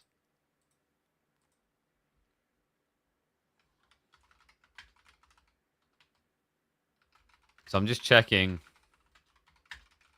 if Dimmu sort of's going to happen. Does it count gifted subs? For what? For the extra cut of revenue? Okay, so I mean it counts gifted subs on anything, right? But for if we want to get more money out of Twitch, people themselves have to subscribe. So you're talking about plus goal, maybe? Like if you guys look below my stream, it'll say 19 out of 100 on plus goal. That means like people directly that sub, it does. If you directly sub, that counts towards that. What that does is that lets us get a higher revenue share from your subs. Because otherwise Twitch scams us and take 50%. Oh, why does it say 9 months? Oh, because because you've been subscribed for other reasons before.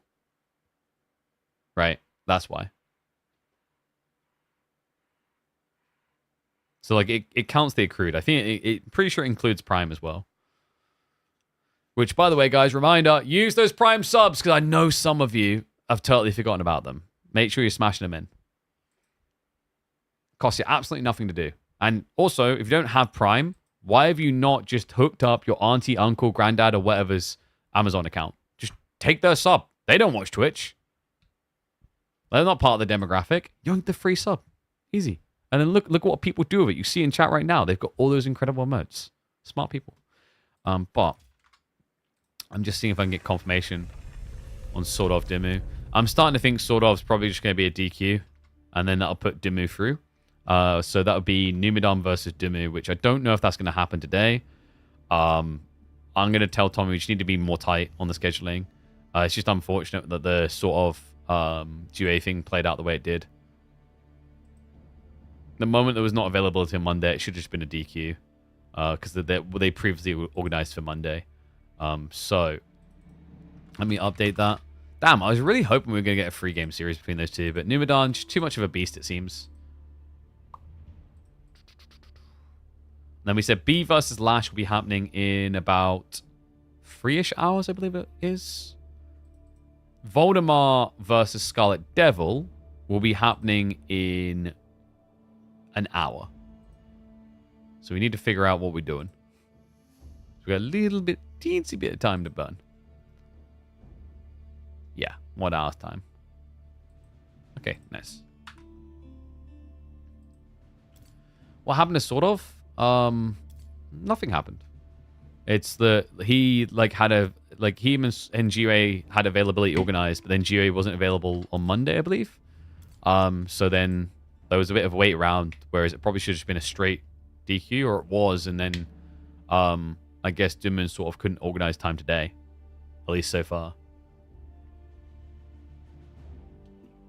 And yes, Crackety was in, but he got DQ'd. I gave you sub, we organized cables now. The cables are fine. Like, what's wrong? Dude, like, you think this is bad? You don't want to see underneath my desk. Yeah, like, dude, you think that is bad? If you keep moaning, I'm gonna put the push-up cam on and show you under the desk. I don't want to show you under the desk. I haven't cleaned. It's very dusty down there. You don't want to see under there. It's kind of disgusting. I really should hoover. There's a lot of dust. Like, there's quite a lot of dust. We want to see under the desk? I haven't had enough subs today to let you see underneath the desk. Because, like, it's the type of thing that after I reveal it, it's going to be used against me. What are you hiding in there? Small Malaysian kids in giant hamster wheels that cool my PC. Is what I would need if I didn't have an incredible laptop that is water cooled from the people over at PC Specialists. That's the thing. The other brands, you need those. But when you have PC Specialists, you can just buy the clip-in water cooling device that will keep that incredible gaming laptop as cool as a winter night. Fantastic. Exclamation mark, please, yes. You did not see that coming. And that is why we are the king of segways. All right, I'm finally stealing my crown. All right, I'm just gonna take it. I deserve it after that one. I don't know how we got from small Malaysian kids in hamster wheels to that. The GPU in the laptop, it's a 5090. It's one of the mobile series ones, so it's not as powerful as a desktop GPU, but still pretty decent. Like, the 5090 mobile is, like, more in the 5070 to 5080 range. More like 5070 desktop GPU. Man, I really wish AMD would make laptop GPUs, though. I think many of us do. All right. So, let me have a look-see now. I'm just checking if we do have another series being drafted.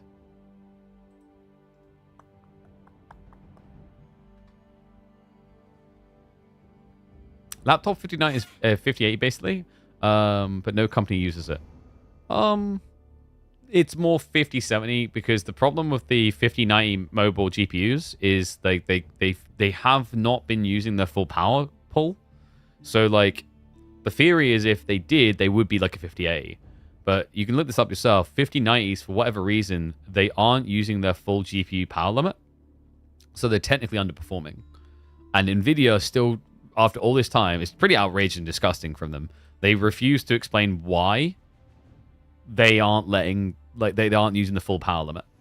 There's been no explanation. There's been, like, you bring it up to NVIDIA, like, representative, they'll be like, oh, look, a bird. Right? Like, they don't talk about it. But it's like, it's annoying because if they did actually use it, then you're correct. A 5090 mobile would be like a 5080 GPU.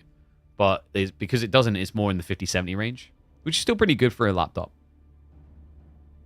Disagree with gaming laptops in general. It depends what your use case is. Some people have useful uses for them. For me, it makes sense because it does everything I need and more for production. And then if I go away to events, I can take the laptop with me to do work. But if you're like, if you're a person who sits at home like all the time, like, you probably don't need a laptop. Some people feel they do because they haven't got space. But if you've got space for a PC, just have a PC, you know? But, like, yeah. But that's the beautiful thing. With PC specialists, it's not just laptops. It's full PCs as well, right? It's all-in-one PCs. They do all kinds of things. So all of your gaming needs, they can basically cover, which is cool. PC video cards feel gross each time they charge more for less. It's the nature of things, right? Because it's like supply demand. But this is why I'm always cheering on AMD. Like, I'm waiting for them to make laptop GPUs, and I'll be on it like a car bonnet.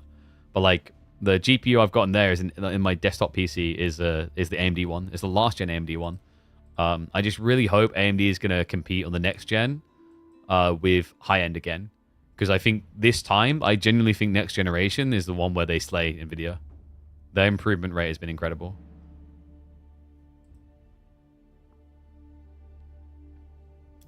What, Alienware laptop?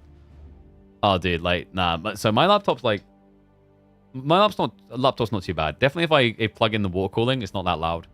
It's a good boy. Make sure the standards quickly? Surely. Sure. Words today. Dude, my throat just feels weird. So I'm just trying to get confirmation on whether we can have let me update the tiles. So I'll update the tiles so we got, what, up next, quarterfinals, yeah. Because we've got an hour to burn. Unless some of the boys are going to play sooner. Probably won't. So I think we'll watch, like, some high-level pub games to buy a little bit of time. Because like I said, we've got an hour. That series was much quicker than I expected. It's going to be a long day, though, isn't it? Because we've got the Voldemar set at 5. Would have been nice, actually, if they played now.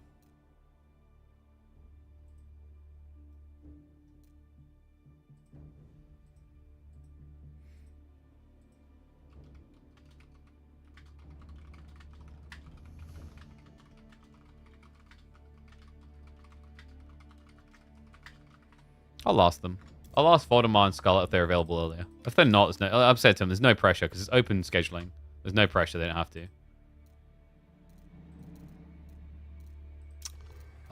But let me have a look at who's live right now in pub games we could watch. A 4v4 Goldies on Hedge Maze? Please stop. I said I have time to burn, not I am immortal. Change background? Damn. What do we do with that now? We used to have it like, so because the PC was in range, we changed the little thing. But like now the PC's like out of scope. We can't change the background. Damn it. You know what I need? I need to get some skins for the stream deck. That would be the play. Because I can't pull the green screen up. Really need to change this desk. I want to get a desk sponsor and get another side desk. Because this desk is like in the way now. So like when I pull a green screen up, it's like it gets weird how we'd have to format things. Because we used to always change the backgrounds because it's green screen, but we're not doing that now, right? Not at the moment anyway.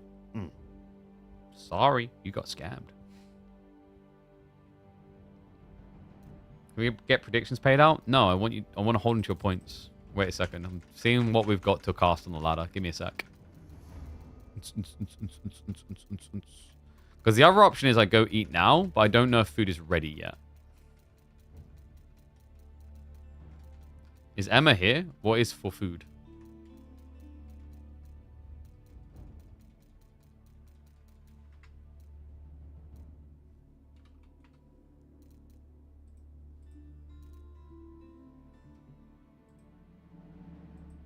Is Emma here?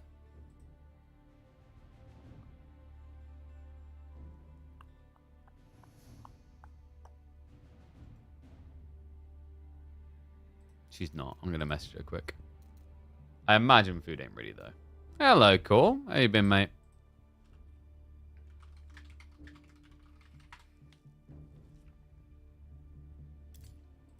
In fact, let me check. Be good to catch some Louis games. Has Louis been playing much at the moment?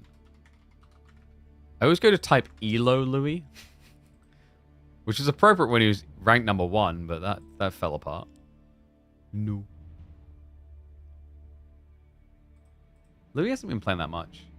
We have a huge delay on YouTube comments. I'll open a Twitch account and sub to you, KP. Oh, thank you, Alex. Appreciate you, mate. I don't know if there's a delay. Like, yeah, so this thing, like, a lot of praise that gets given to YouTube. One thing I'll let YouTubers in on, because we had this when we ran the Stormgate tournament, when EDC done it, right? So for that, I can't remember what the reason was, but the way we were getting the feed is that there was a YouTube channel that was not publicly displayed, but you could access it. And we'd watch the VOD through there. Here's the funny thing. When you go live on a YouTube, or watch a YouTube live, you have to look down and quickly click the live button. And every once in a while, sometimes the YouTube can buffer slower so that you end up eventually out of live. So you have to then look down and make sure you've clicked the live button to pull you straight up to live again. And even then, it may not be entirely consistent. So it's a little bit weird, yeah. Anyway, I'm having a look, see who's been grinding. So Louis been on a Smurf account recently, hasn't he? I played 3 days ago. I guess a lot of people I'm not noticing. We can't watch ourselves from Kilardi games, Sag. Oh, wait. Chat. I think we've got exactly what we need to entertain us for an hour. It's an Altai game. Oh, no. Please, no. Yes, I think we might. Alright, let's do it.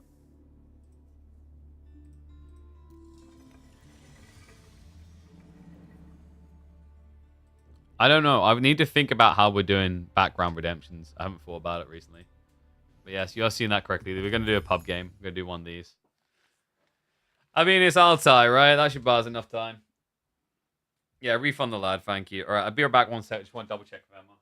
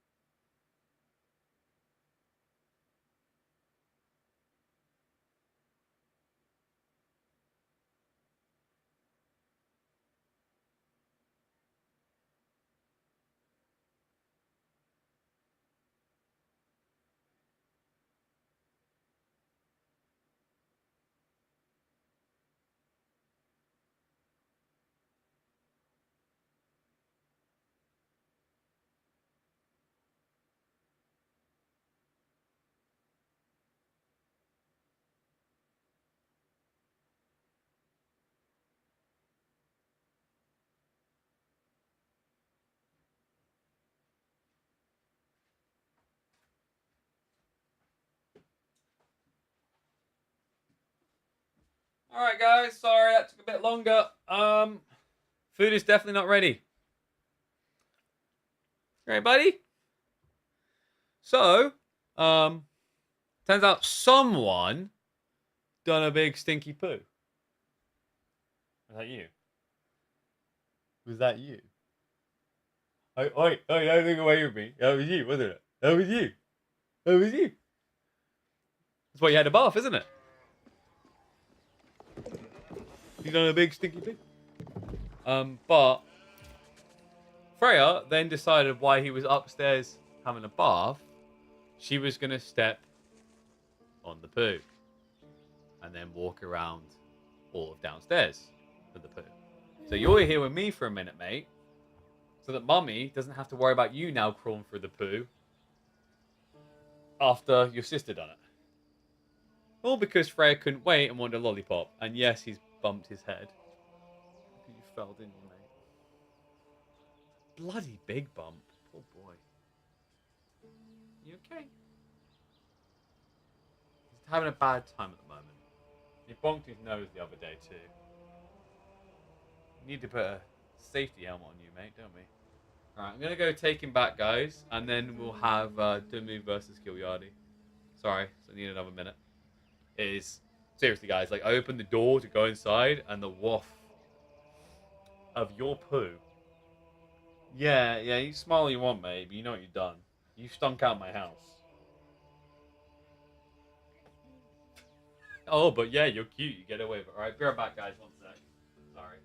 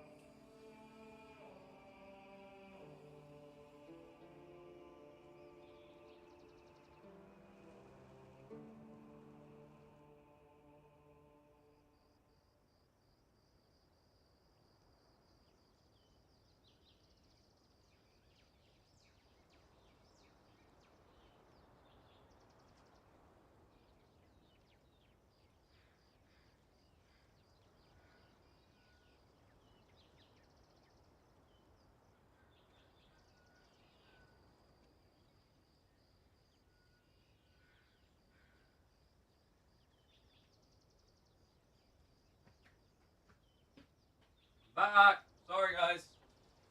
Alright. There we go. Children destroy furniture with their heads. It's like a super freaking power, right? Sorry about it, guys. Really had to get that sorted. Alright, we're good to go.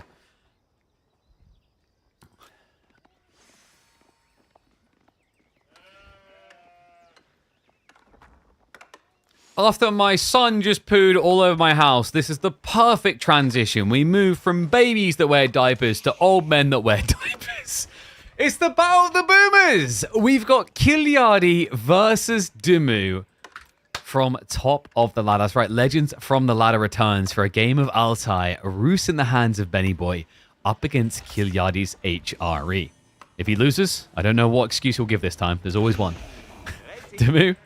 Interesting one, though. Roos HRE. This is... I think HRE used to just always be the go-to, right? But have remained quite flexible. I've noticed recently, though, with Altai being in tournaments, Roos is coming out a lot, surprisingly enough. Especially considering that you would think horse archers, but a very hard map to play horse archers. So we'll get a little bit of insight into how they want to play this. This is an interesting spawn, however. Look at the tree lines. What? Are you kidding me? I mean, raiding's going to be hard on either side, right? Like, both of them got 4 tree lines, so very wallable. But maybe the jackpot for Dumu. Love the place in the hunting cabin with the deer here as well. So you can just push them in a little bit friendly, like, until they're in range for good gathering. And Despair Yardi is most definitely the correct name in this situation. Oh, that is painful. That is brutal. So wrap around, but like there's nothing to attack. All right, guys, this might be a quick game. This might be a really quick game. Oh, no. He built 3 spears. I mean, I guess it's not the end of the world, but it's a pretty hefty investment to get nothing out of.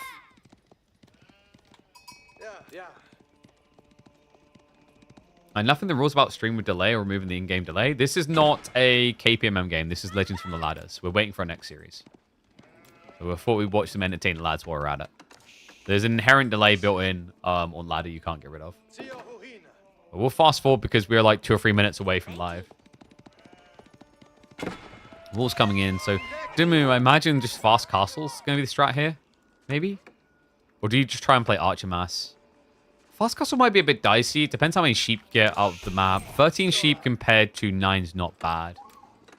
Golden Gate is going to be on the way. Meanwhile, for Kilardi, is it going to be Minework or Arcan? I'm expecting Arcan here, especially with this type of spawn, actually. Like, you drop it here to buff the deer, plus gold and wood.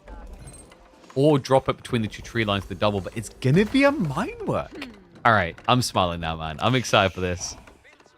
Yeah, Minework, there's only a few players I can rely on to consistently go Minework. It's such a fun landmark, though. The potential with it, the All Pikes plays, the Barded Armor, a lot of versatility comes in terms of aggression that otherwise is never there. So, Dimu. Is he going to invest? Looking at the wood, I'd expect it. It could just be a wooden fortress, though, to kind of secure here. Like, wooden fortress drop here is pretty nice. Gives you all the wood in the world with no harassment onto you. And then you can just hollow out the tree line to never be exposed. But Kilardi, he's almost halfway through the wall. Almost. This is going to take a while. Yeah, and the problem is that this is true despair as well. We've all been there against Roof, like, wow, all this time, and I've almost done it. He's trying to get the stab on the worker. Does at least force the archer commitment. But that's not the end of the world for Doom. If the idea was always to go cast lage, building an archer range isn't bad. That's the weird thing about Roos, is like, because they want horse archers anyway, having to steer into a range early to build 1 archer is not a big negative. If any other civ is like, well, that's minus 200 and 230 resources. Pretty sucky. But for Roos, it's just minus 80. Because they'll want the archery range down the line for horse archer play. Kilardi is looking to rush age up himself. Gathering rate here looking pretty good. But he only built 1 prelate despite the fact he's at 26 workers. High trade house coming in. Get your numbers in for this bad boy. Hey, Ben's got to be loving life for that one. The double tree line fully exploited to the maximum. The hunter cabin as well as the trade house placement. I don't think you could have further optimized this in any way. Regnant's on the other side as expected. Looking at the relic spawn. Pretty balanced one. Nothing too hectic or crazy. An interesting map, by the way. Did you guys know that this is the only map that has 7 relics on it? Yep, you've got the corner ones. Forgotten Ruins that you can actually excavate with. So later on in the game, there is another booster, even if you don't do that well with the Regnants initially. Spears prelates in position. Horse archers are starting to come. And we should be catching up to live momentarily.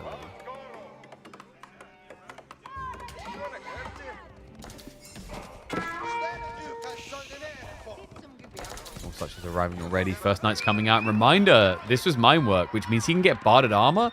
It actually makes your knights insanely tanky. There you go, queues it up. That's a free well, not free, but very, very cheap melee 2, range 2. So that's 4 armor upgrades for the price of 1, essentially. 250 resources to get that. That's what just makes it feel so, so good. Also means that if your opponent now goes Roost Knights and gets Boys Fortitude, you can still contest and win with your own Knights. Warrior Monk. Oh, that's a bad start. So first one comes out, he's almost dead. He can take the safe relic, but anything else is going to be a bit dicey here. And remember, if Kilardi's up in your face, it means he's getting relics home elsewhere. He's already banked 1. Should be on his way for the 2nd and the 3rd. Yeah, really good timings overall. Gets an outpost up over here, so he can basically just pull back this relic and then come in, drop it here, drop this relic back at the Regnants. So there's a nice step flow that's going to allow Kilardi likely to get 4 relics here. High Trade House is 156 though, so that is at least keeping Dimmu competitive. That's 1 Regnant's relic in itself there. Direct fight-wise, probably is feeling pretty good against a horse arch count. Got to be a bit careful with these knights, like we said, with the extra armor, they don't get dented. The best way to think about the barded armor with Minework is the same way you think about English men-at-arms armor-clad. Because that's what it is. It's armor-clad for cavalry. Isn't that wild to say out loud? Like, it already looks so good when you watch it on Mass Men-at-Arms. Just imagine it for these bad boys. Oh, great grab. Dimmu. He scouts out the prelate. He was looking for it the whole time, the warrior monk.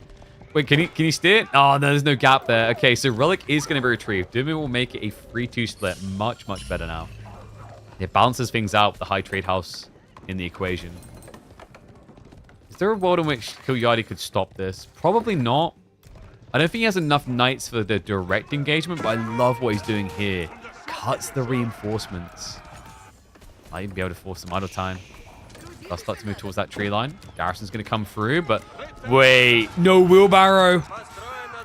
Oh man, movement speed here. Great jump in. 3 kills for Kilardi, and Dimmu might end up losing more than that. He hasn't pulled the workers in just yet. Another one's going to get clubbed down, so that's 4 worker kills so far, and not a single knight going down. Tax pause. We need to talk. Things have gone wrong. Oh, this is brutal. Okay, so 3 worker lead overall. You could still end up losing more, and in fact, he is. Dimmu's not reacting quick enough here. Villagers getting targeted down. The Seek Shelter's not going to help them either. That's full. Yeah, so if you just chase them, that's like, what, 2-3 extra kills, but I don't know what's happening. Kilardi just kind of going for the horse archers instead. Will finally turn on to the workers. Probably could have got 7 or 8 in total, but 6 is still decent. And after all, it's pulled Dimmu all the way home. My only concern is what is Kilardi doing this time? It looks like it's going to be walls. That's good enough to stop horse archers. But he is a bit exposed on the flank still. Why are we getting pauses lately? Because when people have problems, they can pause now. Right? Whereas, like, before, you could not. It's that simple.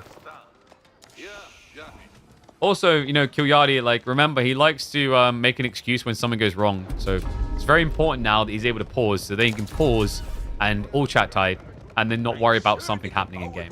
Very, very important. We don't like to rush our old lad. Wall's discovered. And Dimmu has nothing to burn through with it. Let's be running back. I think you probably don't want to leave this relic out here. It feels quite dangerous, actually.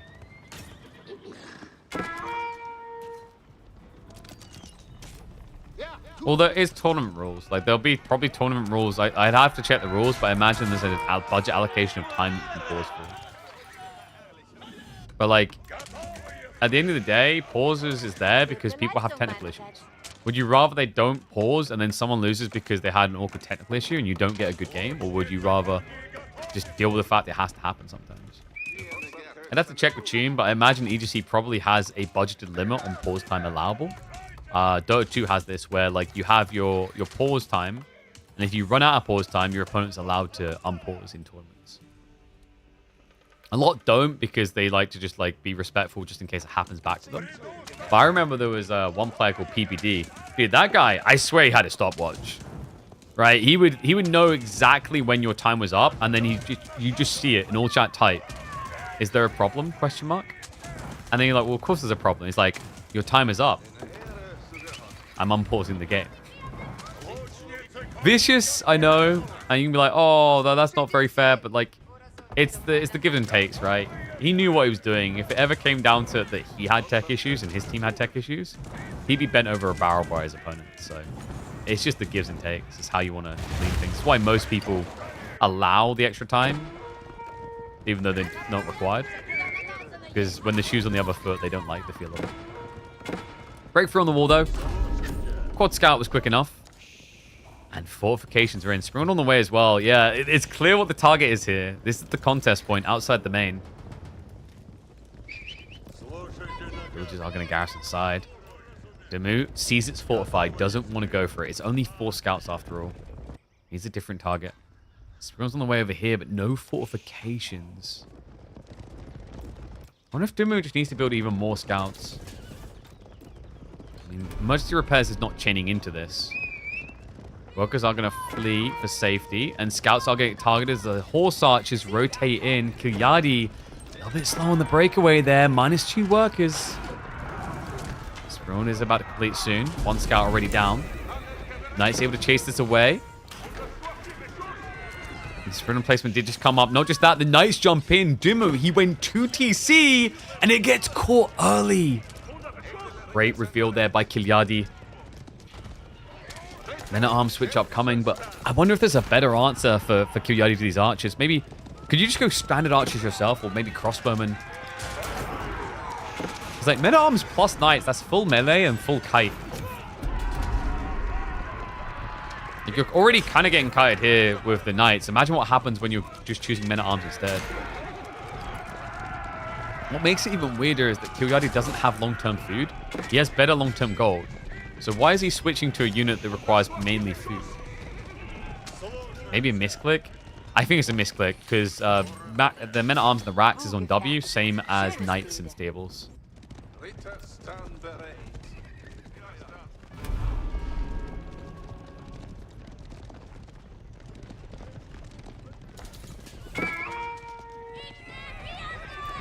Horse archers are going to get cut off.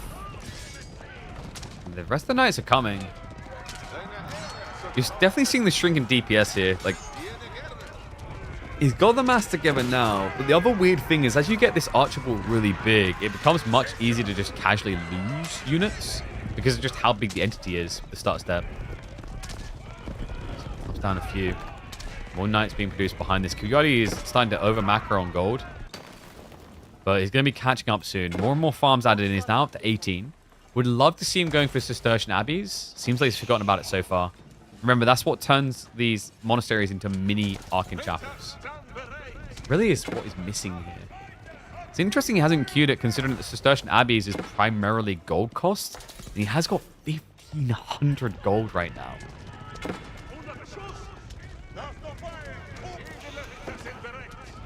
Full retreat from the Knights.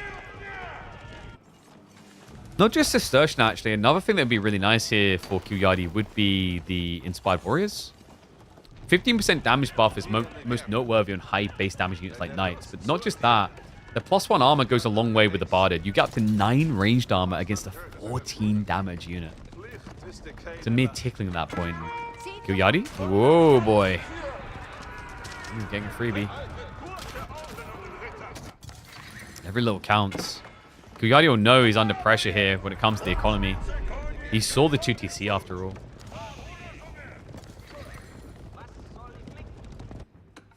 The starvation. I love this. Dimu starting to cut options away from the Finn. Doesn't want him sneaking down those flanks.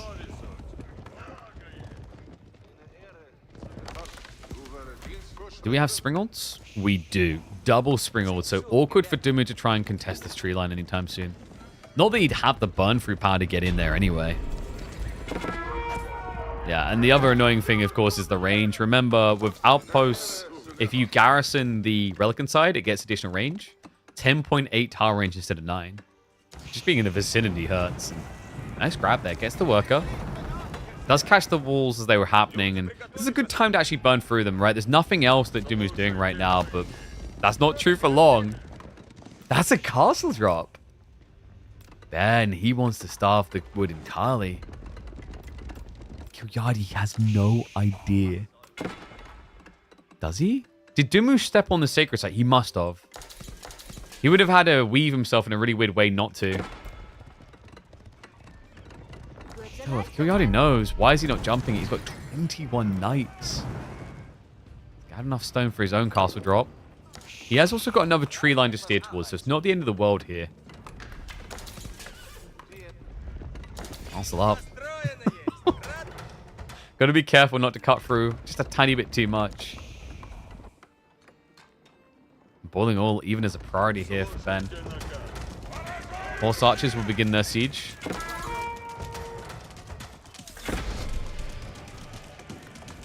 Kilardi still doesn't know yet. Triple sacred site locked in. This one's definitely not very secure though. Stone walls did come up. I think that's fully walled. So yeah, he can just move across now with the prelate, get the decap, and also just get the extra gold himself. What do you guys think? Ones if you think Kilardi's going to win, twos if you think Dumu is. Who's taking this? That's hard to call right now. And there's some advantages about Dumu's position, but I mean, Kilardi, he's got a lot of tankiness here, right? He can fortify up the wazoo with 1600 stone. Arguably, he's gathering way too much stone, actually. Wow, the lack of faith in Kilardi, guys. Come on. I mean, look at the amount of output. Still not enough, though. The workers getting sniped. Knights need to jump into action. Sprone placements are happening, and they are helping a lot. Yeah, you feel the sting of that. What was it? 7, 8, 9 horse archers going down, but now the castle reveal, and he has got the oil and boil on the way. Here we go. Gonna come in for the burn. First burst. Didn't clip that well, actually. Knights keep chasing. Kilardi, no inspired warriors tech. Kite is real here, man. Gets the recharge through. Dumu able to sneak through the choke point, and he's prepping for Imperial. Getting behind the wall is going to make this tricky, and Kilardi knows it. So he creates the space, but now he has to retreat through the castle. His opponent's about to go Imperial. He's starting to look a bit toast. Ah, thank you, Crackety. We might have some time to burn, depending on how quick this Altai game is between these two guys that find themselves in late game a lot. I mean, you know, all I had to hear is it's House of Lancaster. It was one of two things, done in 15 minutes or done in 15 hours. Does end up reinvesting, so not just a rush to the age anymore, but reminder, he's 2 TC, he's scaling. He does need to solve for the farm problem. Right, food's going to be running out soon. He's on the berries already. Has got the boar in the north as an option.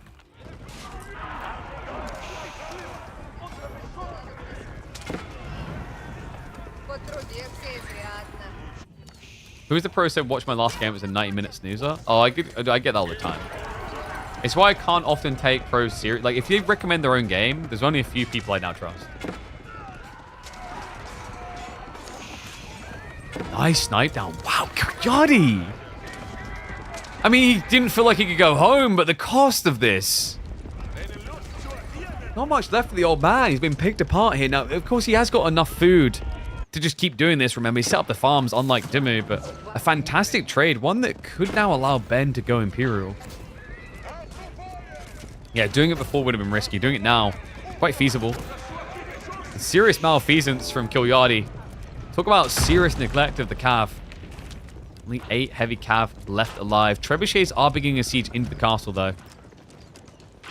And wait, is he going to try this again? All right, if we're doing this, we're running past it fast, surely. The Springles, man. But the siege shelter! Great little snipe in there. Dumu will lose a few horse archers. Wait, he's committing? I don't think mathematically this is worth. Definitely not. He's losing like 3 horse archers for every night at best, I feel. Like, oh my god, yeah, no, that is not worth. I mean, his food income is looking good for the moment, but reminder, we still are waiting for that transition from Ben. He's only got 9 farms. It's ridiculous. Problem is, this is the annoyance when people play green. He blends into the tree lines too well. Couldn't see how many bodies there were there.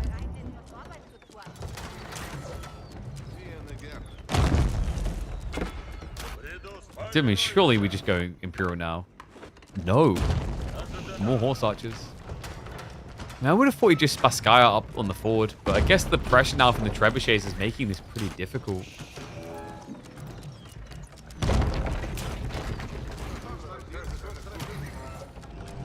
Kilardi, additional trebuchets on the way to get that break a bit faster.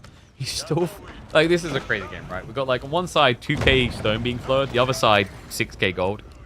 That's a pretty standard Dimmu move, though. He's a big believer in stockpiling all this gold and then just using it to get all the techs at once. Yeah, so, like, if he does go Imperial Age with 3,000 plus surplus gold, he'll immediately be able to queue up Elite Horse Archer upgrade, the amount of training. Could even then, at that point, drop a university and just go straight into things like incendiary areas. So it's not a bad choice necessarily. There's debates on whether it's optimal versus just using the resources as they come. Ben historically has done a good job of putting those resources quickly into use.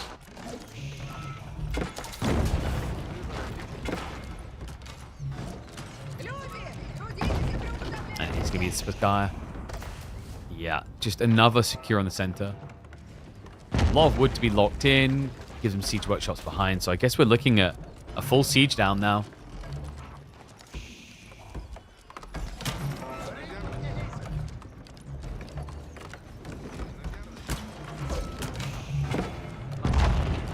Trebs are almost done with the first. Good news about this for Dimmu as well is like the Spaskaya cannot easily be killed compared to a castle, right? Castles require stone to repair, very expensive, but wood, you got that for days, and that's exactly all you need for Spaskaya. Not to mention the fact it's a 10,000 HP landmark, kind of nuts.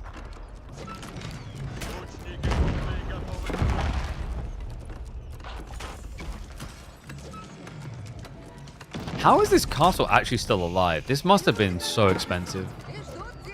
9 on stone just to get what he needs, and then another 13 to repair it up. It is at least buying the time, though, for these techs we talked about. And even though he went for these, look at the gold. He still has 3,000.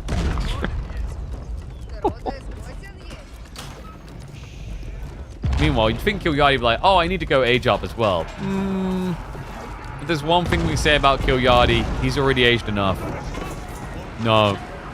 He's looking to use what is left of his youth for aggression. Jumps on in with the knights, but with the cannon placements, the order upgrades to Spaskaya. This is going to be difficult. Horse Archer upgrade is going to be kicking in just 15 seconds, and he is not dishing out enough pain compared to the punch to the knees he's taking here. And once again, his worst enemy, walls. That's how you know at heart he must be a Mongol main. Walls, his worst enemy. Can't finish it off. Bombard's now in. I just don't see a way, man. Kilardi's going to get idled off of his tree lines. He doesn't have the food and gold necessary to age up right now. And he's taking so long on that night bomb. The losses are so high that if you try to just go for an age up now, these horse archers are going to be killer. Right? Gallop's coming off cooldown. That'll give you the ability to run past and into the farms. If Dimmu does do that, at that point, everything is dead. Because remember, the strategy for Kilardi is all front-facing. There's no outpost on the back. So as soon as you creep there, it's curtains. And that's always the eternal worry.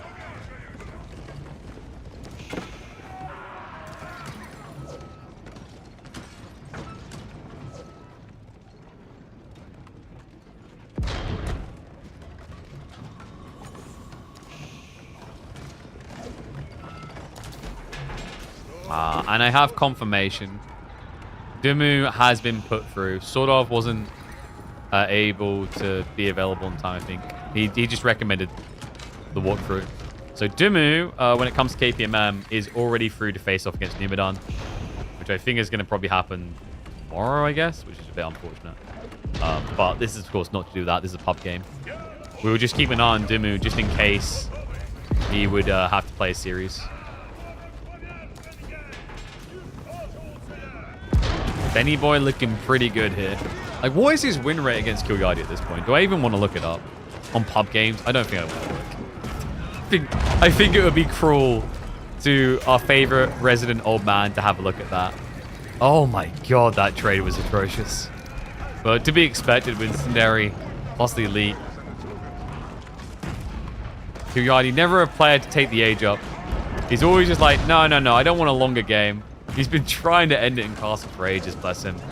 But I think his watch is at an end. Yeah, Bombard's now just deal with the mangoes. He's not clearing the horse archers quick enough. Where did this go wrong? I think for Kilardi, the problem was that overextension from the knights. Didn't forced to pressure down the center, and then just this hard commit. I think for Kilardi, needed some sort of access point in the flanks. Maybe just a ram snuck round to deal with the wolves. We never got that. Instead, Dumu done a great job of anchoring the center and just then forcing that constantly until he broke the old man's back.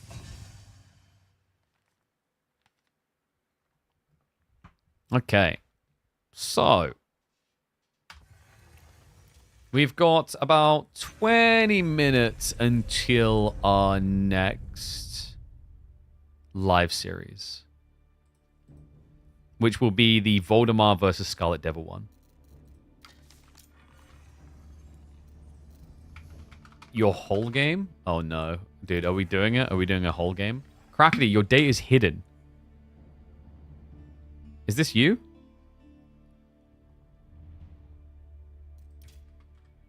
Or is your account name different? That's not you. Okay. Oh, right. Yeah, you're the other one. Yeah. I'm just so used to imposter. Look at that, dude. You got copy-paste fans. All right. So, the Altai game. Are we looking at an Altai game? No, that's... you said the whole one, right? Rocky River?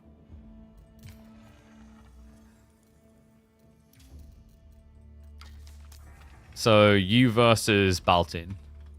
Is that right?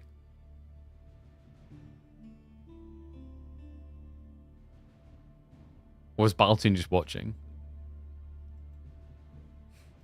Is Baltin... No, not Baltin. I just had to check. I was like, is BMBVN? And then like, oh, there's an Egyptian. Like, Baltin's pretend to be Egyptian now? That's new.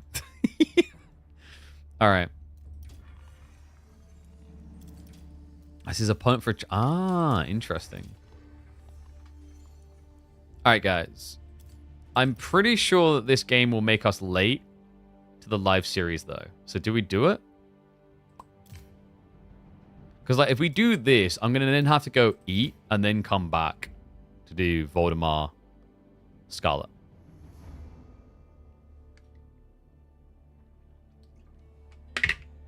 Everyone can be everyone. Dude, that's the way it works. Like, we don't cast pub games much anymore. It's like trying to keep track of who's who is a nightmare. Whereas we used to be really, really, really good at it. But because we don't cast that many pub games anymore, it is just so all over the place. Like, who's this? Do I play AoE4 or just cast it? I spend all my time casting it. We create the content through casting it. I think we do a pretty good job of it. Alright. Oh, you just want to see his game. Okay. It's the way you came like, yeah, watch it. It's like, oh, you two had a fun game. Alright. Oh, God. We have a recommendation coming in. Apparently something glorious is about to go down on Rocky River. Welcome back, folks, to Legends from the Ladder. Crackety here as the Shushi up against an Egyptian player called BMBVN, who's actually secretly a Chinese player who's ranked 100th in the world right now. But can he slay the beast that is Crackety? 52nd in the world right now with Vodafone Internet, which essentially makes him better than Beastie and Dumu combined, if you think about it. That's what we're going to find out. We use a little bit of 2 and 4x speed here, just because we've got a live series coming up a little bit later. And besides which, it's a start that isn't going to involve any aggro. Yeah, quite rare, actually. I feel like we always see House of Lancaster opening spears, but Shushi just one of those civs they're not looking to dance with. It makes sense. Like, Shushi can technically just age up with only taxation. In fact, that's exactly what Crackety's doing. He was assuming a Dark Age Rush was going to come. And Crackety, no. Are we doing this? The classic. Rocky River Medi Gardens. That's going to be 72 food, 25 stone, about what, 11, 12 wood. Pretty nice. Actually, I think that was the nicest one he could have got as well. Yeah, there wasn't really anything better. That's a very weird berry spawn, by the way. Sometimes you can get an even bigger jackpot. I've seen games still, even with the new Medi Gardens, where you can get 3 berries in range and an outcropping. This is decent. A little bit worrisome against Lancaster. Like, technically, he could just try to target burn that down, but it would take a long time. And I guess the thought here for Crackety is if he burns down my landmark over here, it buys me time to do things like 2 T's. What? Why? Why? You know how I feel about TC Boon games. Why have you done this? I swear, like, there's a part of Crackety's mind that never left that Mongols top 20 challenge where he just built only TCs. I think deep down, a part of Crackety never left that strategy. All right, so we're going to slow down to 2x speed here. It looks like we have got a fast castle off of the 2 TC. Has he solved the Lords? I mean, because this is a full Lord's hobby strat. But it doesn't look like BMBVN's ready to dive yet. Double outpost defense also coming through. And remember, Crackety, he's getting stone over here, which gives him the emplacements. Triple outpost. Yeah, but Crackety, you're about to be out of food, mate. Yeah, you're down to 3 sheep. Oh, this is going to be tight. This is going to be very, very tight.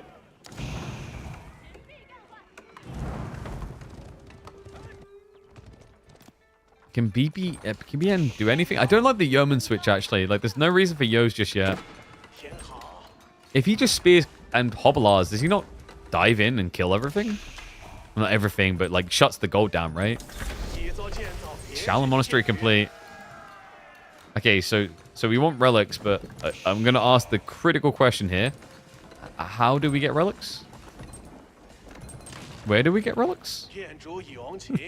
Why am I watching a 2TC Fast Castle Proxy Meditation kind of game? There's so many questions.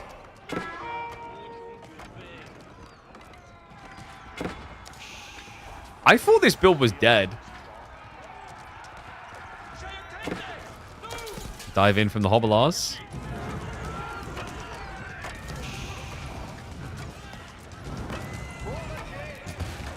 He's going to be able to clear out some of the outposts. But remember, Crackety has got additional workers to be able to afford to give over. And wait a second.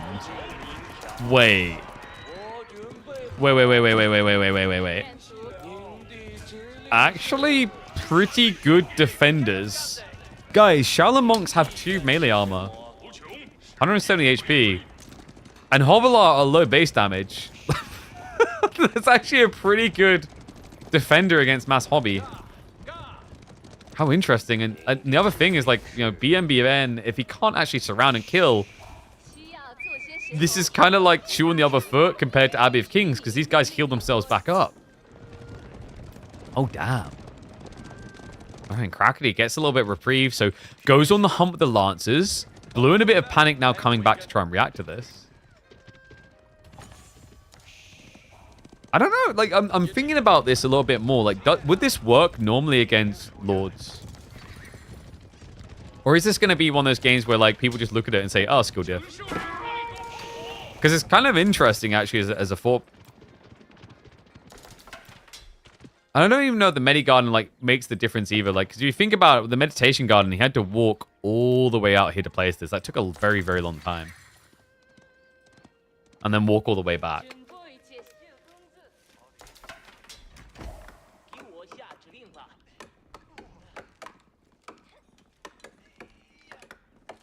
Relic should be getting picked up now by Crackety. Wait, he gets all the way over here? Alright, I think part of this is like Blue just slipping a bit. He went full defensive before he even needed to with the Hobbler.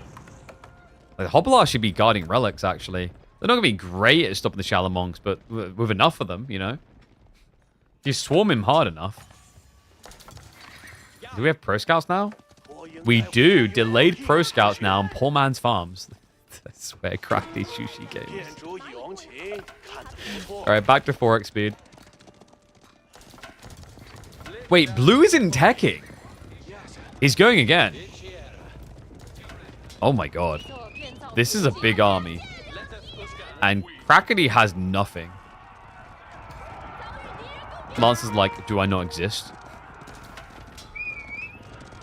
No, you don't really. The Pro Scouts is going to get blocked out. Hobblar's going to get taken down. I mean, he can shut the gold, no? I think as long as you don't just dive the TC unnecessarily, this is pretty good.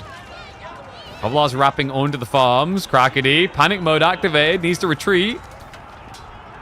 Now he's going in for the TCs. So yeah, idles out the food first, now gets the dive, meaning no more Lancers can come out. But Crackety has snuck out for food, but he needs to be gathering right now. Screw the outpost, you need it now. Well, low defensively coming through to buy some time. Scares him away. He's going to need a better shot than that, though. He's got 2 garrisons on the side. Needs another one of the monks over there. Rush of outposts coming up as Crackety tries to hold his own in the choke point with a few lances that he's got. More outposts being rushed up behind this. The Hobblards need to get out of the way, though. The Spearmen are the thing that can beat the Lancers faster. And he will do that. He brings them down. Starts to dive in. Download more outpost.com as Crackety thought he was playing an RTS. We're full tower defense now. That is the 8th, 9th, 10th outpost coming in. Oh my god. But for what? You're not going to have any villagers left at this rate. BN, BVN, 23. Make it 24 worker kills now. What the hell is this game? Okay, so let me just check the build on this. So, yeah. Double town center. Fast castle. 15 outposts? Should we just assume? I think we just assume. What on earth? And this is the cool thing, like I say, the cool dirty thing about Hobblar massing. You burn through everything so fast.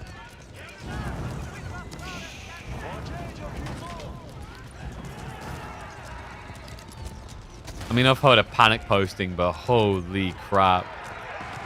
Crackety. Rubble and ruin, my friend. Blue, still with 44 military. Goes after the fortified out. He's just like any outpost left. All the outposts must die.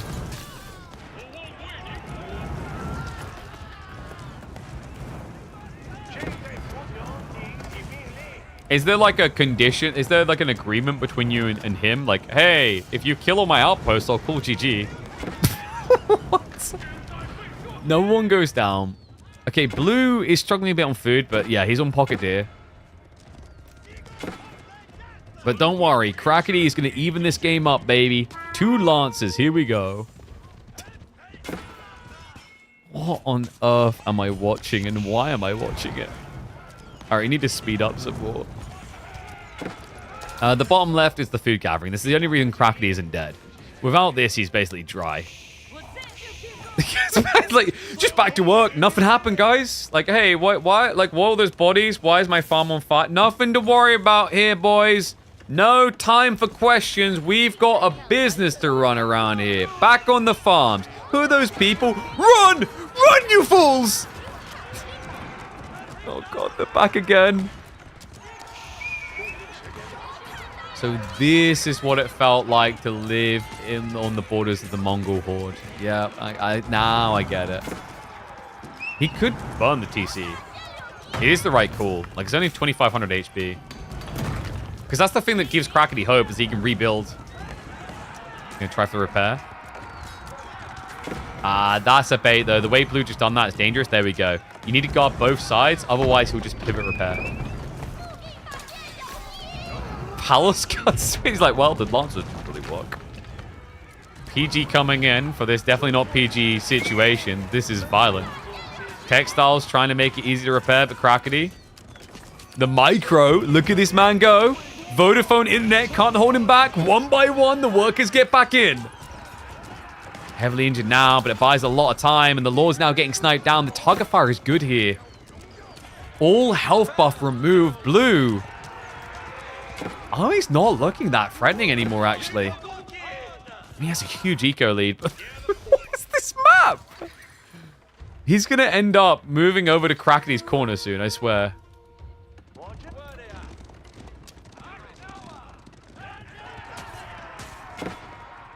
Unagreed. The amount of things that Crackerty has killed in this game. Oh, more outposts, of course. Yep, carry on, soldiers. How many outposts have you built in this 18-minute game? I want to say 20. 1, 2, 3, 4, 5, 6, 7, 8, 9, 10. There's like been 12, 13. Like, there's a few that have gone down and been built over again. You must be at like roughly 15 outposts built. Similarly, just as many destroyed. Is this how this guy always plays? Or is this just Lancaster experiences? I feel like this is just Lancaster things, man. Like, give him any other civ, he wouldn't keep doing this, right?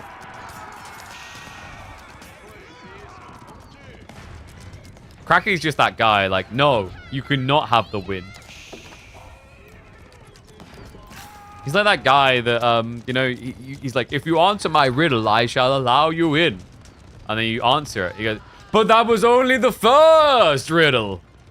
I still have 1,500 more riddles for you. Just replace riddles with outposts in this situation. Marketplace now coming in, of course, because, you know, we're kind of running out of options of variety here. Kind of one thing at a time. Okay, and Ram being built now by BN. Yeah, that does seem like a good idea against fortified towers, right? It only took 20 minutes of diving the base. By the way, Rams do get buffed by the Lord, so you can give them an extra 80 HP if he just went straight Rams. Look at that, 18 already there.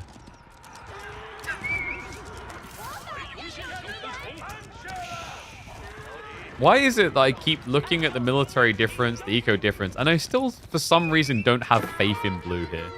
Is that bad of me? Oh my god, just burn this down. Actually, no, you don't need to. Yes, he's disturbing the peace. The workers actually do that as well, so there's no gains from the Medi-Garden. Suck on that, Shushi players. Wait, he's leaving for some reason. Oh no, the Lancers? No, it's just workers. Ram's moving in. Double Ram now.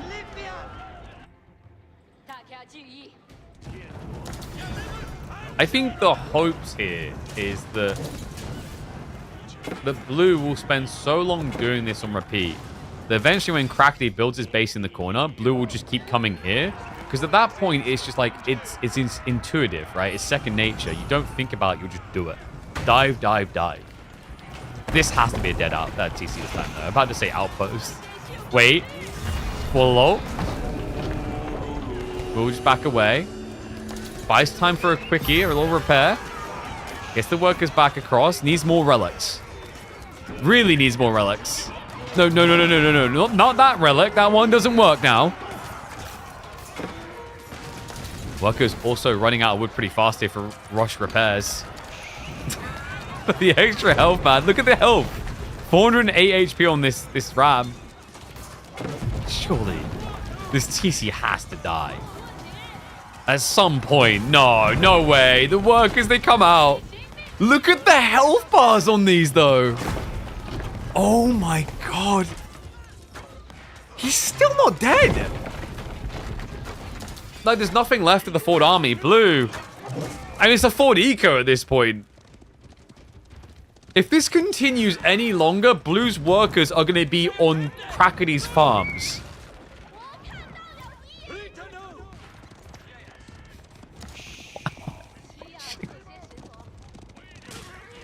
Just go.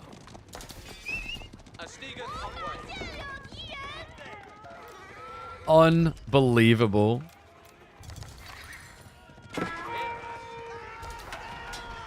Okay, so Crackerty clutching at his pulse here. It's been found out on the berries, though. But don't worry, guys. That's what the outposts are for. I think this one might be forfeit. But the good news, guys, is Crackerty has more workers where that came from. We'll speed this up a bit. I can tell this is not anywhere near over. and Blue's like, hey, outposts are pretty good. Yeah, we should build them too. Yeah, let's build more of those. Oh my god, the Lancer is going to get a few worker kills, but will be brought down. Reminder, this is still only level 1 Mana Lords. We haven't gone up yet. And Cracky's like, we done it. Pro Scouts paid off. Woohoo! Bring them home. Hasn't this pretty much now just been Crackety relying on 9 farms and the occasional deer? Oh no, he's back again. No, please. At this point, ask for his PayPal details. Pay him. Just pay him. Seriously. Like DDoS him, find where he lives, and send a pizza to his apartment. Anything to get him away from his keyboard. Stop him doing this.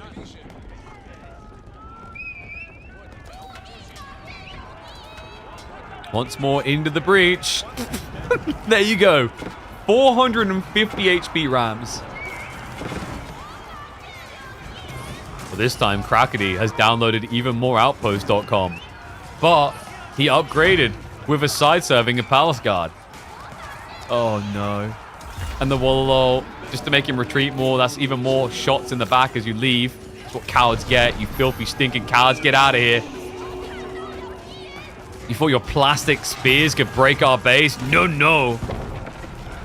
Buys time as well. Able to go in for the snipes of the Rams.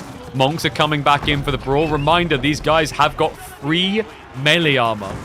They are tanky. They'll just have to migrate off the farms. Crackety is now up to 40 plus idle eco. But they aren't economy anymore, guys. These are military units now. Look at all this. Some people pay 80 resources for an archer. Crackety pays 50.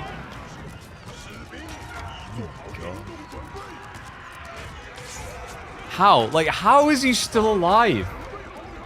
What is wrong with you? I don't know who to blame and who's worse. Lancaster or Shushi in this one. I'm pointing the fingers at all of you.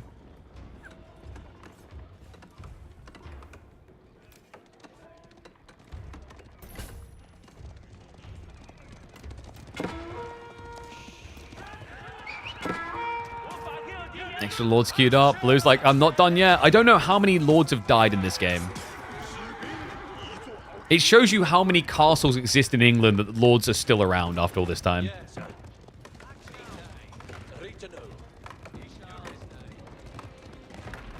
Unbelievable. And... Wait, Wait, no! Did that outpost shoot the mill?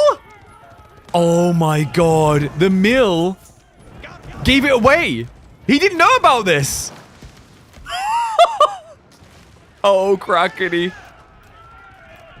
Sweet Prince. Your fun in the corner has come to an end. He glimpsed the farms. It's going to be a dive across now, so that's going to be idle there. If only Crackety had a way of replacing these lost villages, though. If only there was a way that he could get more, even though he's about to lose several. And if only there was another corner we could eventually hide in. What? Oh my god. This game is just non-stop. It's the Clown Fiesta that just keeps on honking. 43 on a white tower drop in Crackety's base. Unbelievable. He didn't kill the farms either. Now Crackety's going to his AK. How is this game not over? Blue, we called it. We said this would eventually end with his economy being in Crackety's base. Every few minutes, his workers get closer. And now they've arrived. They're like, wow, we heard you guys have a lot of safety here. Ignore the 60 dead workers. We'd like to think of the ones that survived inside all the buildings. We want to be like those guys.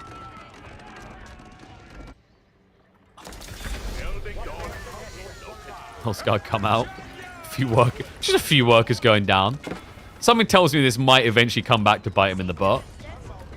But you know what? That is future BNBVN's problem. Not for now. Crackety doesn't think the farms are safe. He hasn't gone back. A little bit of 2x speed here. And it's going to be siege. Okay, so he's just going to try to treb to end the game. Because, you know, surely this game... No, no! Beat him to it. My trebs are better than your trebs. Because yours don't exist yet, mate. White Tower ain't looking so good here. Oh, my God. He hasn't got the first siege out yet. This is going down. Right? Okay, he pulls more workers now, but it is going on fire occasionally. Makes it more difficult to repair. Dive's going to be coming in. Surely now. He needs that siege gone. Wait, the blacksmith's not even being used, but okay. Wait, is he going for the end kill? I don't think this works. No, because he wasn't. No! Where did this come from? Oh my God, mass springles against mass spears! The supervision to get these bad boys out. He's been pump and dumping harder than a crypto scammer. Oh my God. Blue, at this point, his brain must be like, not like this, not like this. Any other way of losing the game, but not like this. Any way you lose this game is a not like this.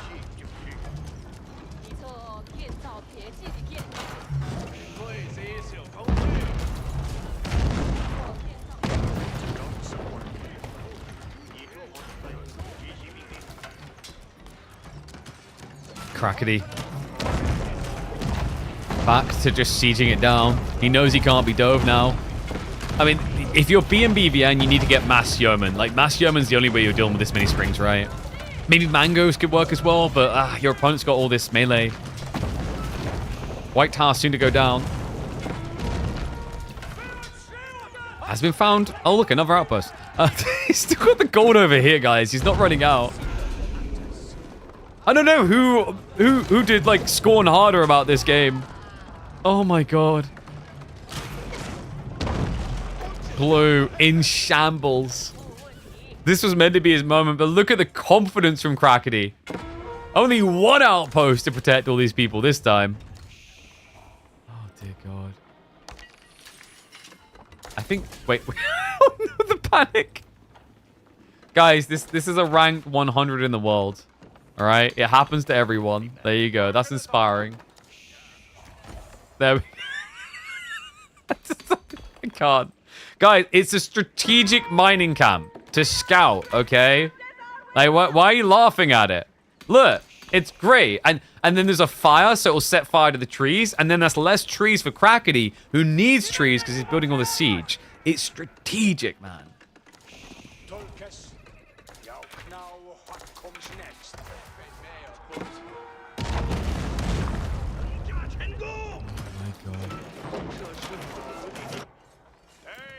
Lancaster, how many farms? 12 farms? Ay. Alright, I have a feeling we're maybe about to see a Crackety dub here. Somehow, some way, I don't understand. Like, how is this game? How? Why? So many questions.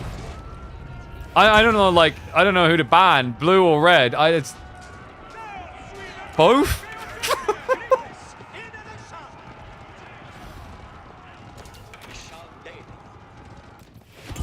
The size of this army. And, like, blue has got the right answer now. He's gone into Yeoman. But the problem is there's now Nesta Bees as well. Not just that. I think you just go imp here as Crackety. You're pop capped. There's anything left to do, right? Then you just rush into the upgrades. Maybe get the additional barrels? And he'll get the extra range on the Nesta Bees. That's the biggest problem you're going to have here if you're BNBVN.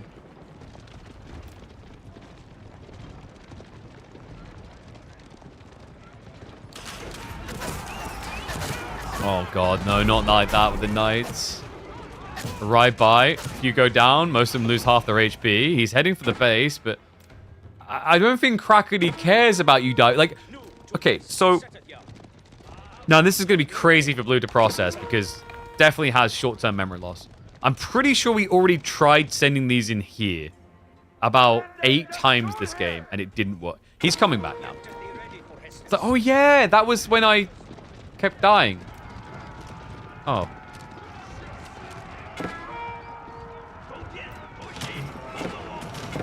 And Crackety has scouted the last relic. He just hates it. This relic called him a funny name when he came to pick it up. Also, in fairness, if you pick up 5 relics, if you garrison 5 relics, people are going to be like, well, of course he won the game, right? He had 5 relics. So then, like, it's a cop-out. People don't give you your justifiable win, you know? They're like, oh, excuses. So, yeah. Makes sense.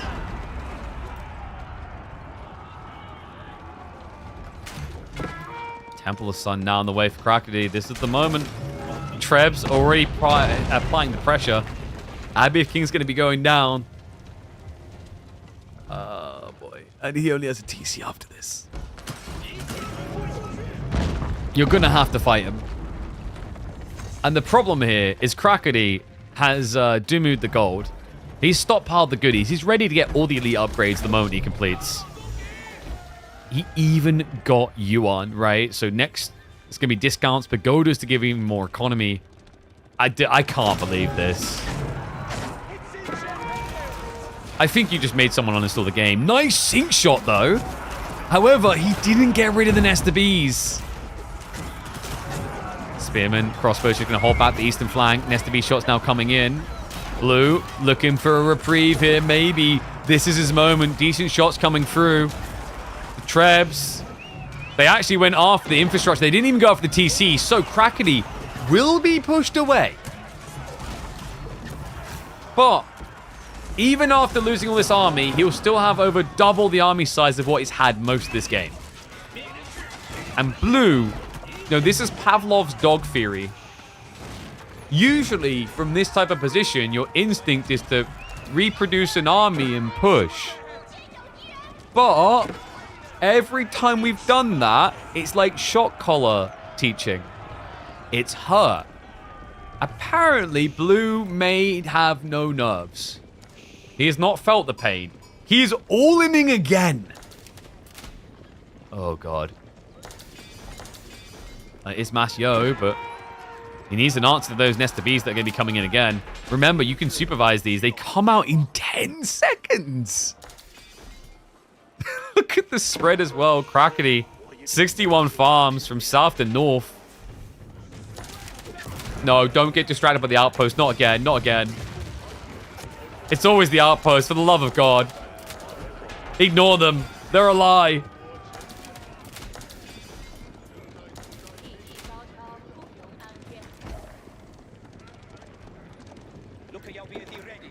And you guys thought that it had to be a low elo Legends series for the games that provide this type of entertainment. Nah, dog. We got you covered. Kong players are just as capable of clownery. More capable. The Parkshire drop now. Oh my God. Blue will find some of the farms, but Crackety should be quick to pull away there. He's remassing fast as well into Palscar crossbows. Interesting crossbow choice. And that is not how... It's not fair they're wearing Nikes, okay? That's all I gotta say. 1.58 movement speed Palace Guard. See? That's how you counter sync shot, guys. Basic maths and speed. Good thing I said maths and not meth. Otherwise, that would have had a completely different meaning. Berkshire now coming through, though. He actually had to back it up to someone more safe. What a ridiculous game of Age of Empires. A thoroughly entertaining and simultaneously ridiculous game of Age of Empires.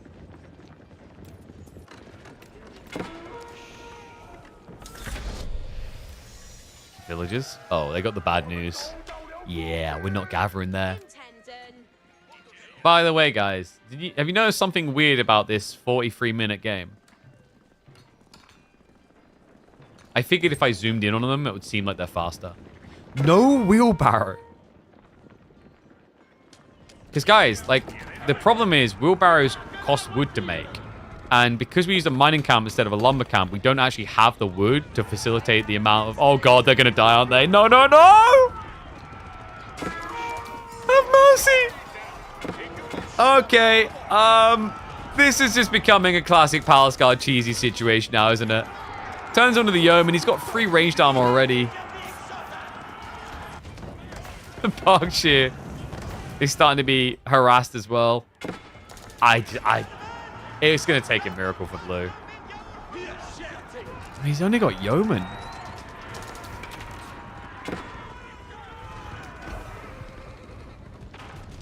And yeah, Ming coming through. Shushi Library.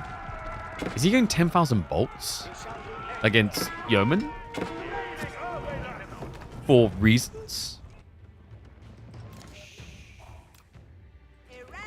Palace Guard into the base. Oh, he's just cruising through for the mana kills. That is bad manners from Krakeny. That's rude. Don't do that. Yeah, and remember, he's now got the extra damage. He's got the extra movement speed. Like,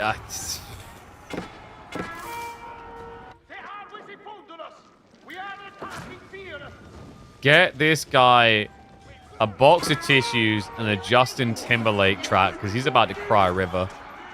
45 minutes of this to end like this.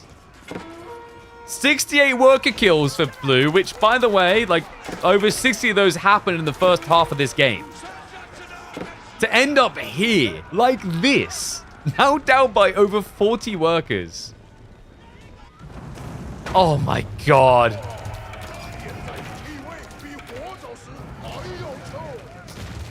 Hole needs to be removed. I'm sorry, we're watching Lancaster lose, very clearly lose, and you're like, they need to be removed. Like, dog, this is when people like Hole needs to be removed. They're the same people like Yeoman OP. 100 Yeoman doesn't save you in this type of game. Unless you go into his farms, which is never happening. Why? Because the farms are everywhere. Like, in a weird way, not going granaries is actually better here. You never shut down the economy. Oh my god.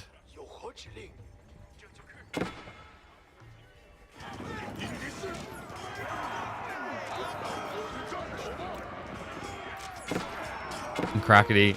Well, you say that Yeoman are missing a lot of upgrades. So is Krakeny. He still doesn't have the EAT. He's got the ranged armor at least. 8 ranged armor.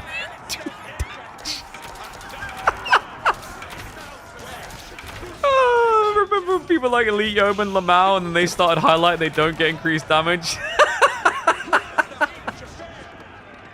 9 range damage?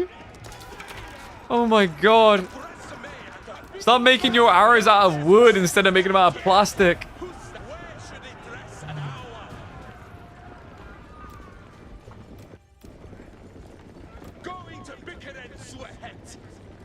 Alright, he's stopped the Palace Guard for about 30 seconds. There's more of them, don't worry. There's so many more. Bombards are coming about as well. Like, no, this is scary. He hasn't repaired the landmark, right? So if the Bombards take out the Berkshire, Krakeny can just A-click move the TC. You don't have enough damage to kill the Palace Guard with your Yeoman. And here he goes. He's had enough of this. 48 minutes to die like this. Army steering into it now. Incendiaries is about to complete. Sink shot. There we go. Got him, boys. Kill him with circles. I think you've been killed by squares here. The squares of outposts. He even obliges him. Doesn't even go straight for the landmark. It's like, okay then, we'll A-click this. STBs are getting kited out. Is there a way? Surely not. There's 80 more Palace Guard queued up. I don't... It's like they die, they're instantly back again. And the problem is, like, you're retreating well, but wait a second. What about these guys? No, he found the farmers. Nesta Bees also now going to be contest. Potato range just heads on in. Okay, hold on. Blue's done it. He beat the Imperial Army. He done it. He destroyed them. They're gone. They're gone. They're gone. They're gone. All the workers are gone. But you're playing Lancaster. You've got 9 mana. You got 4 manners. You got 3 manners. No, it's done. Crackety. This man could have gotten away with this. He could have went about his life. He had a bad day. All right, he had a bad day. It could have never been brought up again.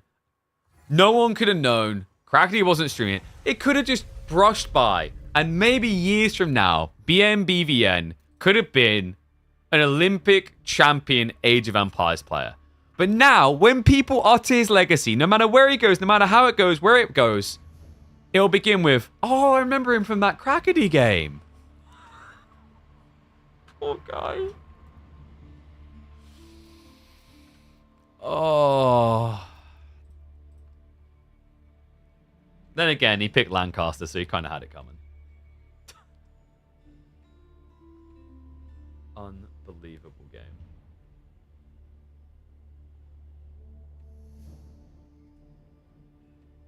Wait, what was this? I think I got the wrong... What? No, that's the wrong game.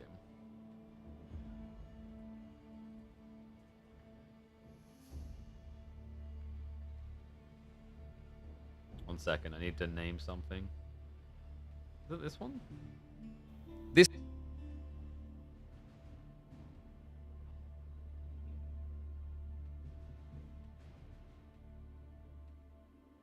Alright, so that, I think... is it all the outposts must be destroyed? Or the most ridiculous...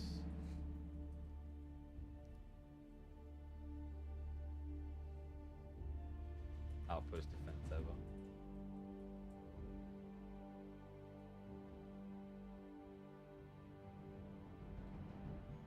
Video has been promising quarterfinals for 3 hours. We had some quarterfinals, and we're gonna have some more. That game is ridiculous. You are a magnificent and simultaneously terrible human being. But we should now have quarterfinals. Oui, oui, très bien. So, let me get the draft ready for Voldemar versus Scarlet Devil. Scarlet Devil, who, by the way, beat Wham to get here. You did just hear that correctly. So, fireworks time, baby.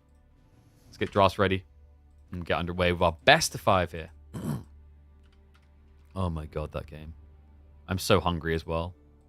Thank you, and also screw you. Absolutely ridiculous. Oh man, I'm really hungry. That was a loud growl. Woo. Okay, opening game is going to be Ottomans versus Japanese. Get predictions ready.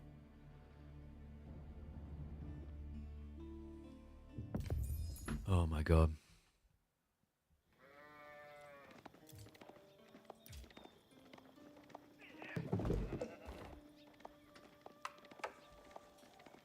Actually, I don't know if, like... I'm wondering if on the title, just calling it something like the game he'll be remembered for.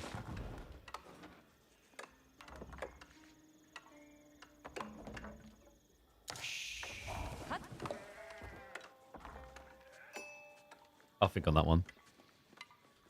Alright, let's switch over. Oh, sorry. There we go. Draft. Now ready to go. Alright. In we go.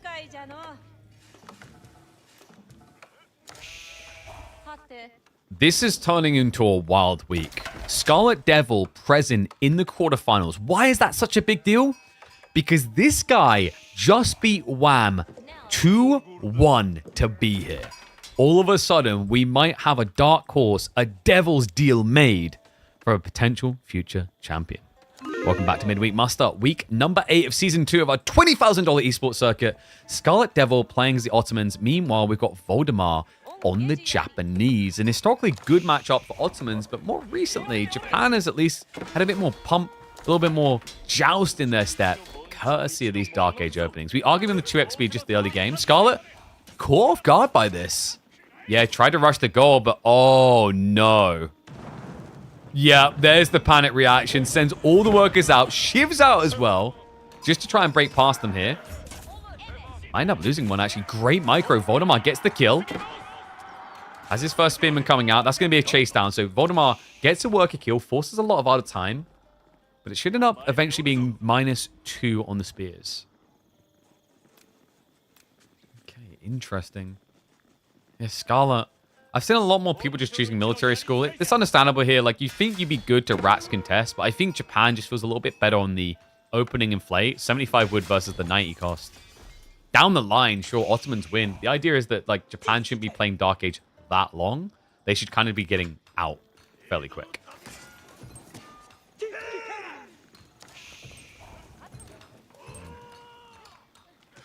Just update title as well, as we are, of course, live with this set. By the way, reminder, winner of this will be going up against either Kilardi, B, or Lash. Yeah. Voldemar making some deeper runs. I mean, Scarlet Devil, if he makes it through to semis, it would be his best result, I believe, in the history of these. Crystal House going to be coming in from Voldy. BO5 territory is a bit more forgiving. I mean, that's the interesting part. Is like, not to take it away from him, he did beat Wham, but it was a BO3. I know that's the thing that will come up from people. BO3s versus BO5s. Very different debate, right? You hear it from top-level players all the time. Anyone can win a BO3. So this is a statement play. If Scarlet Devil clean sweeps through this, I could easily see him making grand finals this week. And I don't say that lightly. Yeah, I mean, Scarlet, he has some threatening civs. Notably Japan for him, which was taken away. In fact, if we just have a look at the draft. So Japan was taken away from him, but he did get House of Lancaster, Byzantines. He didn't get his English, though. Voldemar snatched that away, which is really important. The English were the ones that allowed Voldemar to beat Wham out in the end. So we'll use some more speed up as we catch up to live. Kira going to be coming through. Samurai upgrade. Interesting. It gives you versatility. If you do go castle and see an opening, you'll be ready to go. In the meantime, it's so cheap to get hardened. Like, 2 samurai makes it worthwhile. It's going to be a Yumi follow-up. Interesting. No more spears. Actually, just raw samurai into Sapahi is very surprising. I'm not the biggest fan of this. I actually think that, like, Ottomans have a pretty good answer. I'm wondering what Voldemar's concern is here. Was he expecting mass archers straight away? Because I can't think of any other reason why you choose samurai with Yumi. Because the issue you run into here, guys, is, like, the Ottomans with just Sapahi can block both of this. If you get Sapahi and you just go for the meta with the melee armor, you can actually beat back hardened samurai with ease. Yeah, I mean, 10 damage unit against 2 melee armor default. Not to mention Sapahi hit for 12 base damage anyway. And they have more health than you.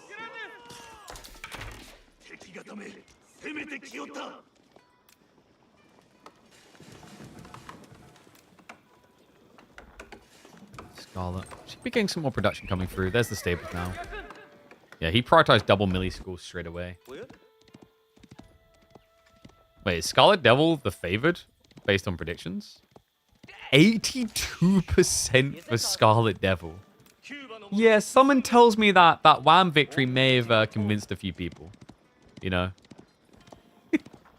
if I had to guess, I think some people may be putting stock into Scarlet after that impressive win.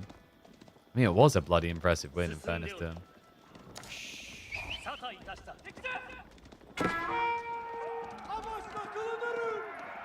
Stables aren't really functioning yet, though. Yeah, first supply haven't arrived. Then again, the timing on this is kind of crazy, right? Like, first one's going to come out, then 15 seconds later, free Sapahi. And then you're going to have the double pump.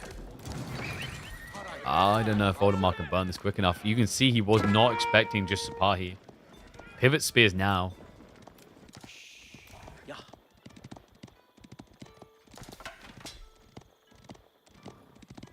Thank God my throat is holding up, by the way. I just realized how long of a day it's going to be. Live on a Tuesday for 5 hours already. And then in about 2 hours, we've got B versus Lash as well. And then... Oh, dude. Like, yeah, we're really delayed this week. I need to talk to Tommy. I think we need to... We've been a bit lean and generous with, like, scheduling. We've got to start beating people with sticks.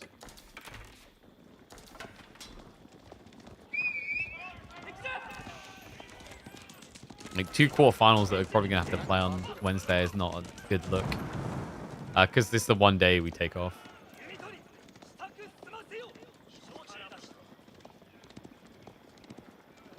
Scarlet, a lot of supply pump now. Is Scarlet? Yeah, he's doing what I think he is. He's just going to mass supply non-stop. As soon as he sees Spearman, it'll be like probably a double archery range switch.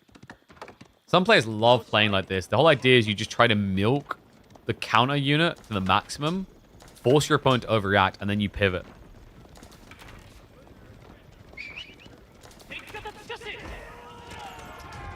With the melee armor. No, attack speed instead. Oh, Yumi. Ah, he misclicked on the Sapahi. I think he had enough for the kill as well if he just targeted it. Worker's in trouble though, Scarlet. Oh, that's rough. Because he optimized his build timing by building the military school here, he got forced to place Madrasa other side, which means his Avars are out of range of safety. Sapahi looked to bludgeon this though. Meta is going to get sniped. No attack speed buffer anymore. No melee armor either. Like, the thing that Voldemar done really well here is not just playing melee, playing ranged and melee. We talked about the value of the meta when you're able to get that aura. But when you split the damage 50-50, the only option left for Ottomans is attack, right? Attack speed is good, sure, but you know, in these type of positions where, let's say your opponent was 15 samurai, which is kind of realistic, then you just want melee armor. It's much better than just having the attack speed.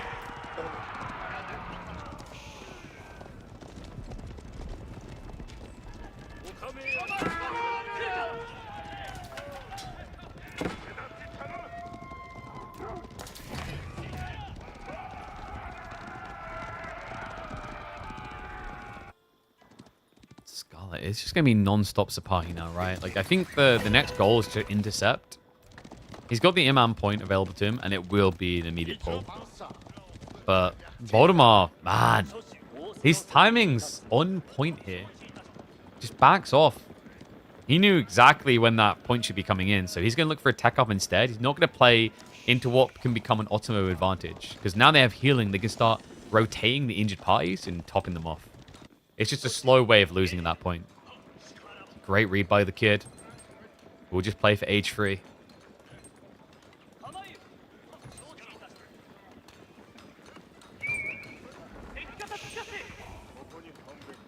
And I'd recommend checking your browsers updated if you're having some playback issues.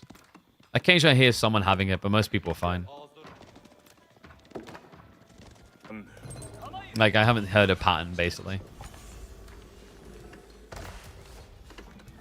Floating gate now on the way. What is Voldemar going to prioritize here? Is it just typical stables?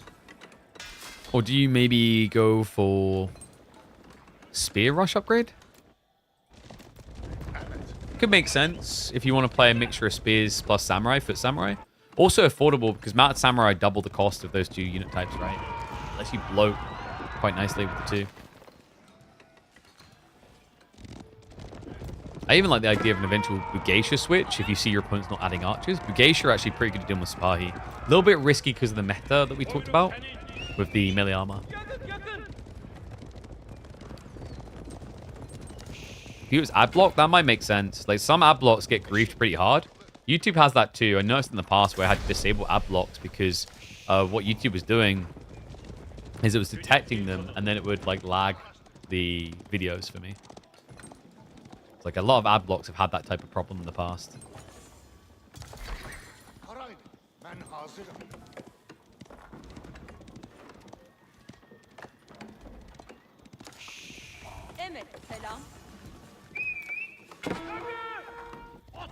Military school to come. Right? I think it will be his next target. Like, what else would you get for 0.3? Has to be military campus. He needs to catch up on age ASAP. Spearman blobbing makes a lot of sense. He's worried about knights.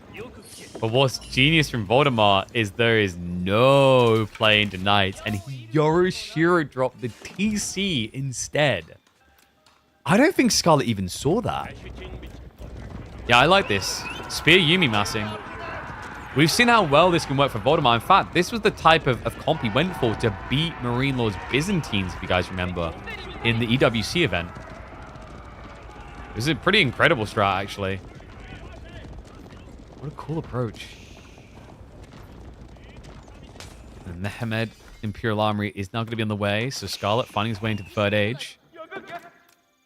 Also has snuck out onto the deer. Somewhat unnoticed, but Voldemar. A convergence point for the main base. Spearman being upgraded. He's now pivoting into Mass Samurai. Yuumi have already been upgraded as well. This is not a fight Scarlet wants to have to take. And what? He cancelled the landmark. Oh my god. He was so close to finishing it. He was worried about it being burnt down, right? But surely you just have to commit at that stage. You're now stuck an entire age behind. Nah, that's over. That has to be. There's a rebuild to the south side, but the damage is already done. Sapahi wait to the last moment to come through, but Yuumi are giving chase. A few samurai to hold the choke points. And the Yuumi, they have got the +2 damage. They do decently well against the light cav. Not they get swarmed like this, though. Voldemar should get wiped on the first wave, but that slowdown means the world. Look at the worker count now. Several villagers going down. You've got Yorishiro drop TC behind this for Voldemar. And he just cancelled it again! Oh my god. This is the third time attempting to build this. 23 workers now. And relics are already coming home, folks. Voldemar already brought one, second one now. You have no imams to go immediately pick up your own relics. You've only got 13 Sapahi. This is grim tidings, man. This is grim tidings. I don't like the look of this. I can't believe Scarlet was forced to cancel it there. I feel like he was Was he halfway? He should have been approaching it. It had like, what, 9 workers on it. Brutal. I think the problem for him is Scarlet had the Sapahi SOP build that he couldn't just leave it there and risk it. And what is up, Zibonkers? Thank you very much for the Prime sub, mate. I appreciate you. Appreciate everyone who's been bringing the subs in. Keep them running. Does support the channel immensely. Scarlet will at least get that one villager now and the walls going up. Voldemar mode is being activated as he tries to hunker down. Not so close? Alright, my bad. Chill. I mean, it should have felt safe, though. I think, like, it was, what, like, probably third, 40% maybe? Maybe he thought there was more spears than that. There was a decent amount of spears, but not a crazy abundancy, right?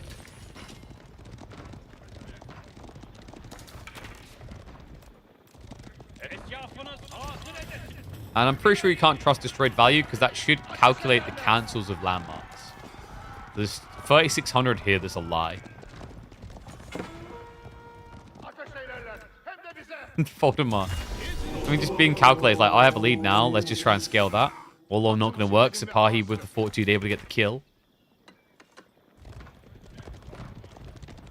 Scarlet might... I think he was maybe considering laming the boar there, but...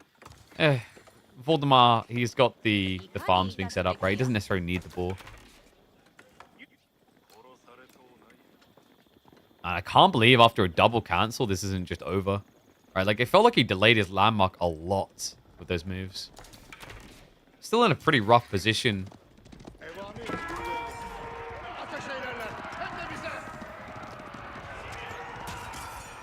Does he even know about the Yorishiro TC? I don't think he does still. Which is concerning. So for Scarlet, he might think that he's got a little bit more runway here than he actually does. Right, that he can play it a bit slower because there's not that much of an eco-inflation. Like, normally you're thinking about Yorishiro drop now or in the next 2 minutes. Double Shinto comes out. Third relic being ran home. But Voldemar likes holding on to them, just not using them. More Frodo than Gollum. Or just try and scare him by time. Scarlet. Quite a lot of Sapahi now. Oh, you'll get the blocker. Okay, so potential here, actually, for relic advantage for Scarlet. Spear Mass does get revealed, though, and that'll be enough to scare him away. Yeah, now it looks like a terrible fight.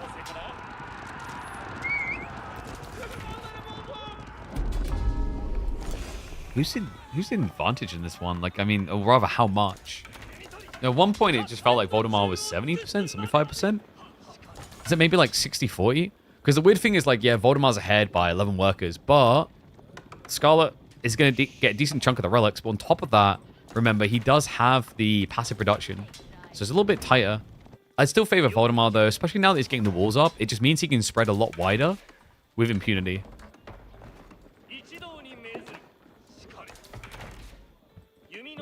How quickly do Yuumi kill Springolds? Pretty damn quick. Like, Springolds are countered by range units, remember. They do not survive very long against them.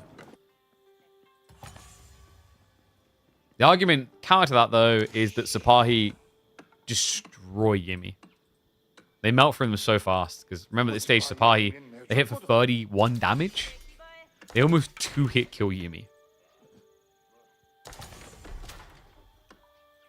And we do finally have the monastery, right? Yeah, so there we go.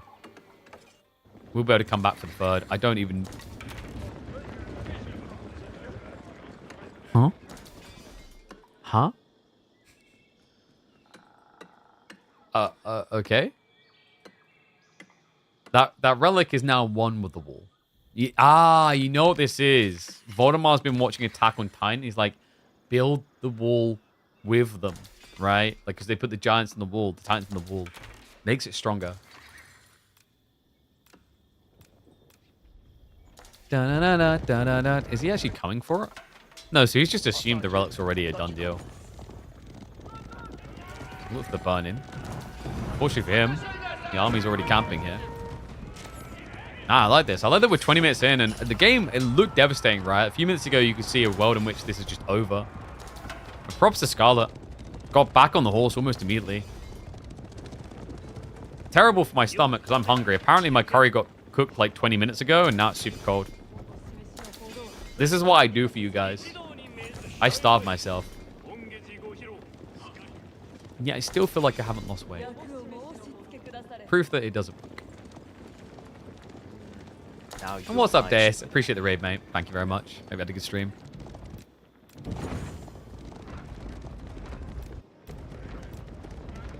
Scarlet. How do I feel about his odds here? It's a lot of space. He doesn't have that many Springolds is the problem. If he had like 5 or 6 Springolds, it's pretty scary. Voldemar now with the Begacia switch as well. Start pushing in here. Spears. Remember, they got buff damage. They got the Bannerman with them. The Sipahi really can't stand their ground against this. And the Begacia, they're the secondary line. So much DPS coming out. Voldemar is just going to wipe him. Scarlet Devil is Scarlet dead. No getting away from this, man. He's stuck to the fight now. There's nowhere to retreat to. He even gets blocked on that retreat. What a timing, man. I love that. The Begacia switch up. He just didn't have anywhere near enough archers. Desperation mode now as he goes for the Janissary against, what, 30, 40% Yuumi? That's a death sentence. He's going to get in the choke point with the one Springald he has. But at this stage, remember, Scarlet spread wide. If Voldemar can't dent the base, he can kill the economy elsewhere. And arms plus supply to hold. Yuumi going for snipes, though. Look at those Janissary kills. Groot forcing his way in here. It's a good attempt at a defense from Scarlet. He's getting good trades underneath the TC. But in the end, the Janissary point will not come in as clutch as you'd like. Yes, it slows things down, but just look at the remass here. Voldemar just simply has too much food to fail. Yeah, now he's done with the army. He goes hunting. Yuumi chasing on the flanks. The kid will get his victory in game number 1. Best of 5 means we've still got some length. And we've seen this before, guys. Remember, against Wham, Scarlet Devil went behind in game 1 to pull it all the way back, 2 and 3. Definitely don't mark this guy as dead, especially when you consider he's got demon civs like Lancaster in his draft. Kiddo got it in the first. Damn, well played.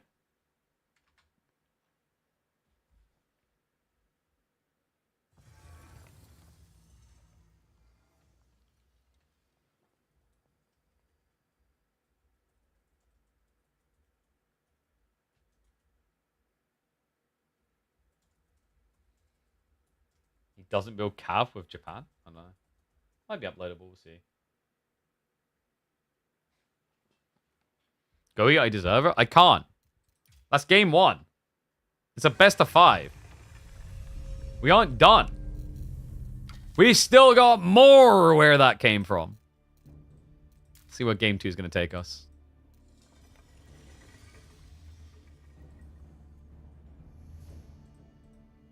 Is gonna be French versus Sushi.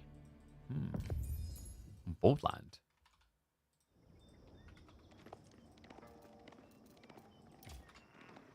Let me mark everything up.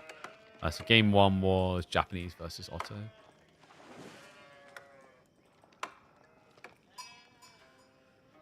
Yeah, if only I had a protein shake sponsor, but I don't, so we don't talk about them. They don't give me free advertising. If they bail on us, you don't like buy them anymore. That's how it works.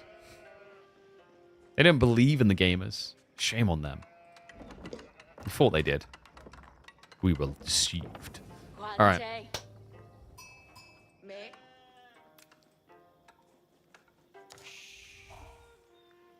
This guy beat Wham 2-1, which means if Voldemar beats him 3-0, that makes him the favorite to win everything.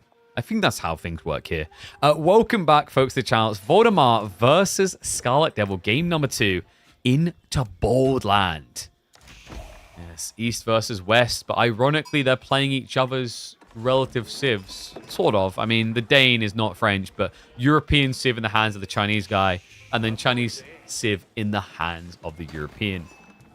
Pro Scout-oriented map. I'd be surprised if it's played any other way. I'm going to need a little bit of fast forward. Just the other gang's got some catching up to do, but look at the spawn. Pretty even overall. Deer spawn is always pretty balanced. I'm always looking at the goal placements on if someone got screwed over. Very important for this matchup, considering often this turns into mass knights versus mass knights. More often than not. Skull Cavalry in the way. Medigarden coming through. Decent one, actually. Gets himself the 36 food, 25 stone, probably about 25 wood. Nothing crazy, but you rarely do see insane ones on Boldland, I feel like. Oh, sorry, you're right. Layout mixed up. Just a reminder, guys, it's actually Voldemar up by 1. Scarlet Devil needs to come back from behind, but he did exactly that against Wham to get here in the first place. It was a 1-game lead for Wham, which then all fell apart. I'm still shocked that he's actually not going to be there for quarters and semis. Wham has been one of the most consistent places in the history of KPMM. We are now caught up to live. Pro Scouts coming in for both sides, as expected. Very mirrored timings, actually. 15 seconds out for French, and the same for Voldemar. Yeah, but the difference is Scarlet's already ready to start picking up deer. Voldemar is not. Stables are now getting added in, but he had to go spin first, as often you do against the French Knights. Which kind of puts you one step behind it. That is the advantage you get when you have a military production building as a landmark. The negative is it makes you predictable on what you want to do. The upside is it forces reactions. That's why we used to see for a while Coca Township was looking really good with Japan, is you open with it and your opponent had to build archers. The reason we don't see it now is people just build a rack for 75 wood instead and achieve the same.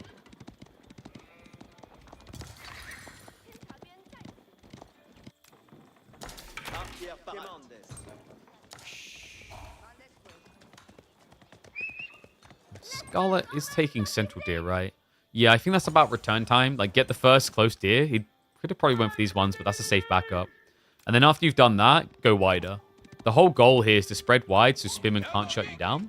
If you try and gather from one location and he notices, he'll just send everything over there. A reminder, he can notice because you can see the carcasses, or rather the deer, disappear through the stealth, through the fog, rather. So he'll know which deer stack you're gathering from, basically.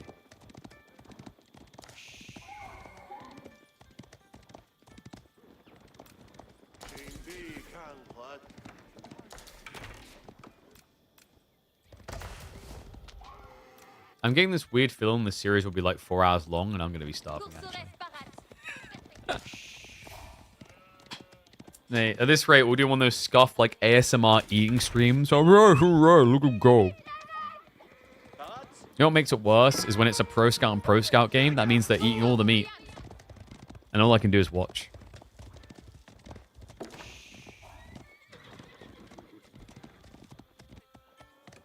Voldemar. Blacksmith timing?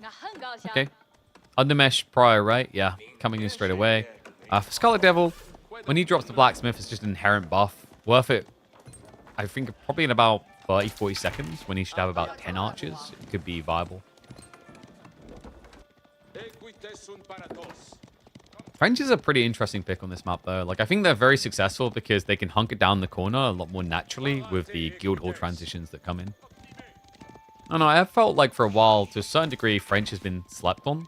Not overwhelmingly, they get a decent number of picks, but I also think they're a lot stronger than they get credit for in the drafts.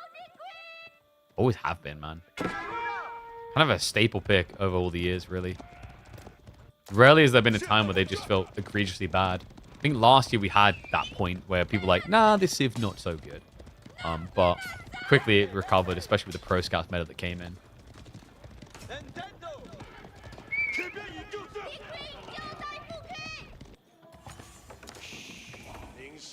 Had FX by eating only when they Pro Scouts. You know what you do? You just get the Minecraft food eating noise. The really loud, like, scoffing.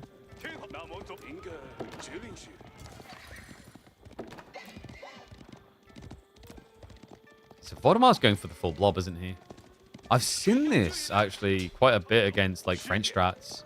The idea is that, like, obviously French is premium, they win there, but if you flood them, they don't get to that point where they just beat you, right? So, like, French Knights require some skill as well to really be impactful for a direct fight. You think French needs a buff? Wait, what? I think they're fine. Not number one, but far from worse. There's much worse civs in AoE4 right now than French. Like, even on win rate, like a Conk Plus, they're at, like, what, 4th place? 53% win rate? Then again, like, English is up there. It's not fully entirely indicative, but I think they have a lot of good matchups. C tier?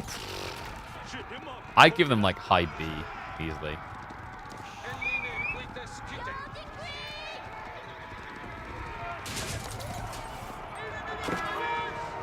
Sure, they do a predictable thing over and over again. There's a lot of maps that are decent for Pro Scouts. Knights are still impactful even if they are predictable. And their scale point Castle to Imperial is really smooth.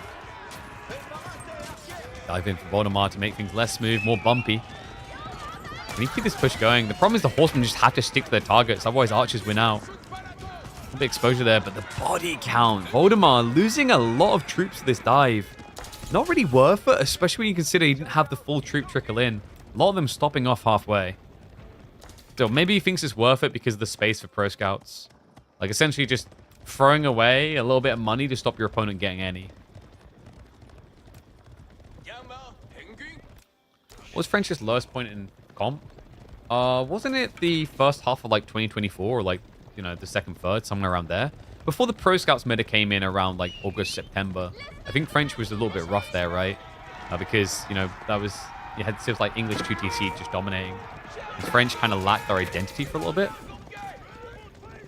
Yeah, once Pro Scouts was in swing, you just saw French as a... Not S tier, but like a second tier on the Pro Scouts. Like, you know, A, B tier type one. Then start of the year, I think we had French bordering like S at one point. Steam down right now? Well, you don't have to worry about that if you just come watch me. Wait a second. Yeah, they need to not... They need to make sure they don't, like, crash their game then. Voldemar, not looking to crash out here. He's looking to tech up. Age 3 on the way. Mount Lu Academy coming in.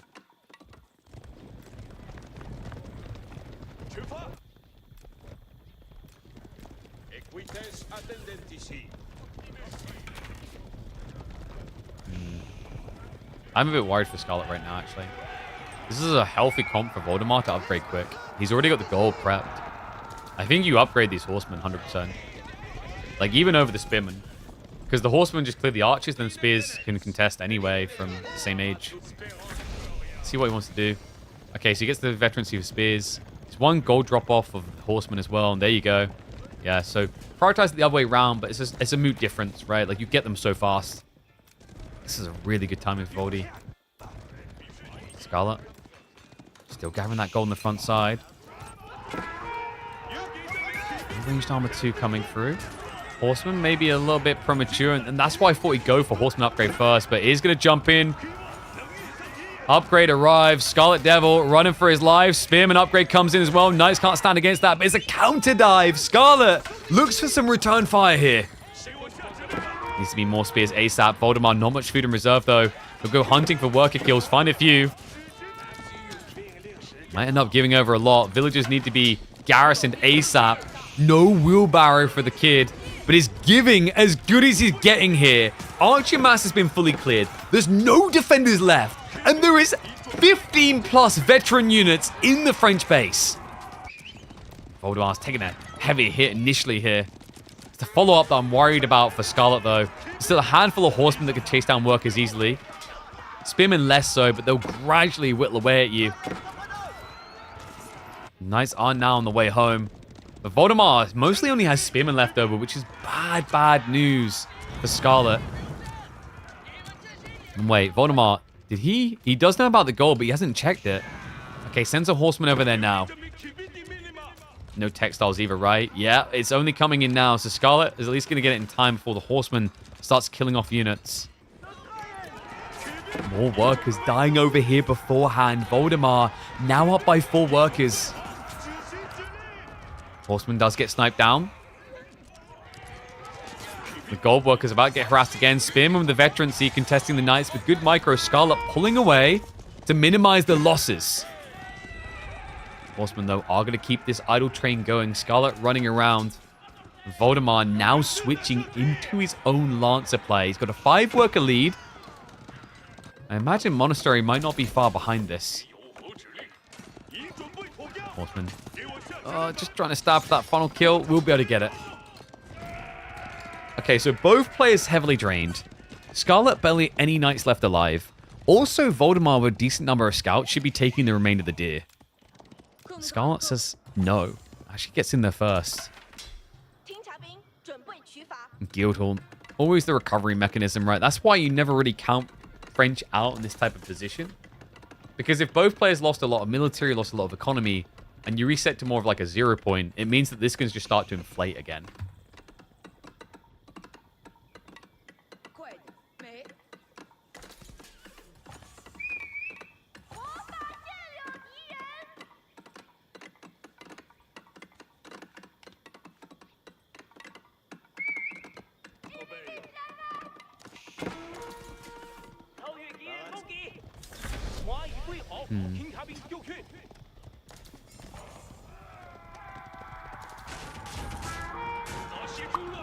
I think Scarlet needs to go on the offensive straight away.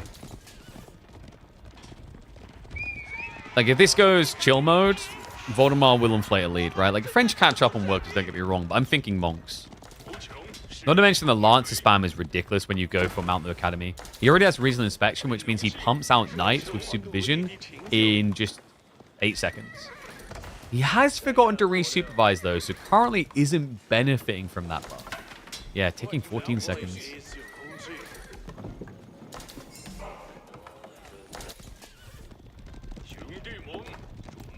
Another tricky part. Looks like Scarlet. I mean, that's confirmation he lost the Pro Scout game, right? Like, he's playing out of his base onto berries already. At possibly the worst time imaginable.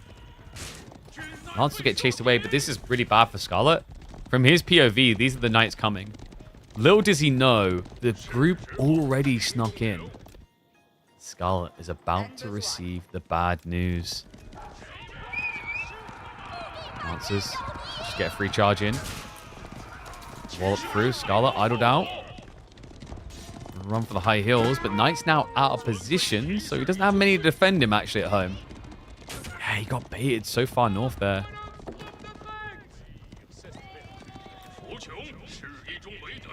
Worker lead now for Voldemar.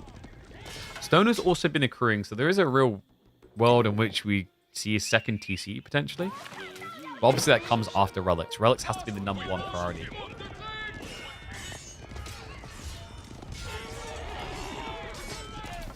Nice. Ooh, Selectal Army maybe betraying Voldemar there. Not ideal.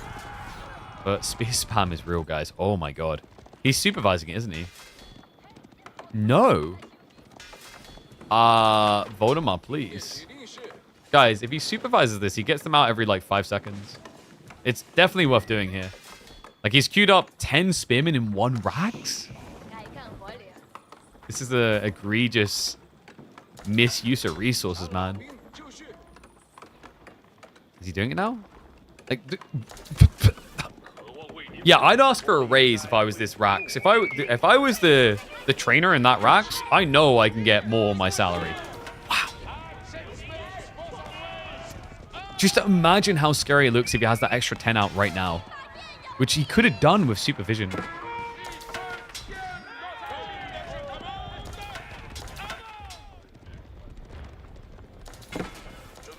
AOE4 decided to release their DLC when EV5 comes out for some reason. You're assuming that like these devs communicate their release times. Like, keep in mind these type of things, they get planned out months and months in advance. They know months and months in advance when they're playing it. Like, marketing doesn't just happen the day before a launch, right?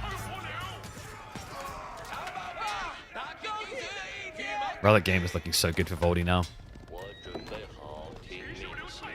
I mean, that one's a bit ambitious. So Scarlet will get 1, but that's still 4-1, which is horrific against you. She opens the door for Pagoda play. Last thing you want to see, right? Your opponent turning 80 passive resources infinitely into 250 passive resources infinitely per relic up to 3.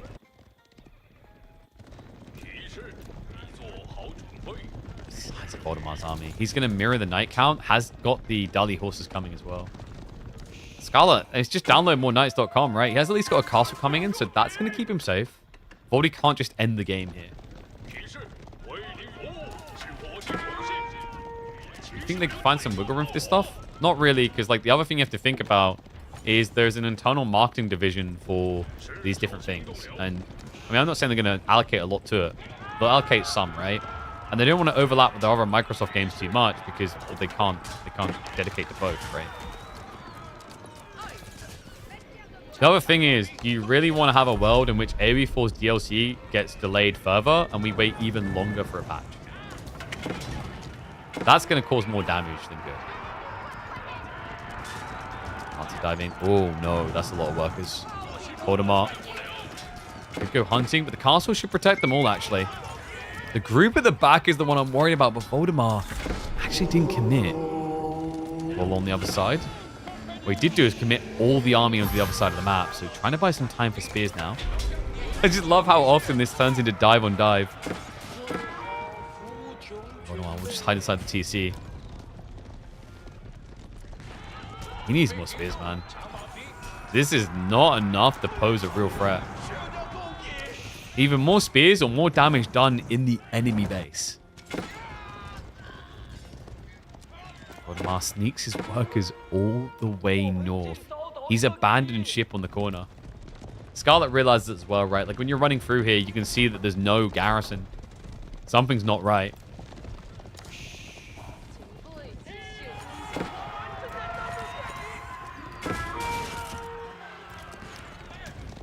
Having to deal with the fortifications as well.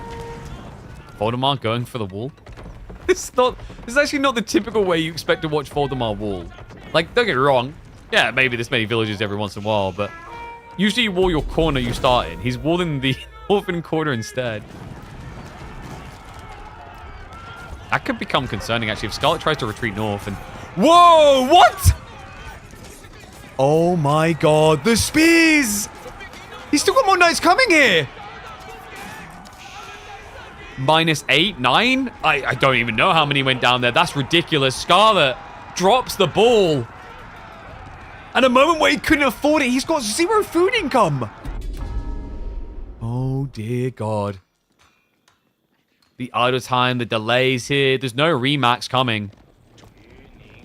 Voldemar may have had giant gaps in his economy, but it equals out beautifully for him.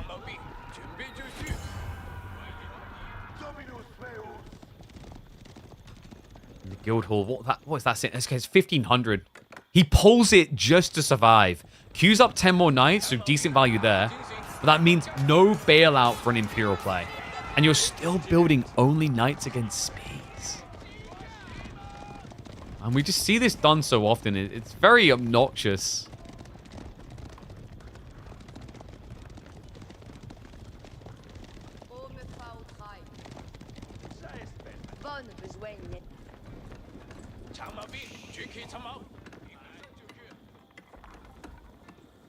I love that from Voldemar. He played out to the ball, but he's actually set up a tiny wall to retreat into just to buy some time. That is greedy, though. After what we just done on the Eastern Wall, come on. All right. The one is going to get revealed. Voldemar is setting the spears up now. Now, Scarlet needs to be careful. He makes the right call. If you go in there, you don't come out. He knew about the other walls. It's too risky. Scarlet with the Gambeson's Arbitrace, which is quite smart, actually. Arbitrace is the answer to this. Remember, Gambeson's gives you so much melee armor, but the Spearman barely tickle. Cool play there. But is being mirrored. Voldemar going into crossbows himself. Also, Voldemar, we've got Song. We haven't got farms. I wonder if he just straight up goes Yuan for the pagodas now. More little safety nets in the corners. Lance is creeping in though. Scarlet. He doesn't have an outpost out here. Quick reactions though will pull him away in time. Still probably going to be -1 or -2. Lance will then get sacked.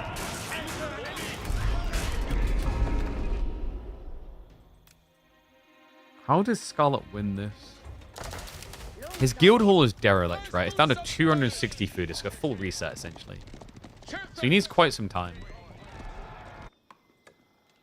You know, don't want to say never, but very hard for sure.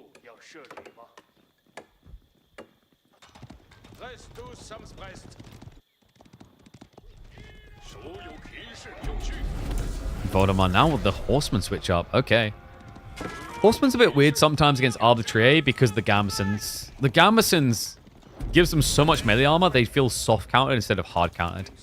But it's still a good counter. Especially with crossbows to assist. It means that the Arbitraire, they can't have the Pavis drop because the Horseman's going to push them away. Right? So you lose that ranged armor, it means crossbows trade better. Spin raid. Gold's running low though. Scarlet, he went for the 4K here, and there you go. Castle drop to secure. Good read. This area becoming quite dangerous for him, actually. Lancer might be able to fish 1 or 2 kills, and he's basically dead already.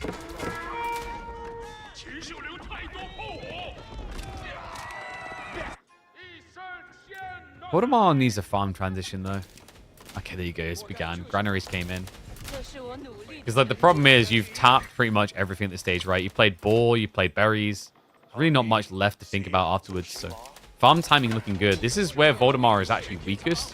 The problem though for Scarlet is he's played full defensive due to the nature of the mid game. Right, his guild hall's not ready for an imp drop. His knight count isn't ludicrous. It means that Voldemar gets through the difficult point of the game with little to no risk.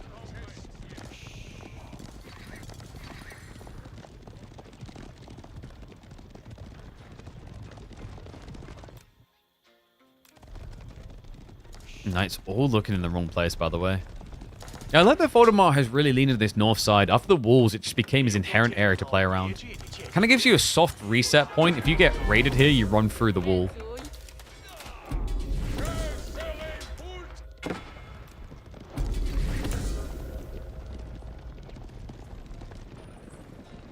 Voldemar. I hope Scarlet doesn't go in here. He doesn't know about the crossbows, right? But you could suspect it. You know, like, if you've reached the point where you build more than 1 unit, your opponent's probably done that too. Because remember, at one point, it was just spears versus knights, funnily enough.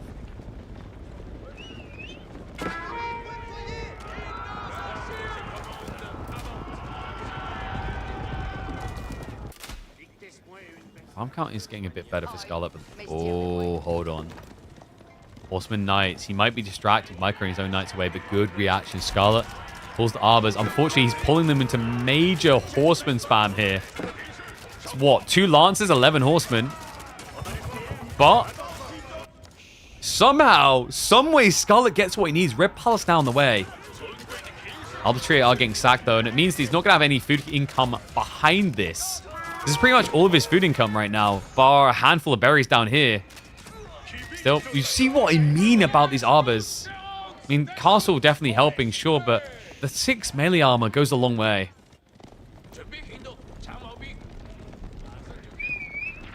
And are you kidding me? Scarlet, he just pulled him all the way. Right? He's so busy checking the base. He doesn't know about this red palace. Voldemar, not to be outdone, though, does have a Temple of the Sun on the way also. Farm area might get a bit idled here. Yeah, Scarlet's not going to hard commit, though, right? Like, now that he's teched up, he probably just wants to get out. Like, nice. I kept him at home. We'll just steer back to his side, waiting for the upgrades to come through. Gold income about to unlock, by the way. He was dry, but now 8k unlock.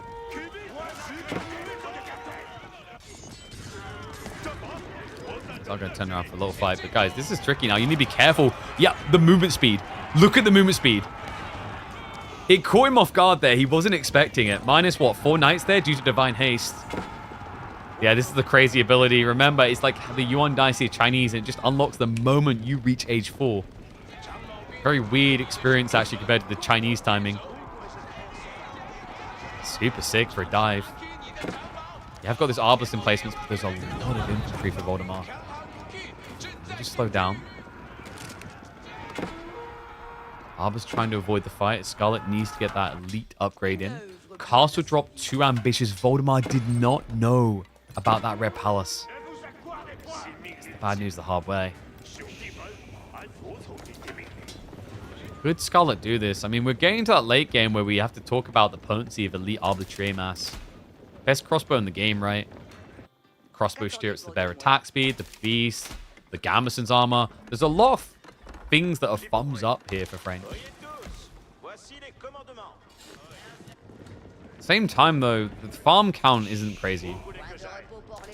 We're sitting at, what, 16 farms? Meanwhile, Voldemar has unlocked the beast, 36. That's the big thing that Scarlet has to solve for.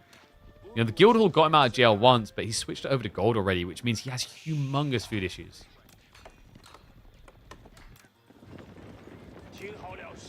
Tricky part for Voldemar, he can't trigger a pressure point here, right? The Sacred Site's now locked away from him with the Red Palace. Preferably, you would have liked to have had both of them so that Scarlet has to rush out. So great read by him, securing the 8k, giving himself that time, and now also giving himself the wood that could allow him to go and fix the farm issue. So we are seeing more coming in.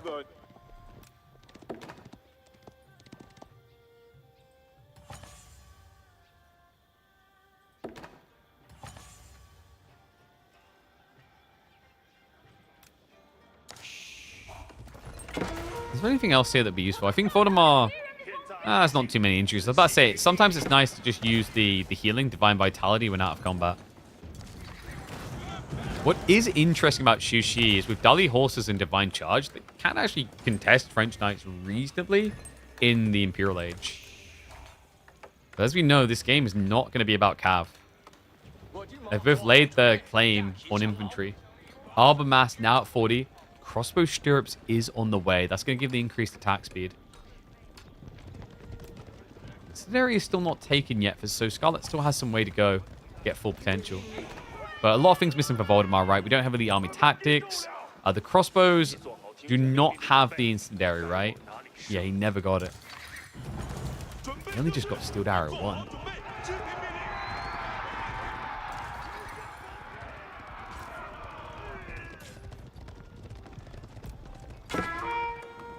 A little bit of poke pressure is going to bring Scarlet home.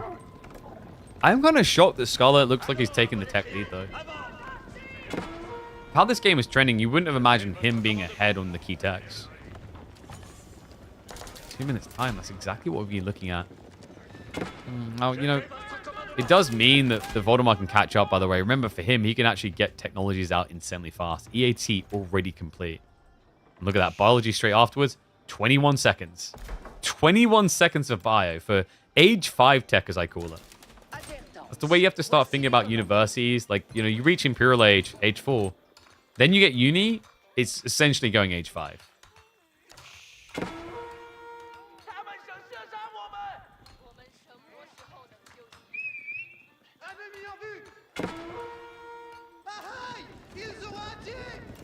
My worry now is like the Scarlet, if he doesn't outright win the first fight, what does he do for the second? Interesting. We actually have copulation coming, so that's going to give him the additional resource drop-off, right? So it's going to make the gold last longer, which is going to be pretty important with what he's trying to do this game. I also think he's been selling a lot of gold for food, if I'm not mistaken. Feels like it anyway.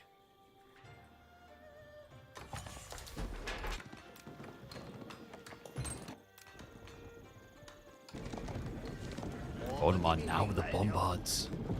Triple bombard. And reminder, there's another option with the Temple of the Sun. If he uses Divine Defense, he can easily take them out with any risk to himself. Yeah, because he'll go up to 11 tower range versus the 10 of the Red Palace. Makes siege easy. Most Siths have to go Trebs and it's slow, but not Shu-Shi. Not with Divine Defense. Biology just got queued up. Scarlet, he's trying to steer back into Knights. Looks like it's probably going to be too little too late, though. Mining Camp's first to be sniped. Divine Defense not actually being used by Voldemar.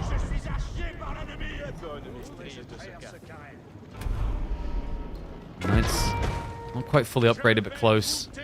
Arbors, however, are at full DPS mode in a way that Voldemar's army is not. He goes in for the clash. Pavis drop's going to be there. Red Palace getting garrisoned, but not getting killed quick enough before it does some damage. Bombard soon to finish it off. No repair crew there. Scarlet sacks the landmark. Uh-oh. Voldemar, he's done it. Look at the numbers. Scarlet made no attempt to get his shotgun going and still alive. He's now trying to repair it, but it's way too late. Voldemar's broken him. It's going to be 2-0 up for the kid. Scarlet Devil now holding on by a sliver, by a thread. You would not believe that he beat Wham 2-1 to just die like this. What a way to play this one, man. This was, I think, well played in the mid-game, early game, especially by both players. I love the focus on aggro. We talked about this earlier. If you guys want to level up your game, right now, the big thing you're seeing out of the top-level pros is when they get attacked, if they are almost in position to attack, they do not come home. They go in and do similar damage. It's why Scarlet Devil was even still in this game as it went on. If it wasn't for that, this probably would have been over in about half the time. Might be over soon, though. 2-0 up now for the kid.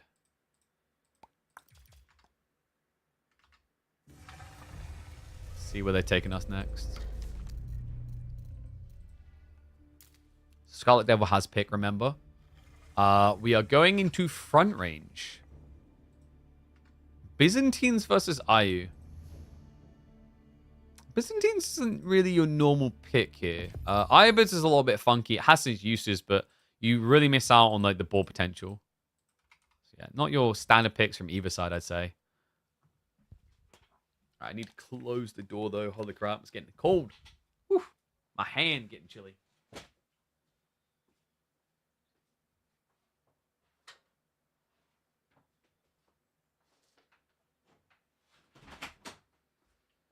Oh, mate. Who else is excited for Battlefield? I think we're going to stream some of it on Friday. I think we'll do like the third place match, maybe 1 or 2 of the round of 32. Then we'll smash in some Battlefield. Hell yeah.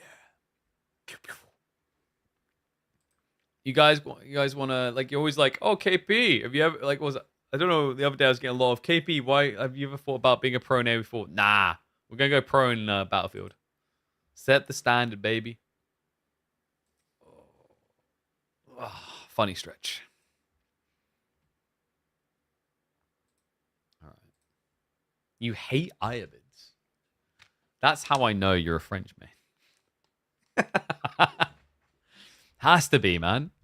Who else would hate Iobids that much? Has to be like one of these heavy cav spamming civers. Oh, blimey.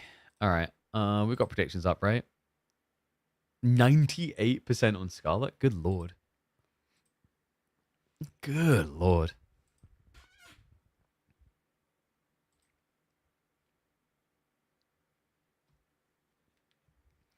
Oh, damn. Sentinels are joining the LCS. They're taking 100 Thieves' former spot. And that's even more interesting. Rumor has it Riot is allowing them to join without paying a franchise fee. Kingmaker's Arc Raiders. Wait, what's FM26 though? Growing out the Battlefield sweat? Battlefield's not really that sweaty though. It can be if you want it to be, but like the Battlefield compared to Call of Duty is the more chill one. Also, wait, how can you say you've grown out the sweat but you're like Arc Raidering? Extraction shooters are more sweaty than Battlefield. Oh, Football Manager, got you. Like, shame on you, sir. Where's the EU4? And also, wait, are you kidding me? Kingmakers, you turn up in the feudal age with a pickup truck and a grenade launcher while they've got swords. That sounds sweaty to me.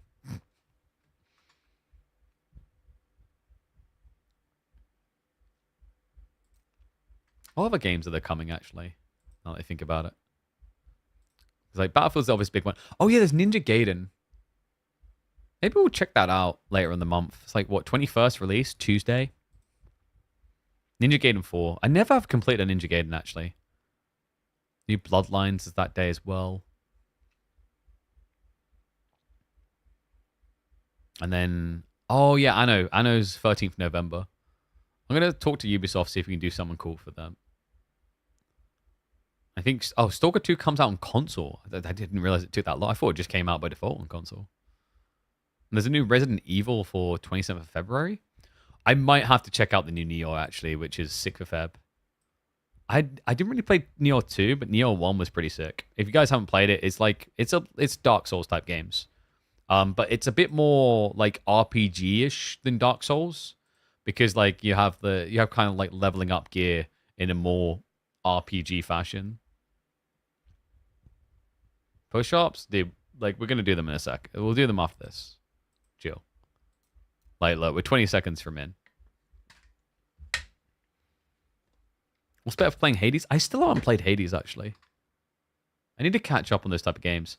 When we were away, one of the days we were stuck in our hotel, and I started playing the new Prince of Persia, the side-scrolling one. It's pretty good. I'm looking forward to getting back to that. Hopefully it'll take me less than a year to get back to that. I should never play my Switch. I played Zelda. I still haven't completed Zelda, because I'm like, oh, I'm going to play it on TV, and I never get around to playing on the TV. And I'm like, if I'm traveling, I'm not, dude. Zelda Breath of the Wild is wasted on a like, tiny screen. It needs to be on TV. Alright, it's criminal to play that on a little handheld screen. Alright, here we go.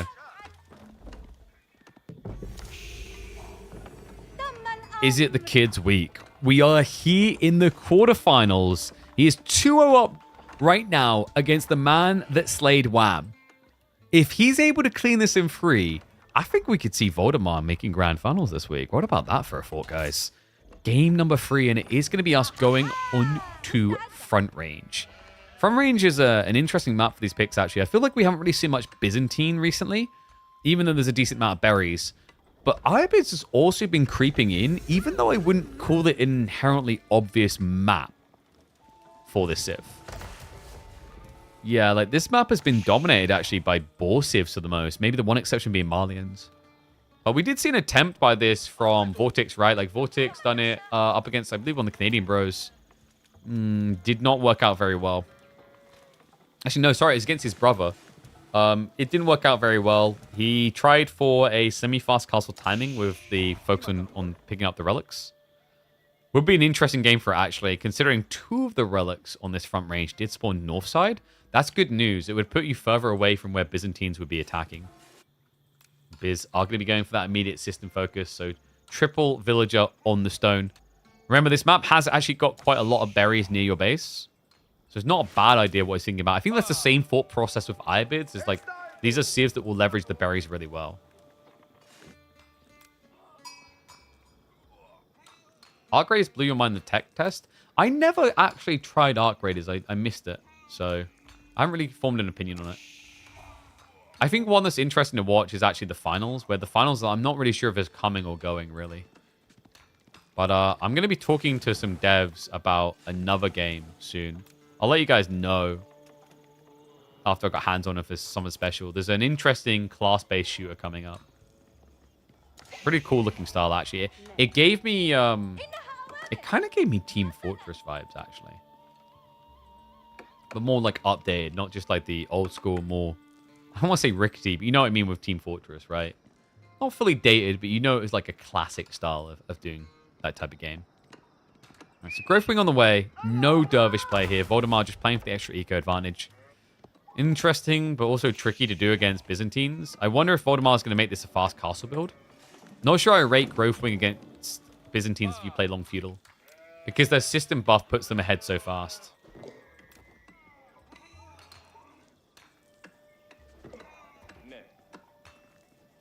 System already leaning towards the Ford berries, actually.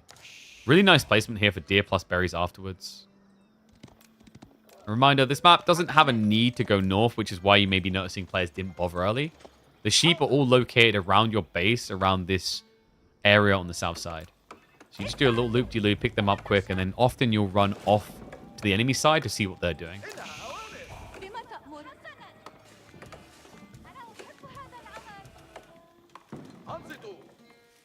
Wait, your ad block was blocking weird cat food ads that only my channel has? Wait, what? I don't think I've seen this cat food ad. What? That's weird, though. Because ads on Twitch should be based on the viewer, not on the streamer.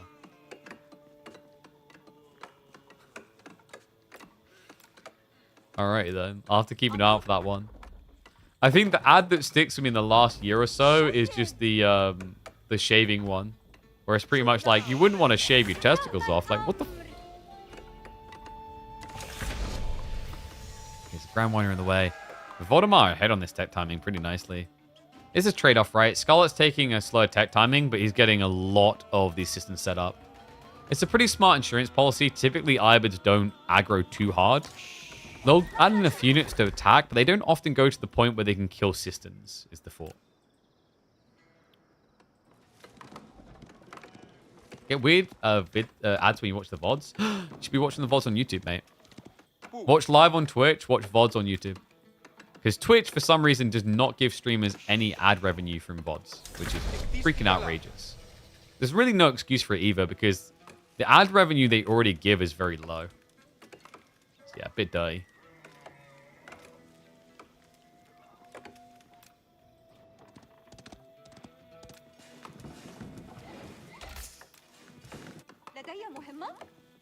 Okay, so 2 horsemen opening. It's going to be archer range as well. Voldemar definitely looking to be present. Is he expecting longbow limitane? Probably. You wouldn't go Desert Raiders here, by the way, guys. The problem with Desert Raiders is, like, I'm not sure if there's a worse civ to do it against. Right? Because Byzantines, they've got javelins or longbows about 99% of the time. Both of those are pretty good at killing Desert Raiders. Milk House is going to be on the way. With being rats, probability is that you're looking at limitane plus jabs here quite often. But I think this is a pretty good map for LB just because it's a short route, right? It's a very cut and dry approach, which means lombos don't often get flank rotated. Not easily, anyway. Yes, Voldemar's ahead by 3 villagers. He has got the Golden Age as well, but with system level already being at 3, it does mean that there's an edge here, right? Scarlet is up by 8% economy, essentially, from this current number. So you have to add in, like, an extra 2 workers for him. Very close.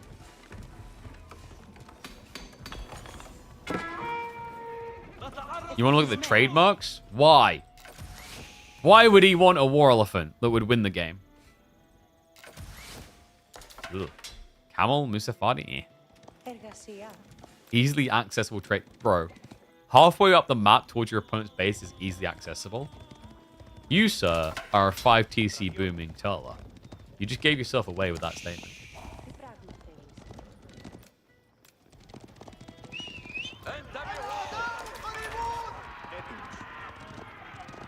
Does he have a Villafine? What, Scarlet? He's about to have one because of the system buff compared to Ibid's Golden Age plus the 3. It's like right now they're neck and neck, but as this is scaled towards like 30, 35, that's when the systems will get ahead. Oh my, wait, what? Yeah, I was about to say, should it not be level 4 system? What? What? Oh my god, that's cursed. I don't get it. Like, was it the deer? The deer just stopped him building it? It must have been. He hasn't noticed either. That's ridiculous. And yeah, reminder, systems, they give you an increased gathering rate on your workers, but then on top of that, they will give you some options. So you can buff production rate of your units, you can buff the research rates. Byzantines is a disgusting civ for like not only the gathering rate, but the rate at which they then turn that gathering into an army. So what is a big part of why Byzantines have been so resoundingly successful recently. Force to be reckoned with for sure.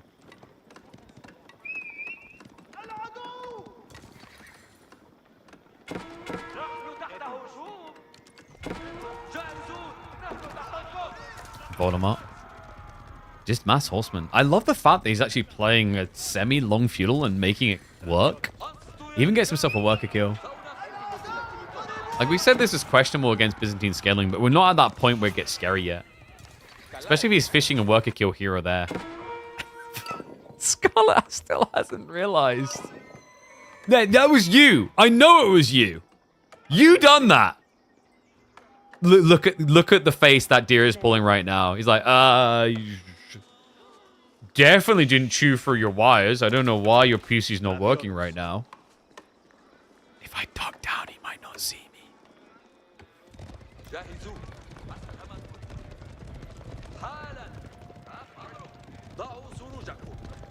Byzantines versus English, who comes out on top? I rate Biz pretty well there these days. You know, if you watch a lot of attempts at doing 2TC versus system scaling into like semi-fast castle comes online so fast, you never really feel like you're behind against 2-town center.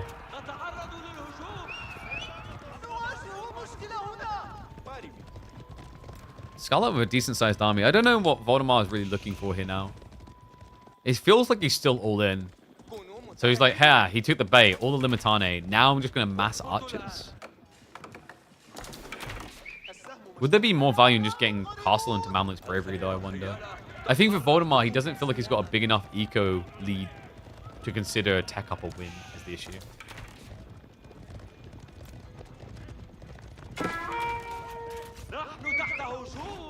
Very careful, these horsemen. They can easily drop like flies.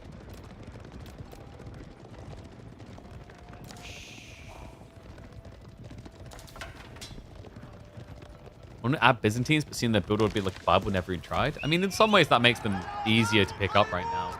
Because you're just following just like a kind of anchored guide. And then you can explore from there. It's important to understand why they do what they do and the way they do it, though.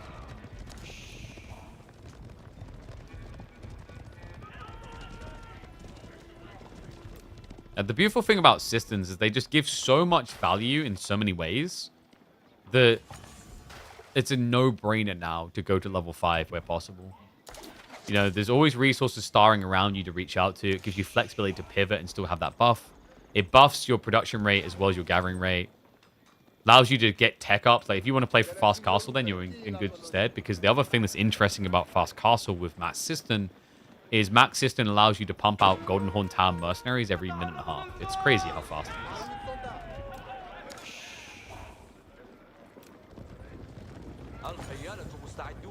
What am I now with the melee tech as well? Ooh, and Scarlet's starting to blink first. Look at the gathering. Something about Castle. Not Voldy, no. Voldy still committed to the aggro. Look down a few Limitane. Scarlet has gathered the gold necessary to go for an age up, but he wouldn't have the gold necessary for tech ups. Yeah, and the other gold is Ford. This is bad. He'd have to buy. He'd have to sell food to get where he needs to be. Archers. Trading reasonably well here. I think the javelins, are they not overkilling? They are. They're target firing down one by one. Scarlet not getting the best of exchanges here. Brace is good. Catches a few of the horsemen. Scarlet, barely an army to speak of, man. Is he not a shield? What? What? He wasn't shield walling. No wonder they died so fast. The Golden Horn Tower is now on the way. Voldemar, he's backing up, actually. This is really good for Scarlet. Remember what we said? He had no gold to get upgrades. He needs this. Voldemar almost looks like he's done aggroing entirely. It's a big retreat. Back to the mid-map.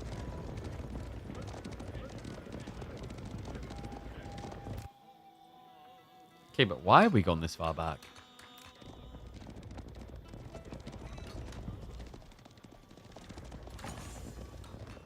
Scarlet. He's revealed on the gold again. He's got enough for veterancy. The problem with javelins here, though, is like it's not that great of a vet target. Limitane might be better. Sounds weird to say, right? But the problem with the veterancy on the jabs, it's a mixed bag, right? It's half price. You do it anyway. But the impact compared to, say, Lombos being vetted is very different. These units are already overkilling archers. So upgrading them doesn't change that. They're still overkilling. Could mean that he just splits into 2 groups of 6, though, to target fire down. You need to. Voldemar. Looking for that punishment point. Horseman Wave is breaking through the Limitane. They finally shield walled, but it's too late. The Horsemen run past. There's no Limitane left. Voldemar able to run it down. Jav count should be going to 0 after this. Archers giving chase. If they just dive south side now, the workers would be exposed. Javelins all but erased from the plane. And weirdly enough, Voldemar doesn't go deeper. No, he moves back. Still, he's idling out the Grand Winery area. He's blocking gold. It's not the worst of ideas. Scarlet has gone for some Rangian to try and recover the area. He's limited in what he can actually afford here. Voldemar is starting to save up now. Yeah, not done with the push, but he's starting to think about going next stage. And I love that. I actually like that. I was thinking, okay, is it going to be like Dervish? Is he maybe going to think about Blacksmiths here? Like, actually, Mastersmiths is pretty sick with all the techs. He knows he's already so far behind. He needs advancement because Byzantines are so aggressive at their ramp up upon tech. They get techs fast, they get units fast. So you can't really afford to wait a full 2 minutes. It's a shame, actually, because Mastersmiths could have been pretty sly here. Especially if you do keep scaling archers. Like, archers do pretty well against Rangian because these units have more melee armor but less raw health. Which means that archers slap them a lot better than they normally would against men-at-arms. Mana and retreat. 7 worker lead, though, is decent. Especially considering that someone still hasn't connected the aqueduct. Oh, this is getting a bit painful to look at. Archers, that's interesting. Voldemar wanted to retreat, but I think he's gathering. Yeah, so he has to sack his archers. But he sees the workers again.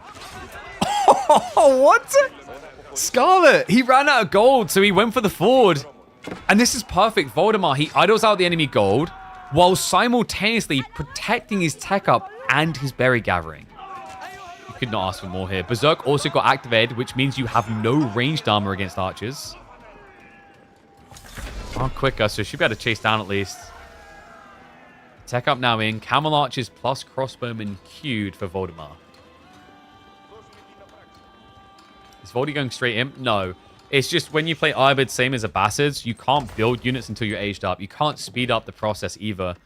Compared to like standard civs like Byzantines will use, 8, 10 workers to tech up. But Ibids, Abbasids, these civs don't have to use villagers. It does take longer, but it means that whole time while you're aging up, you have your full economy gathering. Just a classic. That's why normally you see civs like Ibids and Abbasids rush several production buildings as they age up. Because all of a sudden they've got, 2,000 resources to use. And yeah, KT has a similar thing as well, agreed.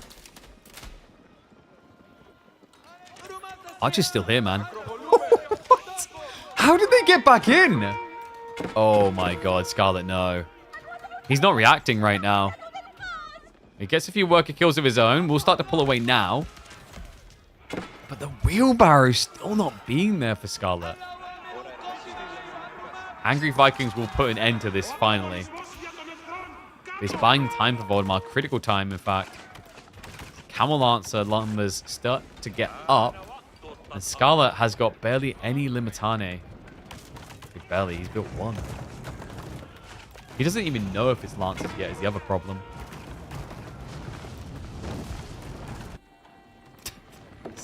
Dude, these archers, I swear.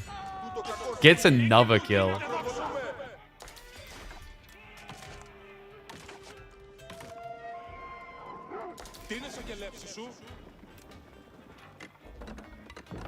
drop now for Voldemar.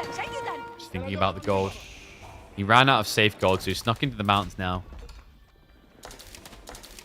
16 crossbowmen, 7 cams. I think you can take this.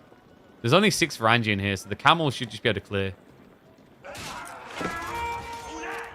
That's bait the full reaction. Javelins haven't turned onto the crossbows yet. Crossbows that are looking to address this Varangian. Workers, they go back to gathering on the edge of the fight. But the backstab comes through, so the camels, they cut the reinforcements. Javelins have nowhere to clearly run. They'll get good trades into the crossbows at least, but the camel lancers are reaping the rewards here. Yeah, so he sacks crossbows to keep cams going. Cataphract switch is coming in from Scarlet. Voldemar dodges a bullet there. That was risky with a deer.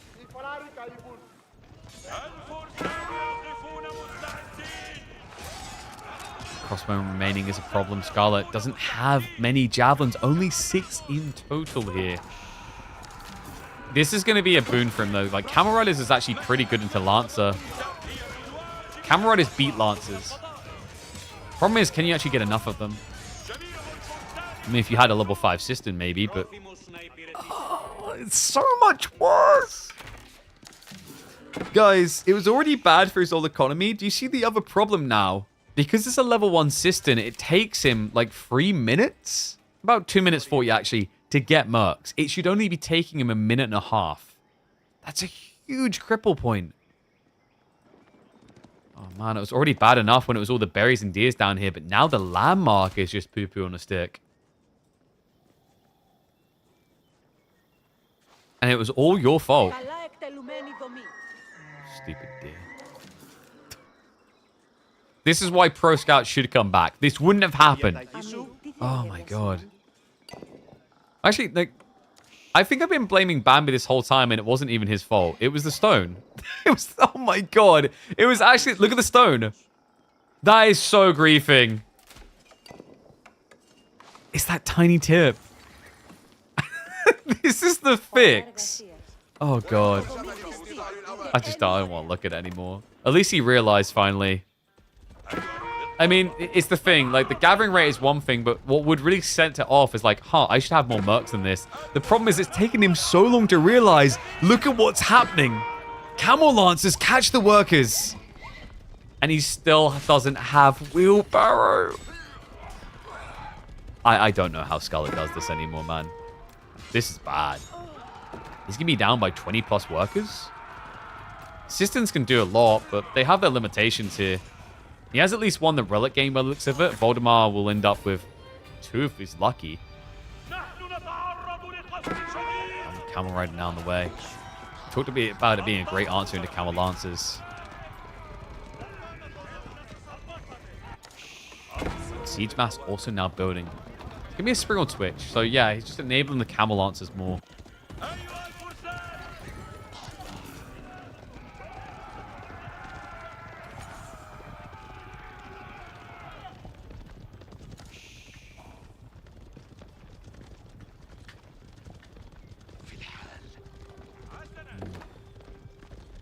Scarlet, okay. 2 TC? I mean, it's on certain maps, yes, right? But like, we talked about the straightforward nature of this map. Push into your opponent. Kind of brain dead simple, right? And Voldemar hasn't exactly been chill. Is this going to get revealed straight away? Oh my God. Wait, he backed off. He's coming, but he doesn't know about the TC. That's very important. If that gets revealed, Voldemar will be full send. Remember, this is a heavy investment right now. 750 resources not going into army. Or your opponent is going into siege. And it is going to be Manjanique spam to clear the way. Scarlet looking for the Mango Towers. Oh. Hold on. We've got one come on the tree line. A second outpost being set up. But now the camels, they do see it. He knows.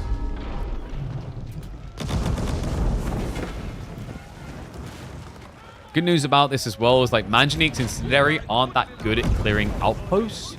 They prefer fatter targets or saturated areas with multiple things to hit. Another cool thing actually would be if we were using Presidium. Presidium, remember, reduces damage taken on buildings. The tricky part is I don't think he'd have influence range, right? he'd done that. It's unfortunate.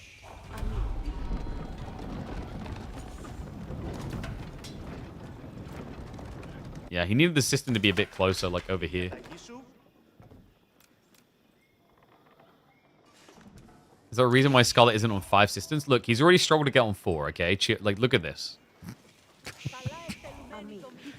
He would benefit from a 5th up here, though. That's a bit surprising now that he's up on the gold. Yeah, you definitely want level 5 system when you have Golden Horn Tower. Because, you know, even if you're not looking to produce extra, or like you don't have workers gathering, it's just extra units quicker for free. Sneaks, hitting the systems, though. Hey, it's the Mango Tower instead. Would this not be quicker with just normal rocks? Doing this does stop him repairing, though, and it's going to end up breaking the aqueduct. Can you imagine if this one Mango Tower saves the day? I mean, if he can kill a Manganique at least, but nah, good micro. Voldemar pulls away, and he has got workers nearby. He just built that castle, so we'll be able to repair them. Villager repairing the outpost, not successful though. So Mango Tower down. Voldemar, the writing might be on the wall for an easy 3-0 now. He knows about the TC, and you don't want to know how quickly this thing's going to disappear. That's shot 1. He's taking like 20% HP with a round. Second Mango Tower. This one has not been fortified though. It's already dead. Scarlet, without the double Mango Tower, how do you now do this? I don't think you do. I think the kiddo's a bit too strong, folks. Voldemar moves in for the TC kill. Scarlet still down by 20 workers. His aqueduct levels also struggling. And we are on the verge of a primary TC being dead. 5 Manganiques does that to you.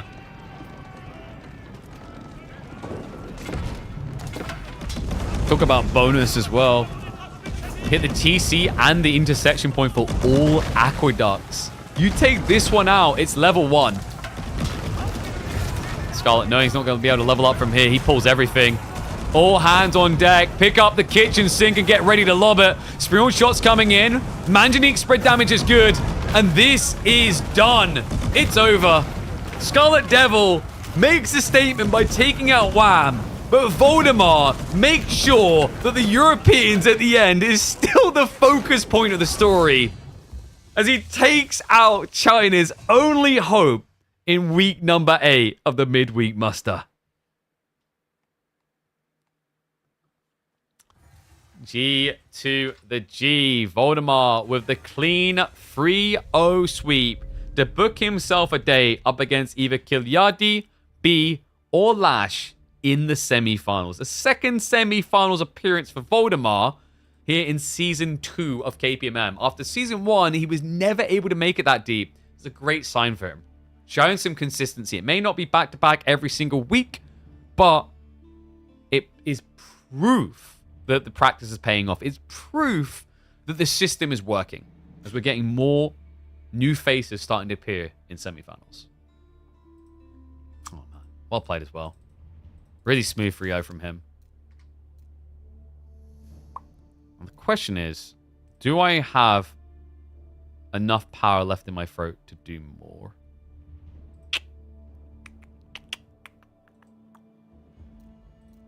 I'm weighing it up because we do have a bit of a mess, actually.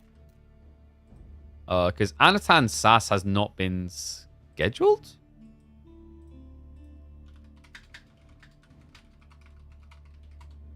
The Lash B series starts in about 15 minutes, but I definitely need to eat, dude. I'm at like, we're 6.5 hours in, I haven't eaten.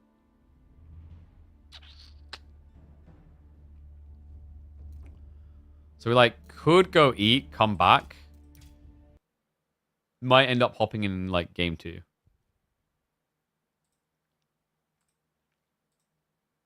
The food is ready, it's just cold. I need to eat it.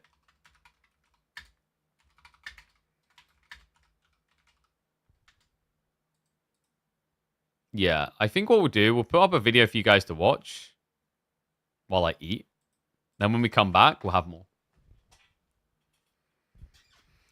I reckon we'll finish off with Lash B. And then it's kind of unfortunate. I would like to have seen Sass Anatand. And then there's a Dumu Numadam, but this week was a bit scuffed. We need people to get back on track. There's just gaps here and there. Is maintenance in 3 hours, really?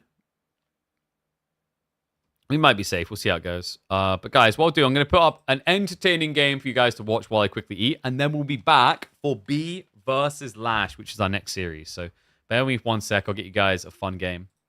Don't have to go anywhere. We are your place for entertainment. And this is why you should subscribe to the channel.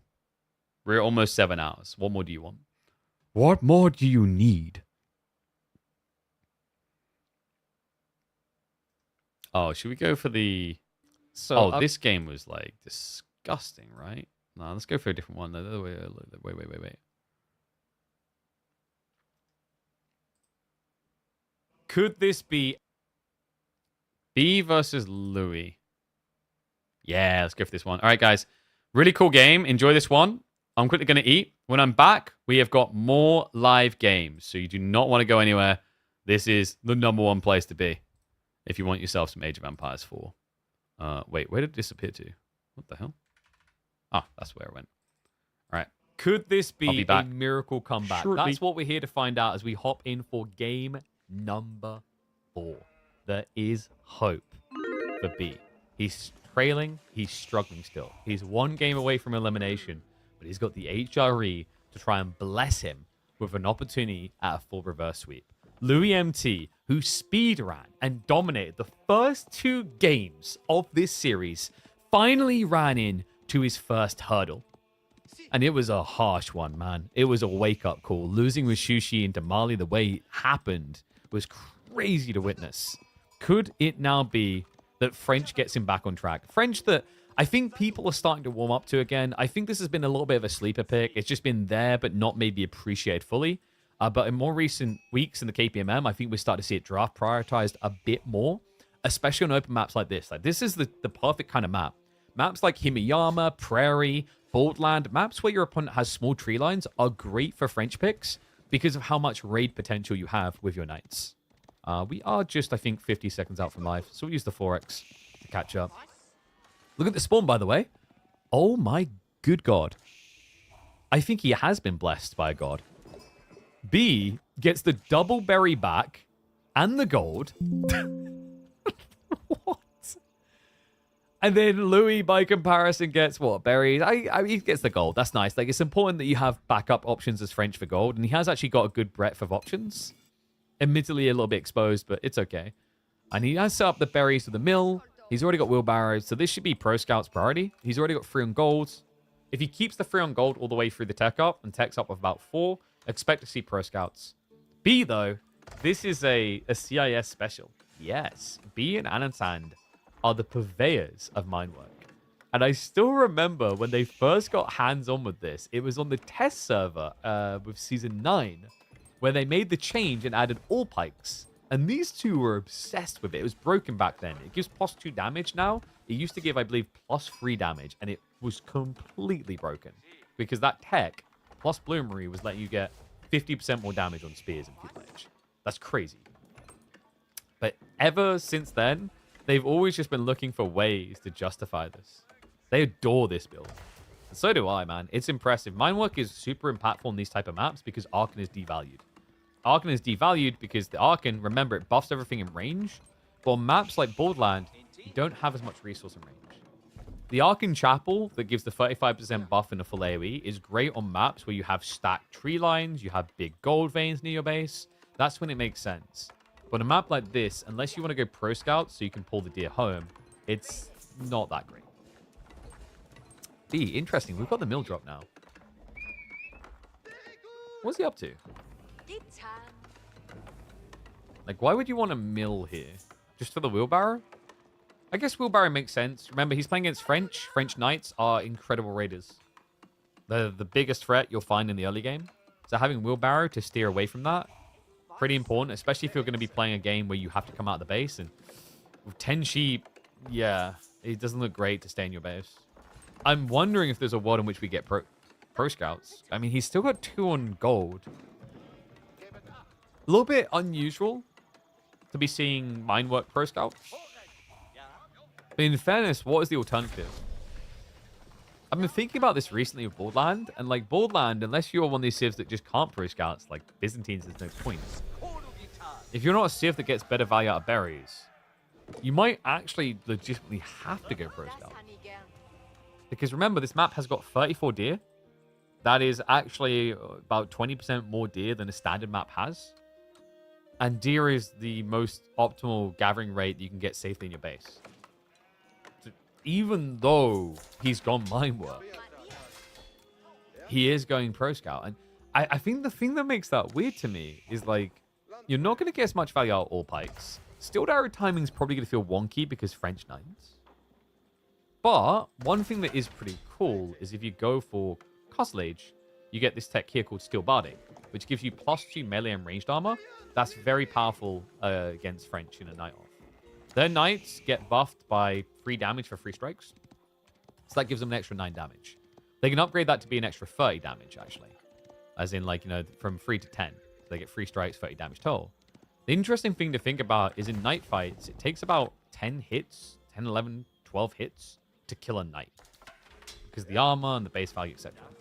So across 10 hits, barded armor with 2 melee is going to give you an extra 20 effective HP. That's actually not a bad deal. Right? That actually lets you kind of compete. But for now, we have to deal with the feudal. So it's giving the pro scouts. Stable's coming in. B. He's going to be late to the party. Louis has already got a lot coming home. Yeah, going to be 4 deer quickly into his base. Love the split as well. One of the tricky things of trying to shut down pro scouts here is your opponent can just play wide on the map. There's 4 different fat stack locations and 2 small support ones.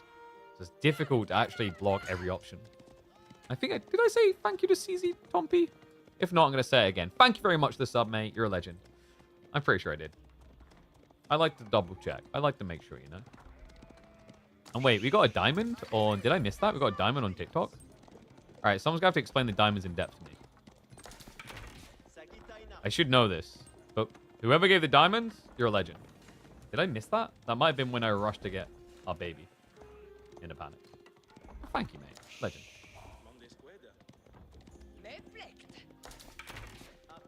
Okay. So we are getting horsemen now. Yeah, he baited the archers. Like, this is pretty interesting, right? Like, Louis with 5 archers, no knights at all. Pretty wacky, not your standard game.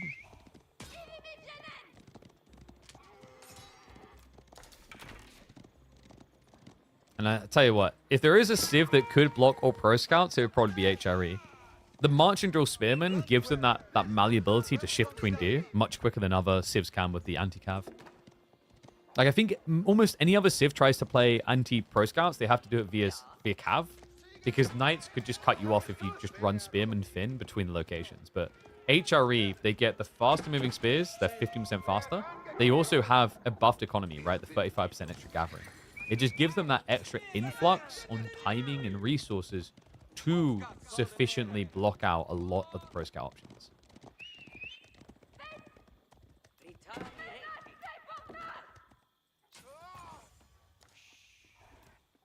The other thing is, like, also when you have this extra economy, you can almost just treat your spearmen as sacrificial scouts. Like, you stick them each on one location, you either stop the deer, like this, or you get killed by night. But if you get killed by night, your opponent now knows you're up there. So that begins the mind games. Like, the highest level, people then realize, okay, if my knight just struck up here, he's going to send more troops up here. So maybe now, instead of going north, I go south, right? It's like, it's very interesting the mind games you can get on Boardland before the deer start to get cleared. Like, now it starts to thin, right? 1 deer stack taken here, 1 here. But that still leaves the polar extremes at both ends of the map. B, he's going full all pikes. I actually wasn't expecting this against French. No, I theory crafted this a bit. And, like, on paper, it sounds like it could be pretty powerful. But in actuality, like, the problem is usually you just get dented by knights. Because the thing is, like, +2 damage is nice on spearmen, generically, right? But compared to your +20 damage from hitting cav, like, it's only a 10% increase in your DPS, really, right? It's less than 10%. So it's not that big of a deal changer when you play against knights. Like, I'd have to double check the math as well, because you hit for, with this tech now, he hits for 30 damage. His opponent has 4 armor, so 26 per strike. So that's 52. Does that change the break point? I don't think it does. 156. And then 182. Yeah, so it doesn't change the break point. Like, I was just mathing out whether with that extra damage you can kill them in one less hit. I don't think so. I think the all pikes damage change doesn't change anything. Because it's like an extra 16 damage and it's changed. So your opponent still takes an extra spear hit. So all pikes doesn't change your kill speed on knights. What it does, though, is makes you more sufficient at trading into archers. Because here's an interesting thought for you guys. Once you get your hands on the +2 tech all pikes, your spearmen have the same damage as the counter unit type. Archers get double damage against spears. But they hit for 10 at that point. And what's up, Mr. Pessimistic? I see you with the Prime sub. Thank you very much. Appreciate you guys. Make sure you keep getting those subs in. I know there's more Prime subs. Attach your Amazon account to your Twitch account and drop me that Prime sub. Got to do it every month. Don't let Bezos win. Nice. Now with the poke.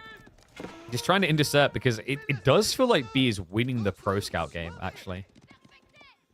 Yeah, and you might notice that Louis is ahead on raw economy, 42 to 36, but don't read into it too much. You have to remember that B, he has got a buffed economy. He's got 3 prelates, giving him 35% increase there on 9 villages each. So he's competing.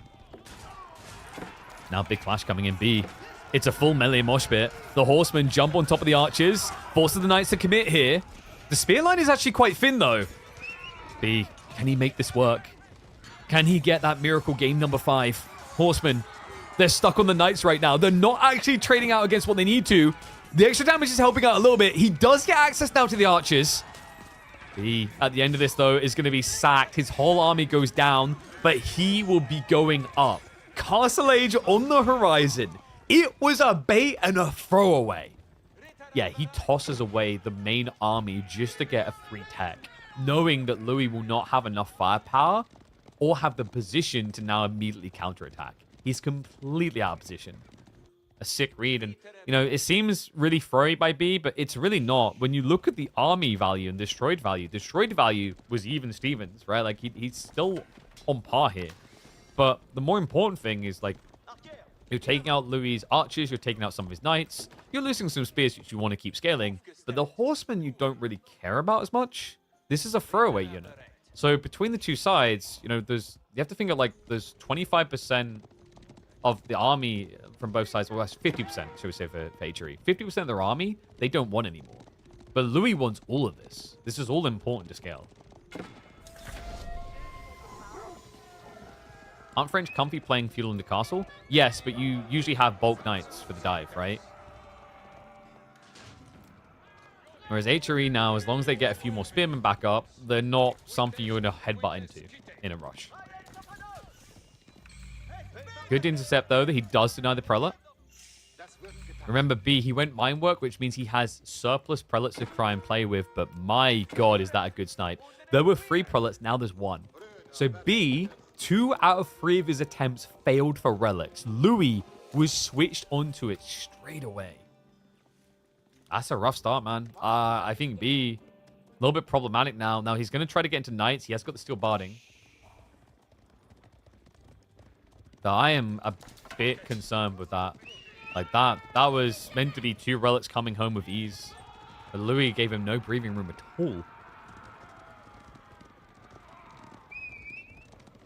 Now the Chinese prodigy kid. He's starting to enact the python.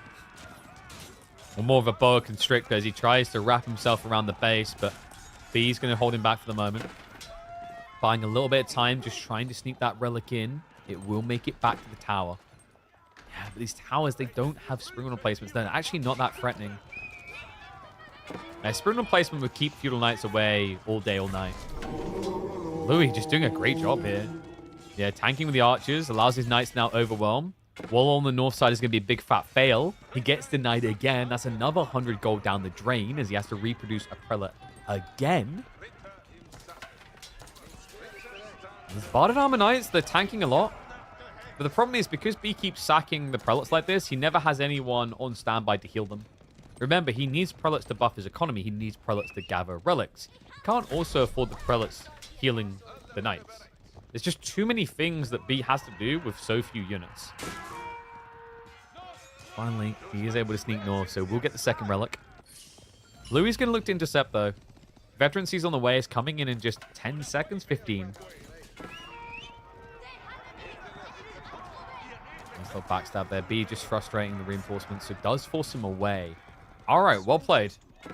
The plan's coming together a little bit. B, 2 relics is where you start to become a bit more confident about the outcome, right? Like, you start to feel like your game is breathable.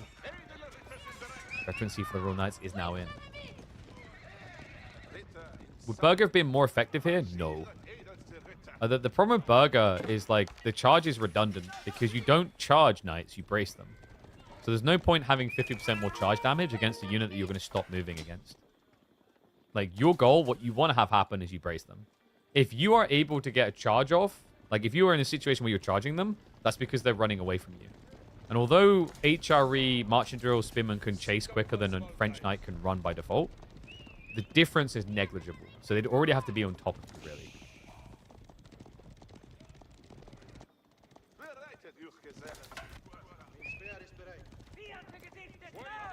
And also, by going Burgrave, you are 100% putting yourself on a timer. Louis, now playing for Monks too. Prelate. An ambitious one. And we have got an arbitrary switch from Louis. Okay. Now, this is the delicate phase. He's trying to wall the map. If he can get these up, his comp looks a lot better. If B can catch him doing these walls, he could enact some serious damage on the French.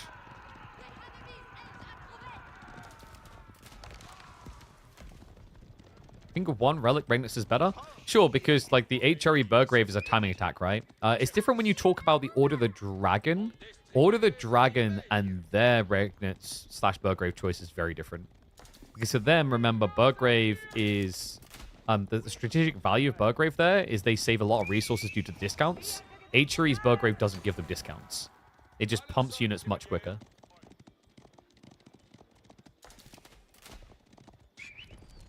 B.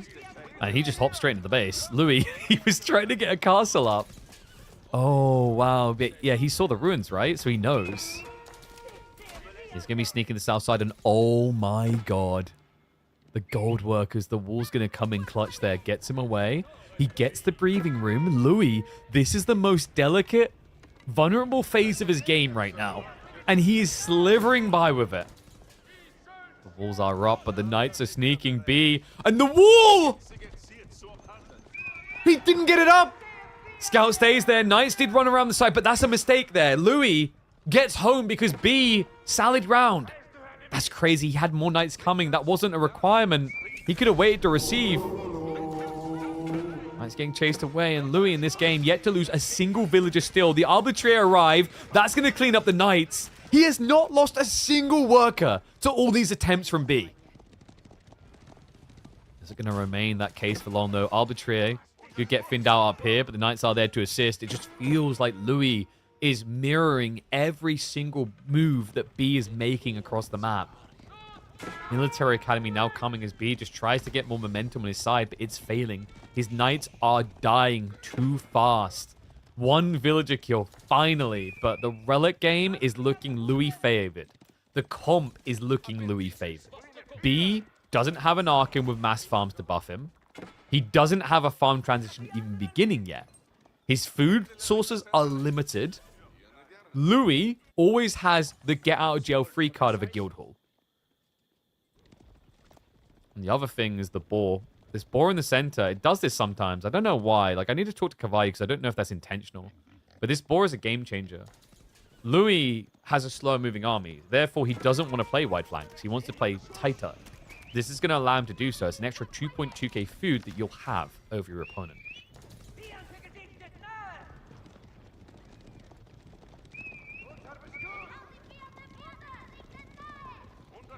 B. It's just so unfortunate, man. Like, I mean, not unfortunate. It was actually beautiful from Louis. Like, he just played that anti-raid perfectly, blocking out everything. Like, the thing you have to highlight here is that what B tried to do is not easy. He tried to out-knight the most knighty civ in the game.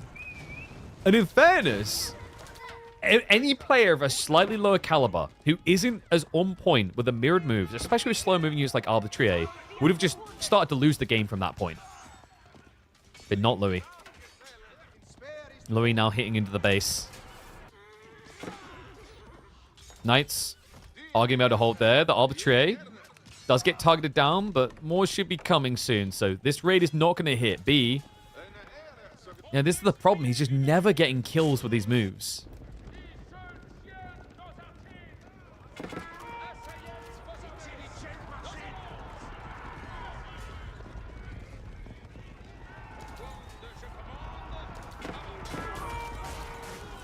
Flash coming in. Spibinar there to assist. Yeah, Louis maybe just getting a little bit baited. Whoa, now. Farms are being set up. So Louis, this is the delicate phase now, right? Like, he got the castle up to secure the base, but now he's walled himself in. If he can get farms online, he can just keep on pumping. He's got a decent number of Arbitrier. Knights need to protect it, though. Spearmen are becoming a nuisance here. It's going to be a spread out. The extra armor is helping, just keeping B sustained in this fight, and it is going to be a forced retreat. Louis needs to break back. Arbitrary are valuable. They're the thing worth protecting, but he has reached the castle. This is where B should not be diving anymore. He took a good fight. He took map control, but this is now the big challenge. You need the break-in. It's frustrating. You want to try to get wide quickly here because the Arbitrary can shoot you from behind the walls. So you don't want to try and burn the wall right here. You don't want to try and burn it here. Probably going to go all the way down here. Cheeky little night raid. Does end up getting a worker kill. Doesn't get the second, though. I think the gold is almost tapped here, though. Like, this is unfortunate timing. I mean, he can still hit the farms, but the gold will be moving elsewhere. Louis breaks away. B creeps in to discover there is nothing over here anymore. Yeah, we'll try to chase, but it's that castle, man. You just don't want to dive it. And guys, like, this is getting really uncomfortable for B now. You know, French, they build quicker villages, but you're also just on the clock because of the guild hall. This building right here is going to give you a lot of free food to work with. And once he's ready to release a Red Palace, where do you dive? Right, this is the scary part for B. Because the town center will get upgraded, the castle will get upgraded, the Red Palace itself won't be diveable. Like, B is running out of shots to shoot here.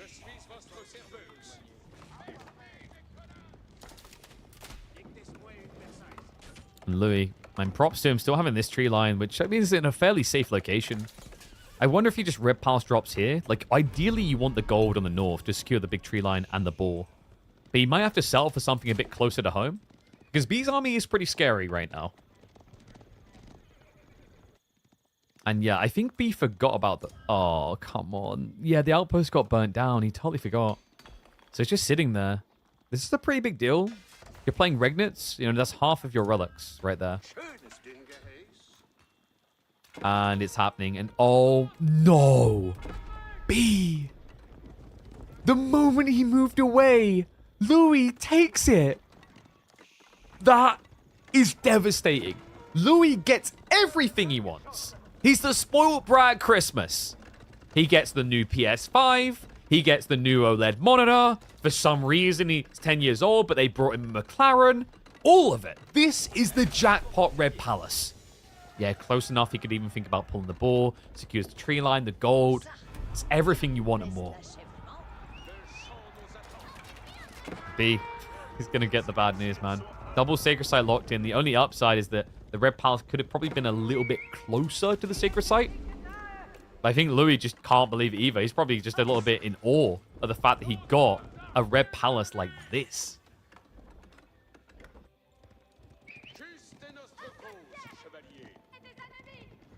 B.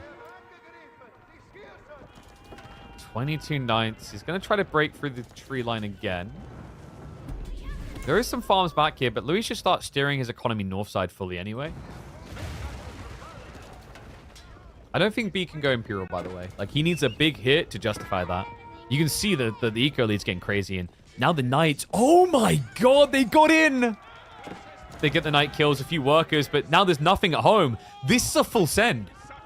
If he doesn't find workers, this very easily could be GG. More Knights being produced.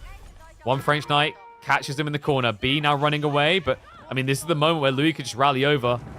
Wasting time on the TC right now. There's workers on the front side of the base. The gold in the center as well. The farms are getting torched down, so he's starving him out a little there. It's difficult. The thing is, we see everything. B sees nothing of where the workers are. He can guess, but he can't gain. And it feels like Louis has everything to gain here. Finds the berries on the north. The ball, only thing really unharassed at this rate.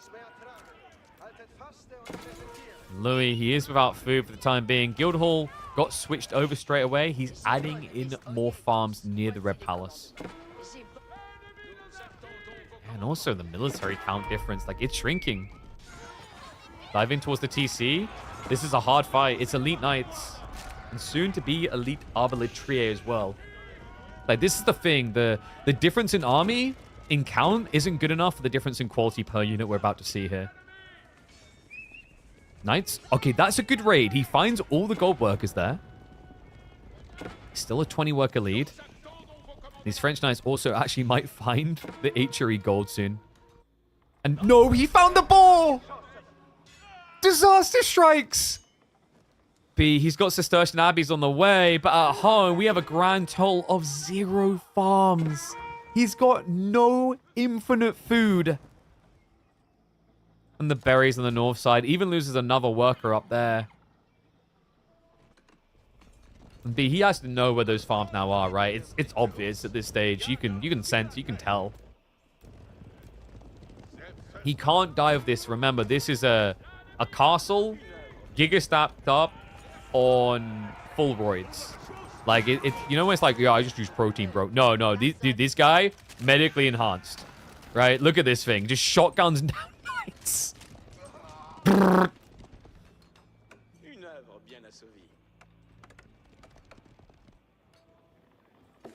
did at least get a worker kill or two, which is impressive. I think Louis might benefit from just an outpost for earlier warnings. Yeah, Louis will scramble away. Another worker goes down. But that ends up costing, what, 2 Knights? I think actually might be 3. Good lord, this is just... It's expensive to discard 2 Knights at this point in the game for 1 worker kill. Like, you've got 200 food income. The Cistercian Abbeys came in. He's setting up for the farm transition. He has not garrisoned the Prelate yet, though. He's also running out of wood. Yeah, I think this is the last safe trees he's got, right? And then he has to come really far out in a game where he hasn't walled at all. It's just also so uncomfortable the way he's being forced to play. Like, B's base is here. Can you guys see where B's army is? I had to actually, like, move my mouse to drag again. It's on the opposite side of the map. And no, our champion this week was Vortex. Vortex won 4-3. Oh my god, but I think Louis is on the verge of winning 3-1 here. 92 to 66 economy. Louis is just milking this, dragging it out now. Because he knows it's not on him to make a move. He has advantage. Guildhall stockpiling again. I mean, I'd love to see him just switch food. But I think we're past that phase now. Like, just having the gold reserves much better for French. It means you can just win the cavalry off, guaranteed.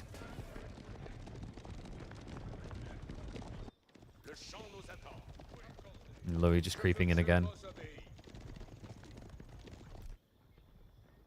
He knows where the farms are set up now. He saw it when he dove last. Walls are coming in, but the walls are going to come in too late. Knights creep in while B is building the walls up. And even the Arbaletier came to party. Oh boy, he doesn't care anymore.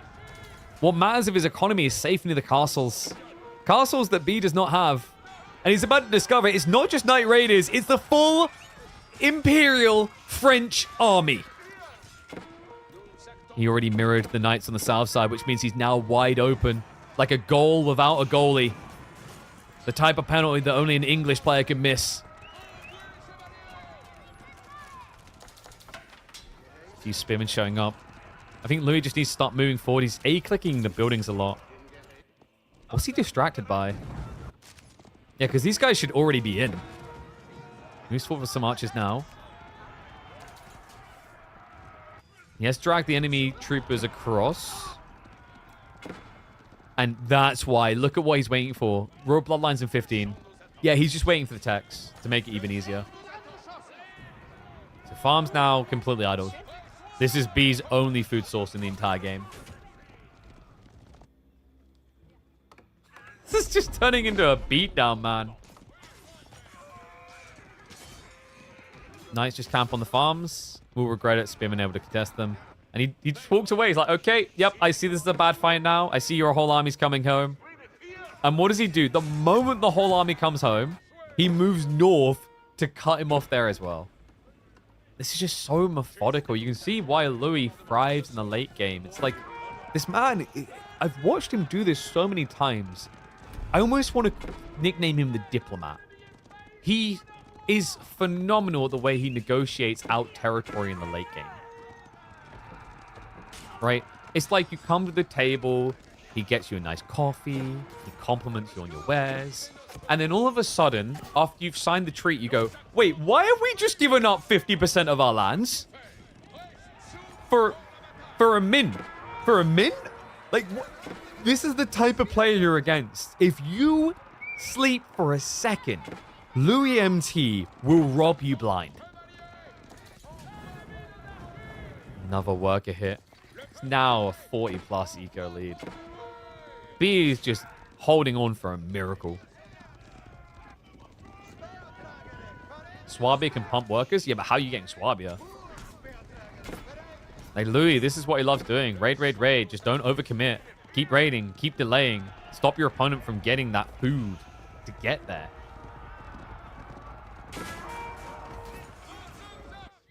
Love to see him just actually propel himself towards the second sacred site. Like, actually start a ticking time bomb on your opponent. Stone gathering. So Louis is prepping for that. Yeah, so this should be the stone for a keep drop on the southern sacred site, which will also starve your opponent out of wood eventually.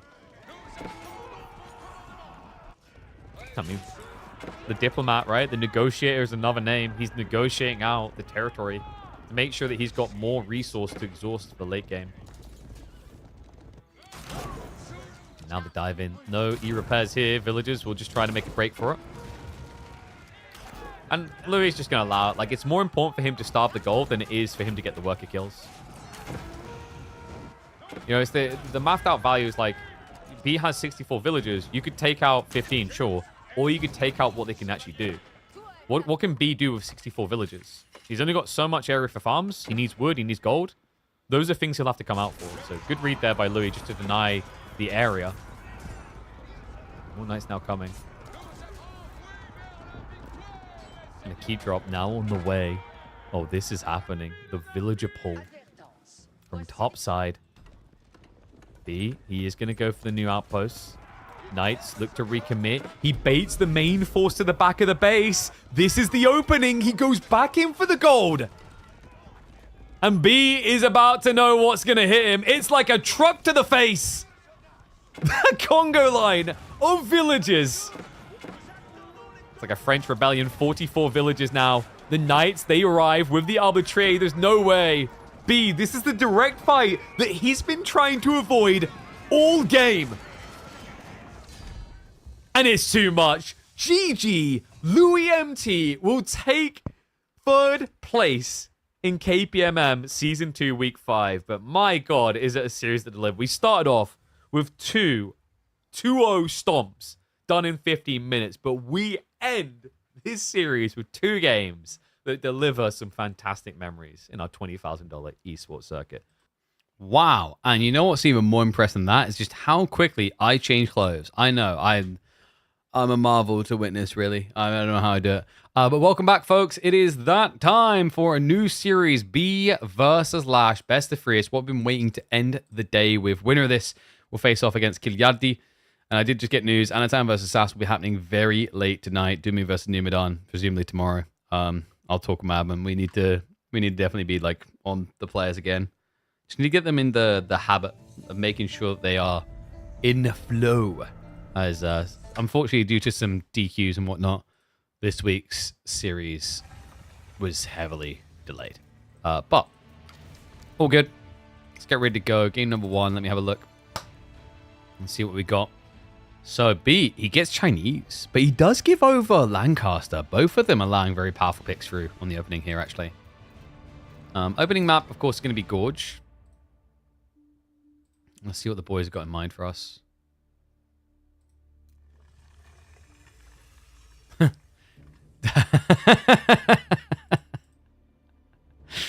They both came to win. I'll give them that.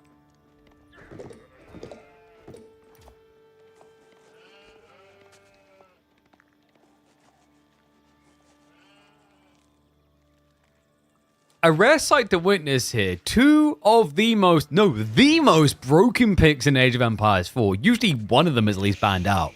This time around, China and Lancaster both make it through the pick phase, and they come out straight away. It's a best of 3. You can't hold anything back. We head into Gorge to see which broken Civ is the most broken. Welcome back to the channel, folks. Best of 3 between B and Lash here. Lash getting his hands on the Lancastrians that we've heard from the top level players. Them say that this is bordering surpassing China in terms of its ridiculousness right now. But China is still the king when it comes to bans, win rates, predictions, etc. Let's see what the boys have got in mind here as we hop into game number 1. We'll do a little bit of fast forward. I think we should be good to do predictions because I don't believe that Lash is live. So there's not really any existing spoilers on this one, even though we're a few minutes out from live. Should be a fun one, though. Gorge, a pretty good map for, I'd say, China. Lancaster's okay here. I don't think they have anything special about this map to them, right? There's nothing that just says, okay, that's a good edge for them. So I would maybe give China a slight edge on map on that alone. Pro Scouts just feels really good, especially with this type of spawn where you've got the deer spreading quite wide, right? Like, so although it's 2 on the same side, it's not 2 that are on one screen where Lash could potentially block it out. Abbey of King's going to be on the way for Lash. Answer is going to be Imperial Academy as always. We are going to be looking at those Lords builds. Oh, man. I'm sure that B learned his lesson, though. I recall a few weeks back in the Midweek Musters, him learning the hard way up against Mio Micah, actually. Just how ridiculous this Abbey of King strat is. It's been a giant question mark for a lot of people in Age of Empires 4 at the moment. How do you beat it? How is it balanced? How is this still a thing? That is something we will get an answer to pretty quickly in this one. The answer is probably going to be, it doesn't seem reasonable at all. No. The Lords, I think, at the heart of the problem. I mean, obviously, is the landmark. You have to build it to get them. But I think the Lords themselves, on a stat basis, are just too good. They have so much health, so much damage, and provide that aura. I would still love to see their damage almost halved, actually, and I think they'd still be a viable unit. Let's see if they're viable enough to get a win here. I mean, this would be a big advantage for Lash. It's not that he's incapable of getting games from B, but historically, B has had his number very clearly.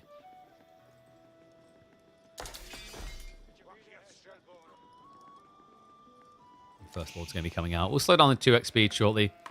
Pro Scouts on the other side is inevitable. We can see that by the fact we got the stables coming down already. And gold has been gathered up before the first Lord can arrive. Yeah, not a great spawn to just try and block Pro Scouts. I mean, it'd be very difficult anyway. Lash could have went for a Dark Age Rax Rush, actually. Interesting that he didn't. I think it's probably just the risk that you get scouted quite predictably. Because the nature of this map is going to be that you will split your scouting on the sides. And if I run into your scout, I then have an obligation to switch sides. So I'm going to run across and I'll see your spear rush early, right? The alternative is I come halfway, see that we aren't on the same side scouting, and take a small deviation to check if you're spear spamming, and then go back to gathering sheep. Either way, the end result can easily be the same, that China just pulls a few more gold workers, gets what they need to get a tech up, and sure, you've blocked Pro Scouts initially, you've now slowed down your tech timing quite a bit. Lash, I'm starting to wonder. Okay, no. I thought for a second this might be a bait and switch for like a fast castle white tower build. Because he's holding a lot of food in reserve. It's just the gold gathering wasn't quite there yet.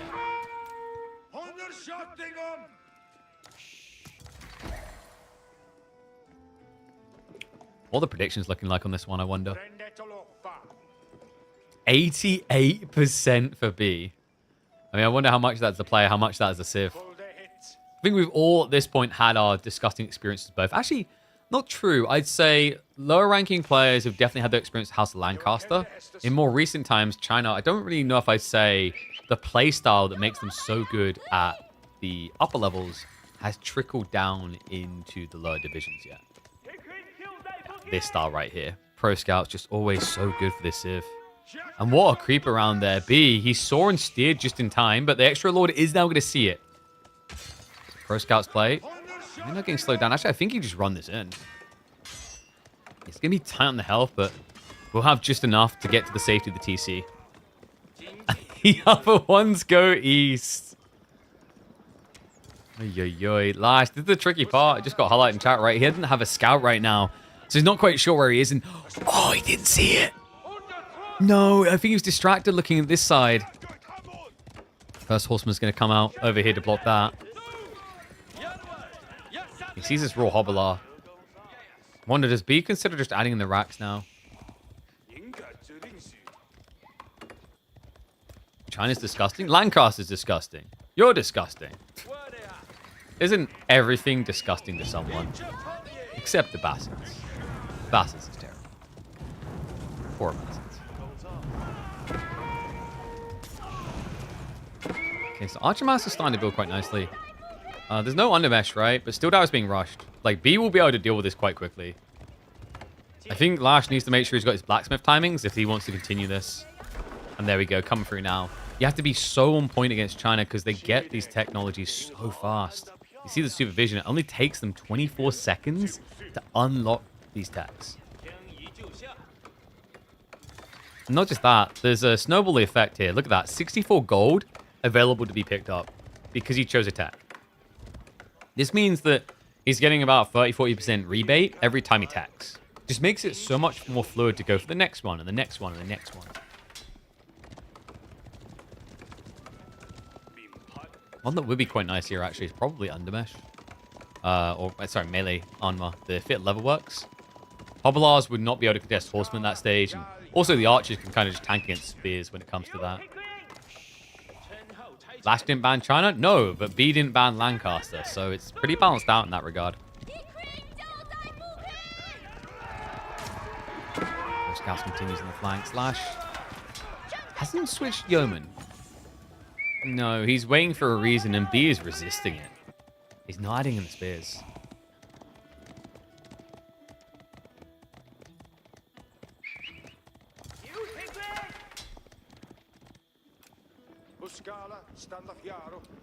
Okay, so we have reached the 1-1-1. The problem is Lash doesn't know about it yet. He needs to get eyeballs on this detail.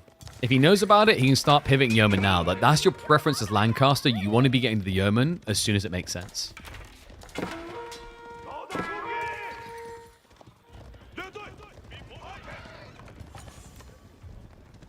Hobbler riding blind. He lost the scout again. This can't keep happening. Archer's slightly overextended though. Lash sees the jump. Takes advantage of it. Archer's getting body blocked by their own cavalry here. So some losses there for B. Some extra scouts getting caught. They can't get away either. The archers are looking to remove the spearmen. There's not many here, actually. Lash with only 2 on the front line. Soon to be none. Archers look for... They stand ground there. Don't care about the Hobbler rotation. Spearmen are now coming through to cover them. Yep, that's the type of reveal you want to see. Gets a few of the Hobbler kills. Can now chase down the Lords. They're trying to turn around and stand their ground, but... The Spearmen just turn around the Hobblars. This is a great fight for B. But now he focus fires down those Lords of Lancaster, though. All 4 dead.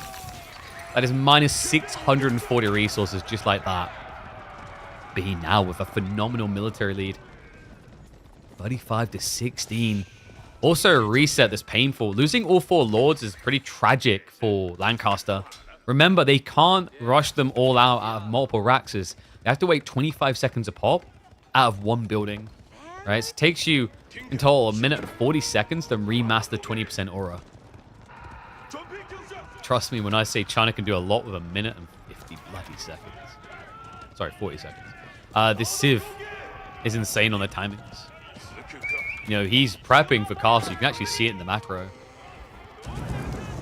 that? Lash. Uh-oh.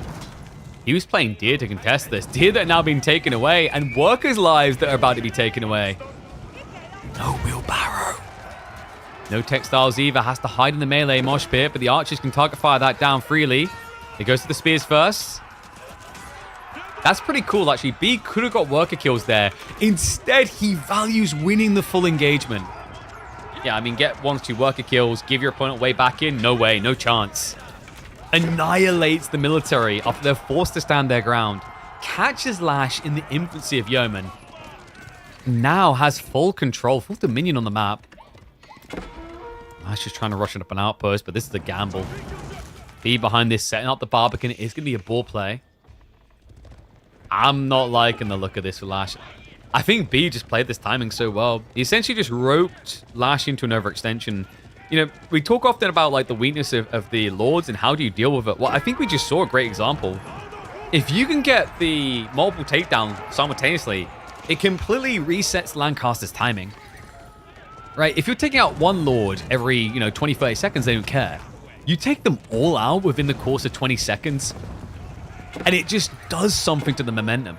The Hobbler are no longer the threat they once were, and in fairness, the Hobbler count never really felt like it got to its critical mass. What B done so well here is hiding his spear play.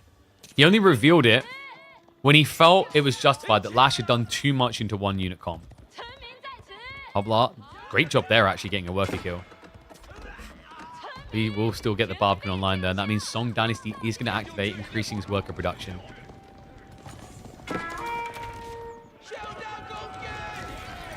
And Lash, I mean, this is futile. B, I think Lash will probably GG the moment he hears the tech up. Like, you don't have anything, right? You're lucky you're still gathering the deer, really. But this deer now starting to be taken home by the scouts.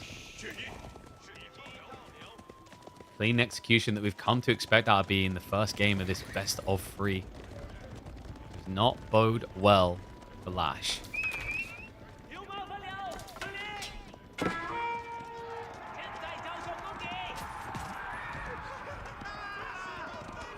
Oh no, he's gone looking. Horsemen are going to find it. That's a full surround. There's no escape for that. So Lash, an age behind and about to be behind by 5 workers extra. And remember, with the tech up, he just got the increase in torch damage. You don't repair through that at that stage. You don't have a chance. Army's trying to react and move over. Textiles isn't going to matter. They're all dead.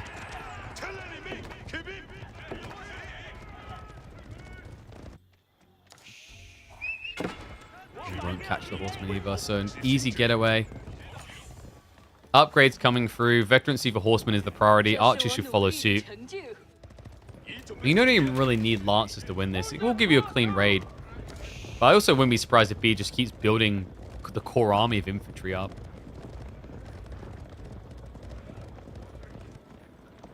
What does Lash have going for him? I mean, the 4 lords are alive, so that, I guess. Outside that, not really much. He needs a hit, and he knows it. So B already got textiles. He already has melee armor 1. Nice body block there, though. Stops them getting to safety.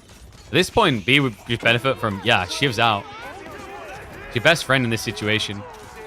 So look to club them down. Meanwhile, an attack straight into the main. Lash tries to stand his ground, but realizes the futility of the veterancy through. Ranged armor 2 coming in at a perfect moment to continue this dive all the way to the back of the base. Lash is just going through the motions at this stage. There's no leg to stand on this one anymore. GG called. Game number 1 will be a Chinese win. You might think Lancaster's OP. China still has their number. China number 1. There you go. What a shocker. Everyone calling for Lancaster nerfs. Where are the Chinese nerf callers, huh? Huh? They just keep getting to exist? The Lancaster has to... Oh, yeah, the Englishman has to go down. Our life's already hard enough. Let's have this one thing.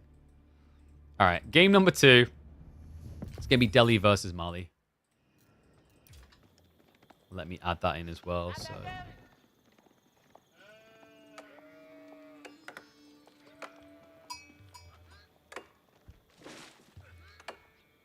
need a moment to recover from this is proper. Whoa, we can't pause. There's no brakes on the train. We got to get to it, man. Look at this. They're going crazy.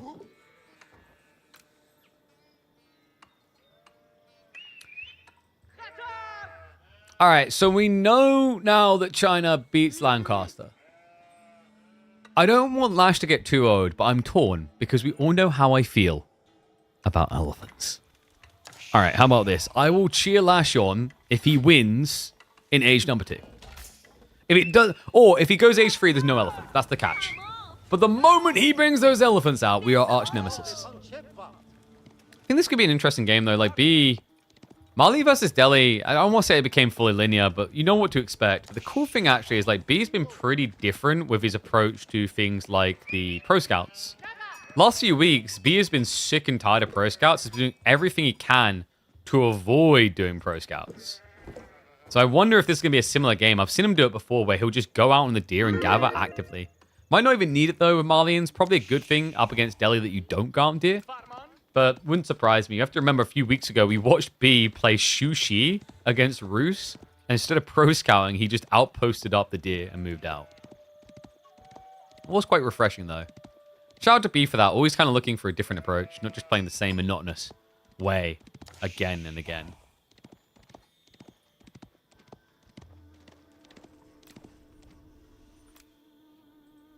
Cheap ball. Looks like it's going to be an even Steamer start. Yeah, 11 to 11. However, B is now going over scouted territory, right? There's no more sheep around here. So Lash should be able to get an edge there.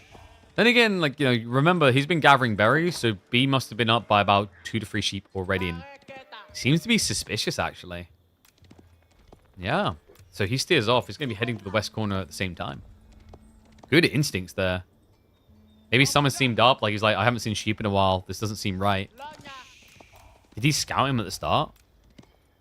Quite possibly. Yeah, I think they ran past each other at the central point.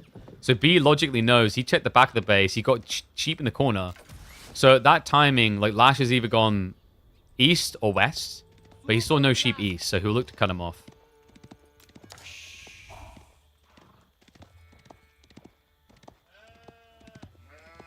B with some favorability, but actually the predictions are a bit more even this time around.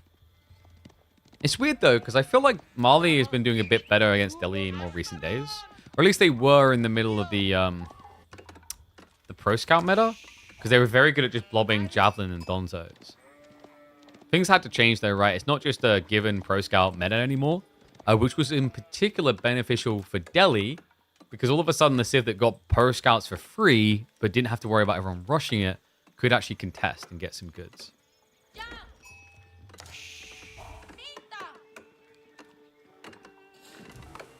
I should hope someone's able to catch this. We've been live for, what, 7.5 hours?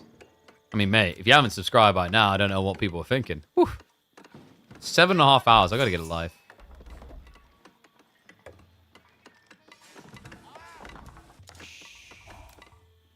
Sometimes I do wonder if I put too many hours in.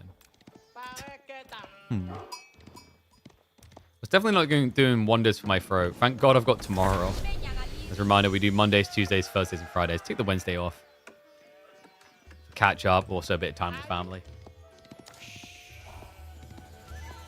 We've also got no car currently, so I have to walk my blessed little daughter to school.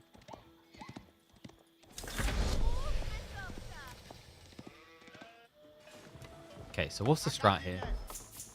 Straight up cow. Okay, Fulani. I mean, Fulani makes sense anyway here, right? I wasn't sure how quickly he was going to lean into it, though. Santa cute. We've already seen what we dubbed the worst Delhi opening today. We're not going to get it this time. Mosque is going to be built. Pretty rough game we saw earlier from one of the players where there was no mosque opening. It just looked very odd on the timings, but makes sense to be prioritizing Sanctity here. In this matchup, you should have decent map control.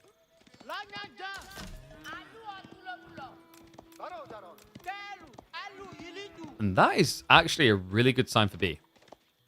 He's mirrored the sheep count at 5 minutes in, despite the fact that B's been up against the berry gathering. So that's a really good sign in terms of overall sheep pool for him. You know, I was thinking about this. Like, someone earlier today was asking me what Civ I think I'd main if I played a lot of AoE4, blah, blah, blah. I think I know which Civ I definitely wouldn't do. I feel like the two Civs in this game right now are two that would not interest me at all. I don't know what it is. In some ways, it's like the more linear style. I mean, you'd think Delhi in particular would be interesting to me because I like the idea of, like, aggression being rewarded, skill expression. I mean, Elephant's going to be kind of cool. I think that's why I'm kind of looking forward to the variant Civ coming up. Love a Marlin at the moment. I guess, like, they've got a bit more refreshing, but historically, Marlins to me has just been the same dented strat again and again. Which I know they've got more strats nowadays, but I always just think of the Donzo Javelin and Build Fulani meta, and it kind of hurts me deeply.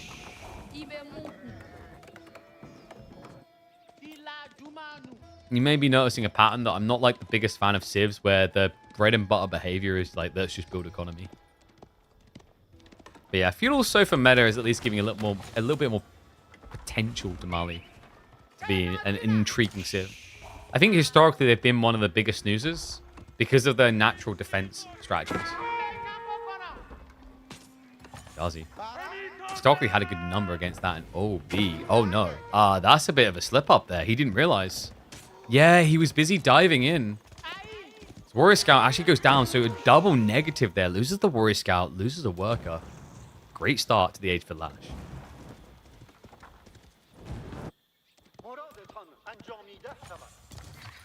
Huh, interesting move from B. I like it though. Stopping the 360 rotation. In fairness, there's not too much on the left side unless he wants to go deer though.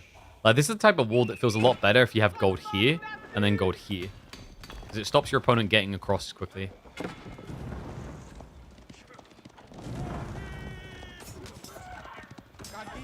Oh man. I feel like I overdone on the food. I scoffed my face with so much so fast because we had such limited time. Now I feel a bit rough.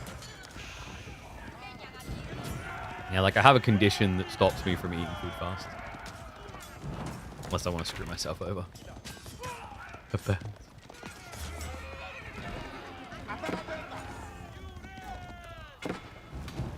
Ash, doing a good job of contesting this.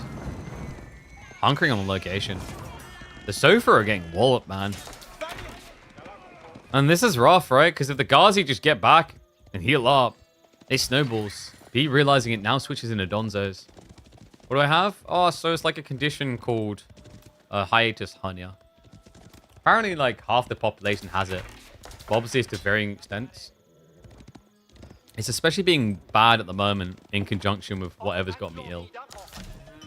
Oh, what I have to eat. Put him in the condition. Well. We had tikka masala.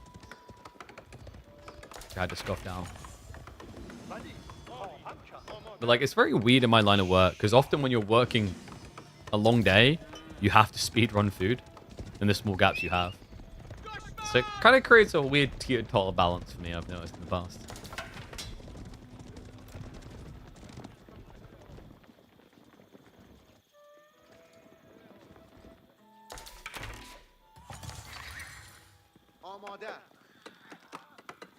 Not wrong there, Kamian. I mean, Emma... I like to think I'm being healthier and more balanced this time around. I hope so. But I remember the last time I went deep into streaming arc and trying to make content creation work. It almost broke our relationship. Because then I was working a 9 to 5, and then I was doing another 9 to 5 in terms of streaming hours. In some ways, I guess I'm kind of having similar, but because I make my own hours to a certain degree, the content creating, and also the influencer management, and also it's got better overlap in terms of mutually beneficial, it's not as bad. Yeah, I've been wondering recently if I'm putting too many hours into streaming. I don't know.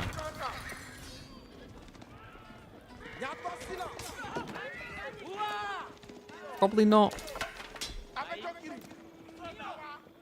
I think I want to figure out what's next for our content arc. And what I mean by that is, like, instead of just doubling the amount of hours we put in, like, trying to make the hours we put in double the quality. That's the challenge that most streamers don't tackle. And it's why they just get into a never-ending cycle of more hours, more problems. Now, Lash might be having some problems here. The Archer Sofa timing now from B is ramped up pretty fast, actually. He forces the Spearman transition. Meanwhile, B just sticks to his target here. More Sofa, more Archers. Keep the Donzo count just high enough to be scary. Wouldn't be surprised if he starts leaning into more count now, because ideally you just want Sofa and Archer for a Tekka.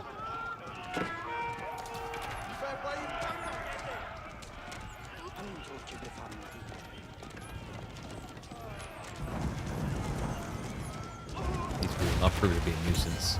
The weird part, though, is Lash has only been able to lock in this one Sacred Site, right? Like, it's not insane amounts of income currently. He's still getting a Surge, though. Remember, you have the start of Feudal feeling really good in the first few minutes because you get all these free techs. The issues after that, when you just don't have anything left to research, you need to find a new value for Scholars, and Lash has done that. He's done a good job. He's brought the Scholars forward to top off the health bars in these fights. B realizing it doesn't look to directly contest anymore, and that's a good call. You know, you're going to be up against potentially infinite health. That's not a winning recipe for you. Sofa, however, diving into the tree line could be. Textiles will be a saving grace for Lash, however. Minimize the losses, but should still be 1 or 2 going down here. Especially with the weird return to works. Sofa goes in. Bit greedy, does at least get the kill, but costs him double Sofa for it.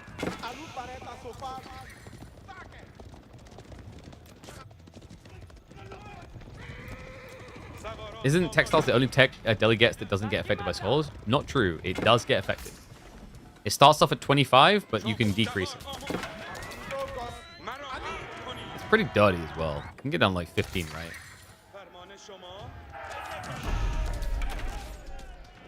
And it's already a good deal at 25. Sure, you're sacrificing more than one villager, but unlike other civs in the game, you're not paying 150 resources to get it.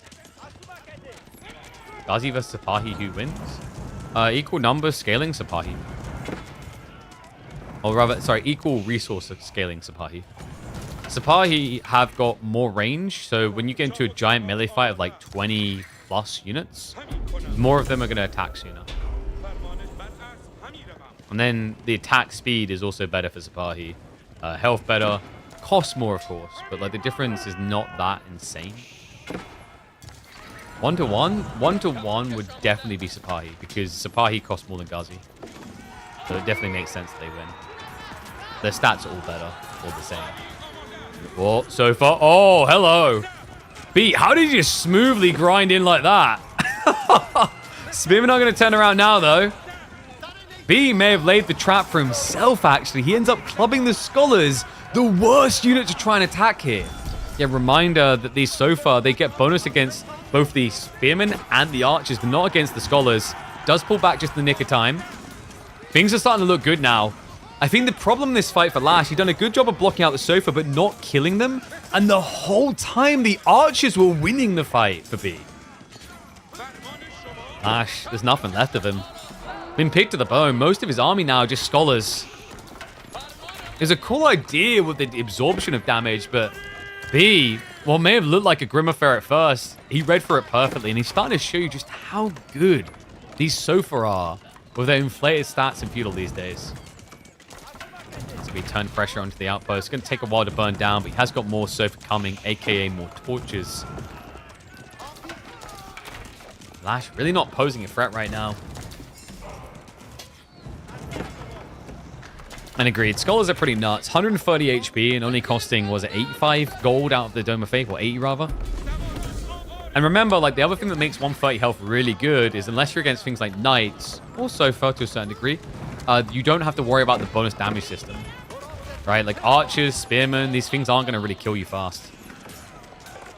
Sofa, however, might. And the village is now in trouble. Archers go for the target fire. Doesn't get that finishing touch. The Scholars now trying to chain heal the limited troops defending, but the Scholars are not able to outdo the Sofa DPS. Nah, he melts him again.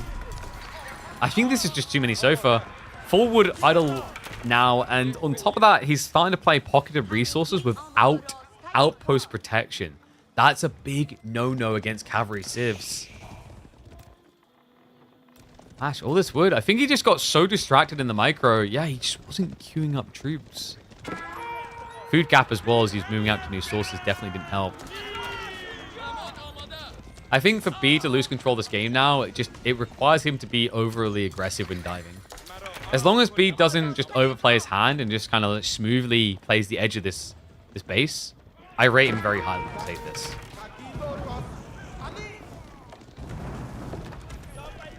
The cow counts at 8. We can see that clearly. Yeah, so healthy dose of food coming in. Pro Scouts has been gradually pulling goodies back, which has been one of Lash's big problems. I think his food income went quite low at one point. And speaking of that food, B. Oh, Lash doesn't know. This could get bad fast. If he just checks the berries, that could be curtains. Easily. Luckily for Lash, B is fully fixated on the main base.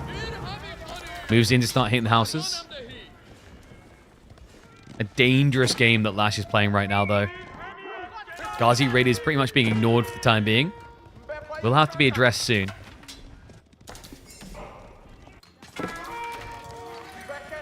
B does end up losing a worker there. Gets the rest away. Ghazi won't be able to die for long. Sofa, because of that distraction, do get caught. A good 1-2 step there by Lash, but now... Oh, no. No, no, no, no, no. The giveaway. Does he...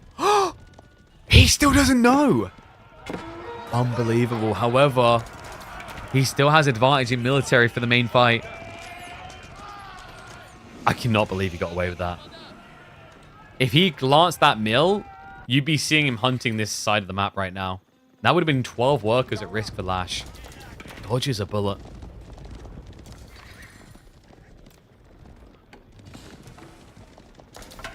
I mean, this is kind of B's own fault, though, right? Like, he's got 24 Sofa, and he hasn't ran a scout with them.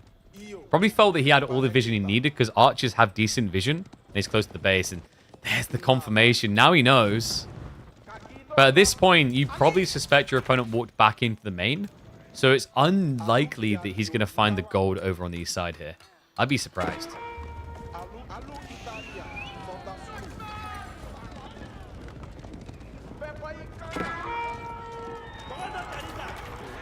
Coming in. Where are the spears? Oh my god, he only has 6. Okay, Sofas just win this, man. No, that's it. The wave's too big. B. He doesn't even need Castle Age. It's 27 Sofa and Feudal. This unit is so in control. They've never looked so good. Who needs Castle Age when you can end it in Feudal with this? Everything going to 0. No hero to save Lash here. GG, Sofa Kings, too good. Means that B will lock it up very quick with a 2-0 victory over Lash. Commiserations to him. He'll be on the sideline for the rest of the week. And that means that we know it's going to be Kilardi versus B. We just saw Voldemar beat Scarlet Devil 3-0. It's going to be Numidan versus Dimu. And Anatan versus Sass. I'm a bit annoyed that we didn't get to do more quarterfinals. Like I said, we'll try to get to work on that, because it shouldn't be happening like this, really. We need to get better at making sure the players are pushing through earlier. But I don't know if B and Kilardi is going to be today.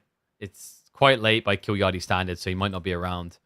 They'll probably have to play tomorrow. Dimu Numidan is going to have to play tomorrow, because it's a little bit slow to get things through from the earlier rounds. And then Anatan Sass is today, but it's really late today. I won't be online for it. It's going to be in 3 hours' time. So that means we are probably going to be done for today.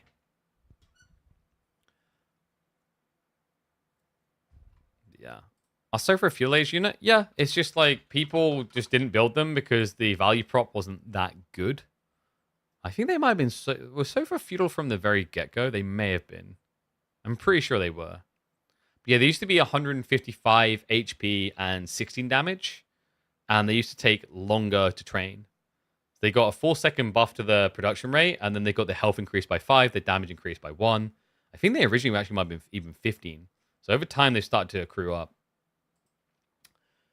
But yeah, guys. Dimu vs Sorv, no, that didn't happen. Sorv had to default L, so Dimu made it through. He's up against Numidan. But yeah, guys, I think that's going to bring us to a close. I will be back on Thursday, where we will be having the Voldemar versus either B or Kilardi semifinals. Then we got Numidan / Dimu versus Anatan / Sass for semis as well. So we should hopefully have that all on the day. But I'm going to get ready to end the stream. YouTube, Kick, TikTok, it's going to end here. Twitch, hang around. We're going to find someone to raid. I'll be back tomorrow, not tomorrow, Thursday. Reminder to join the Discord community, or at least follow me on the other socials so you know when we are going live.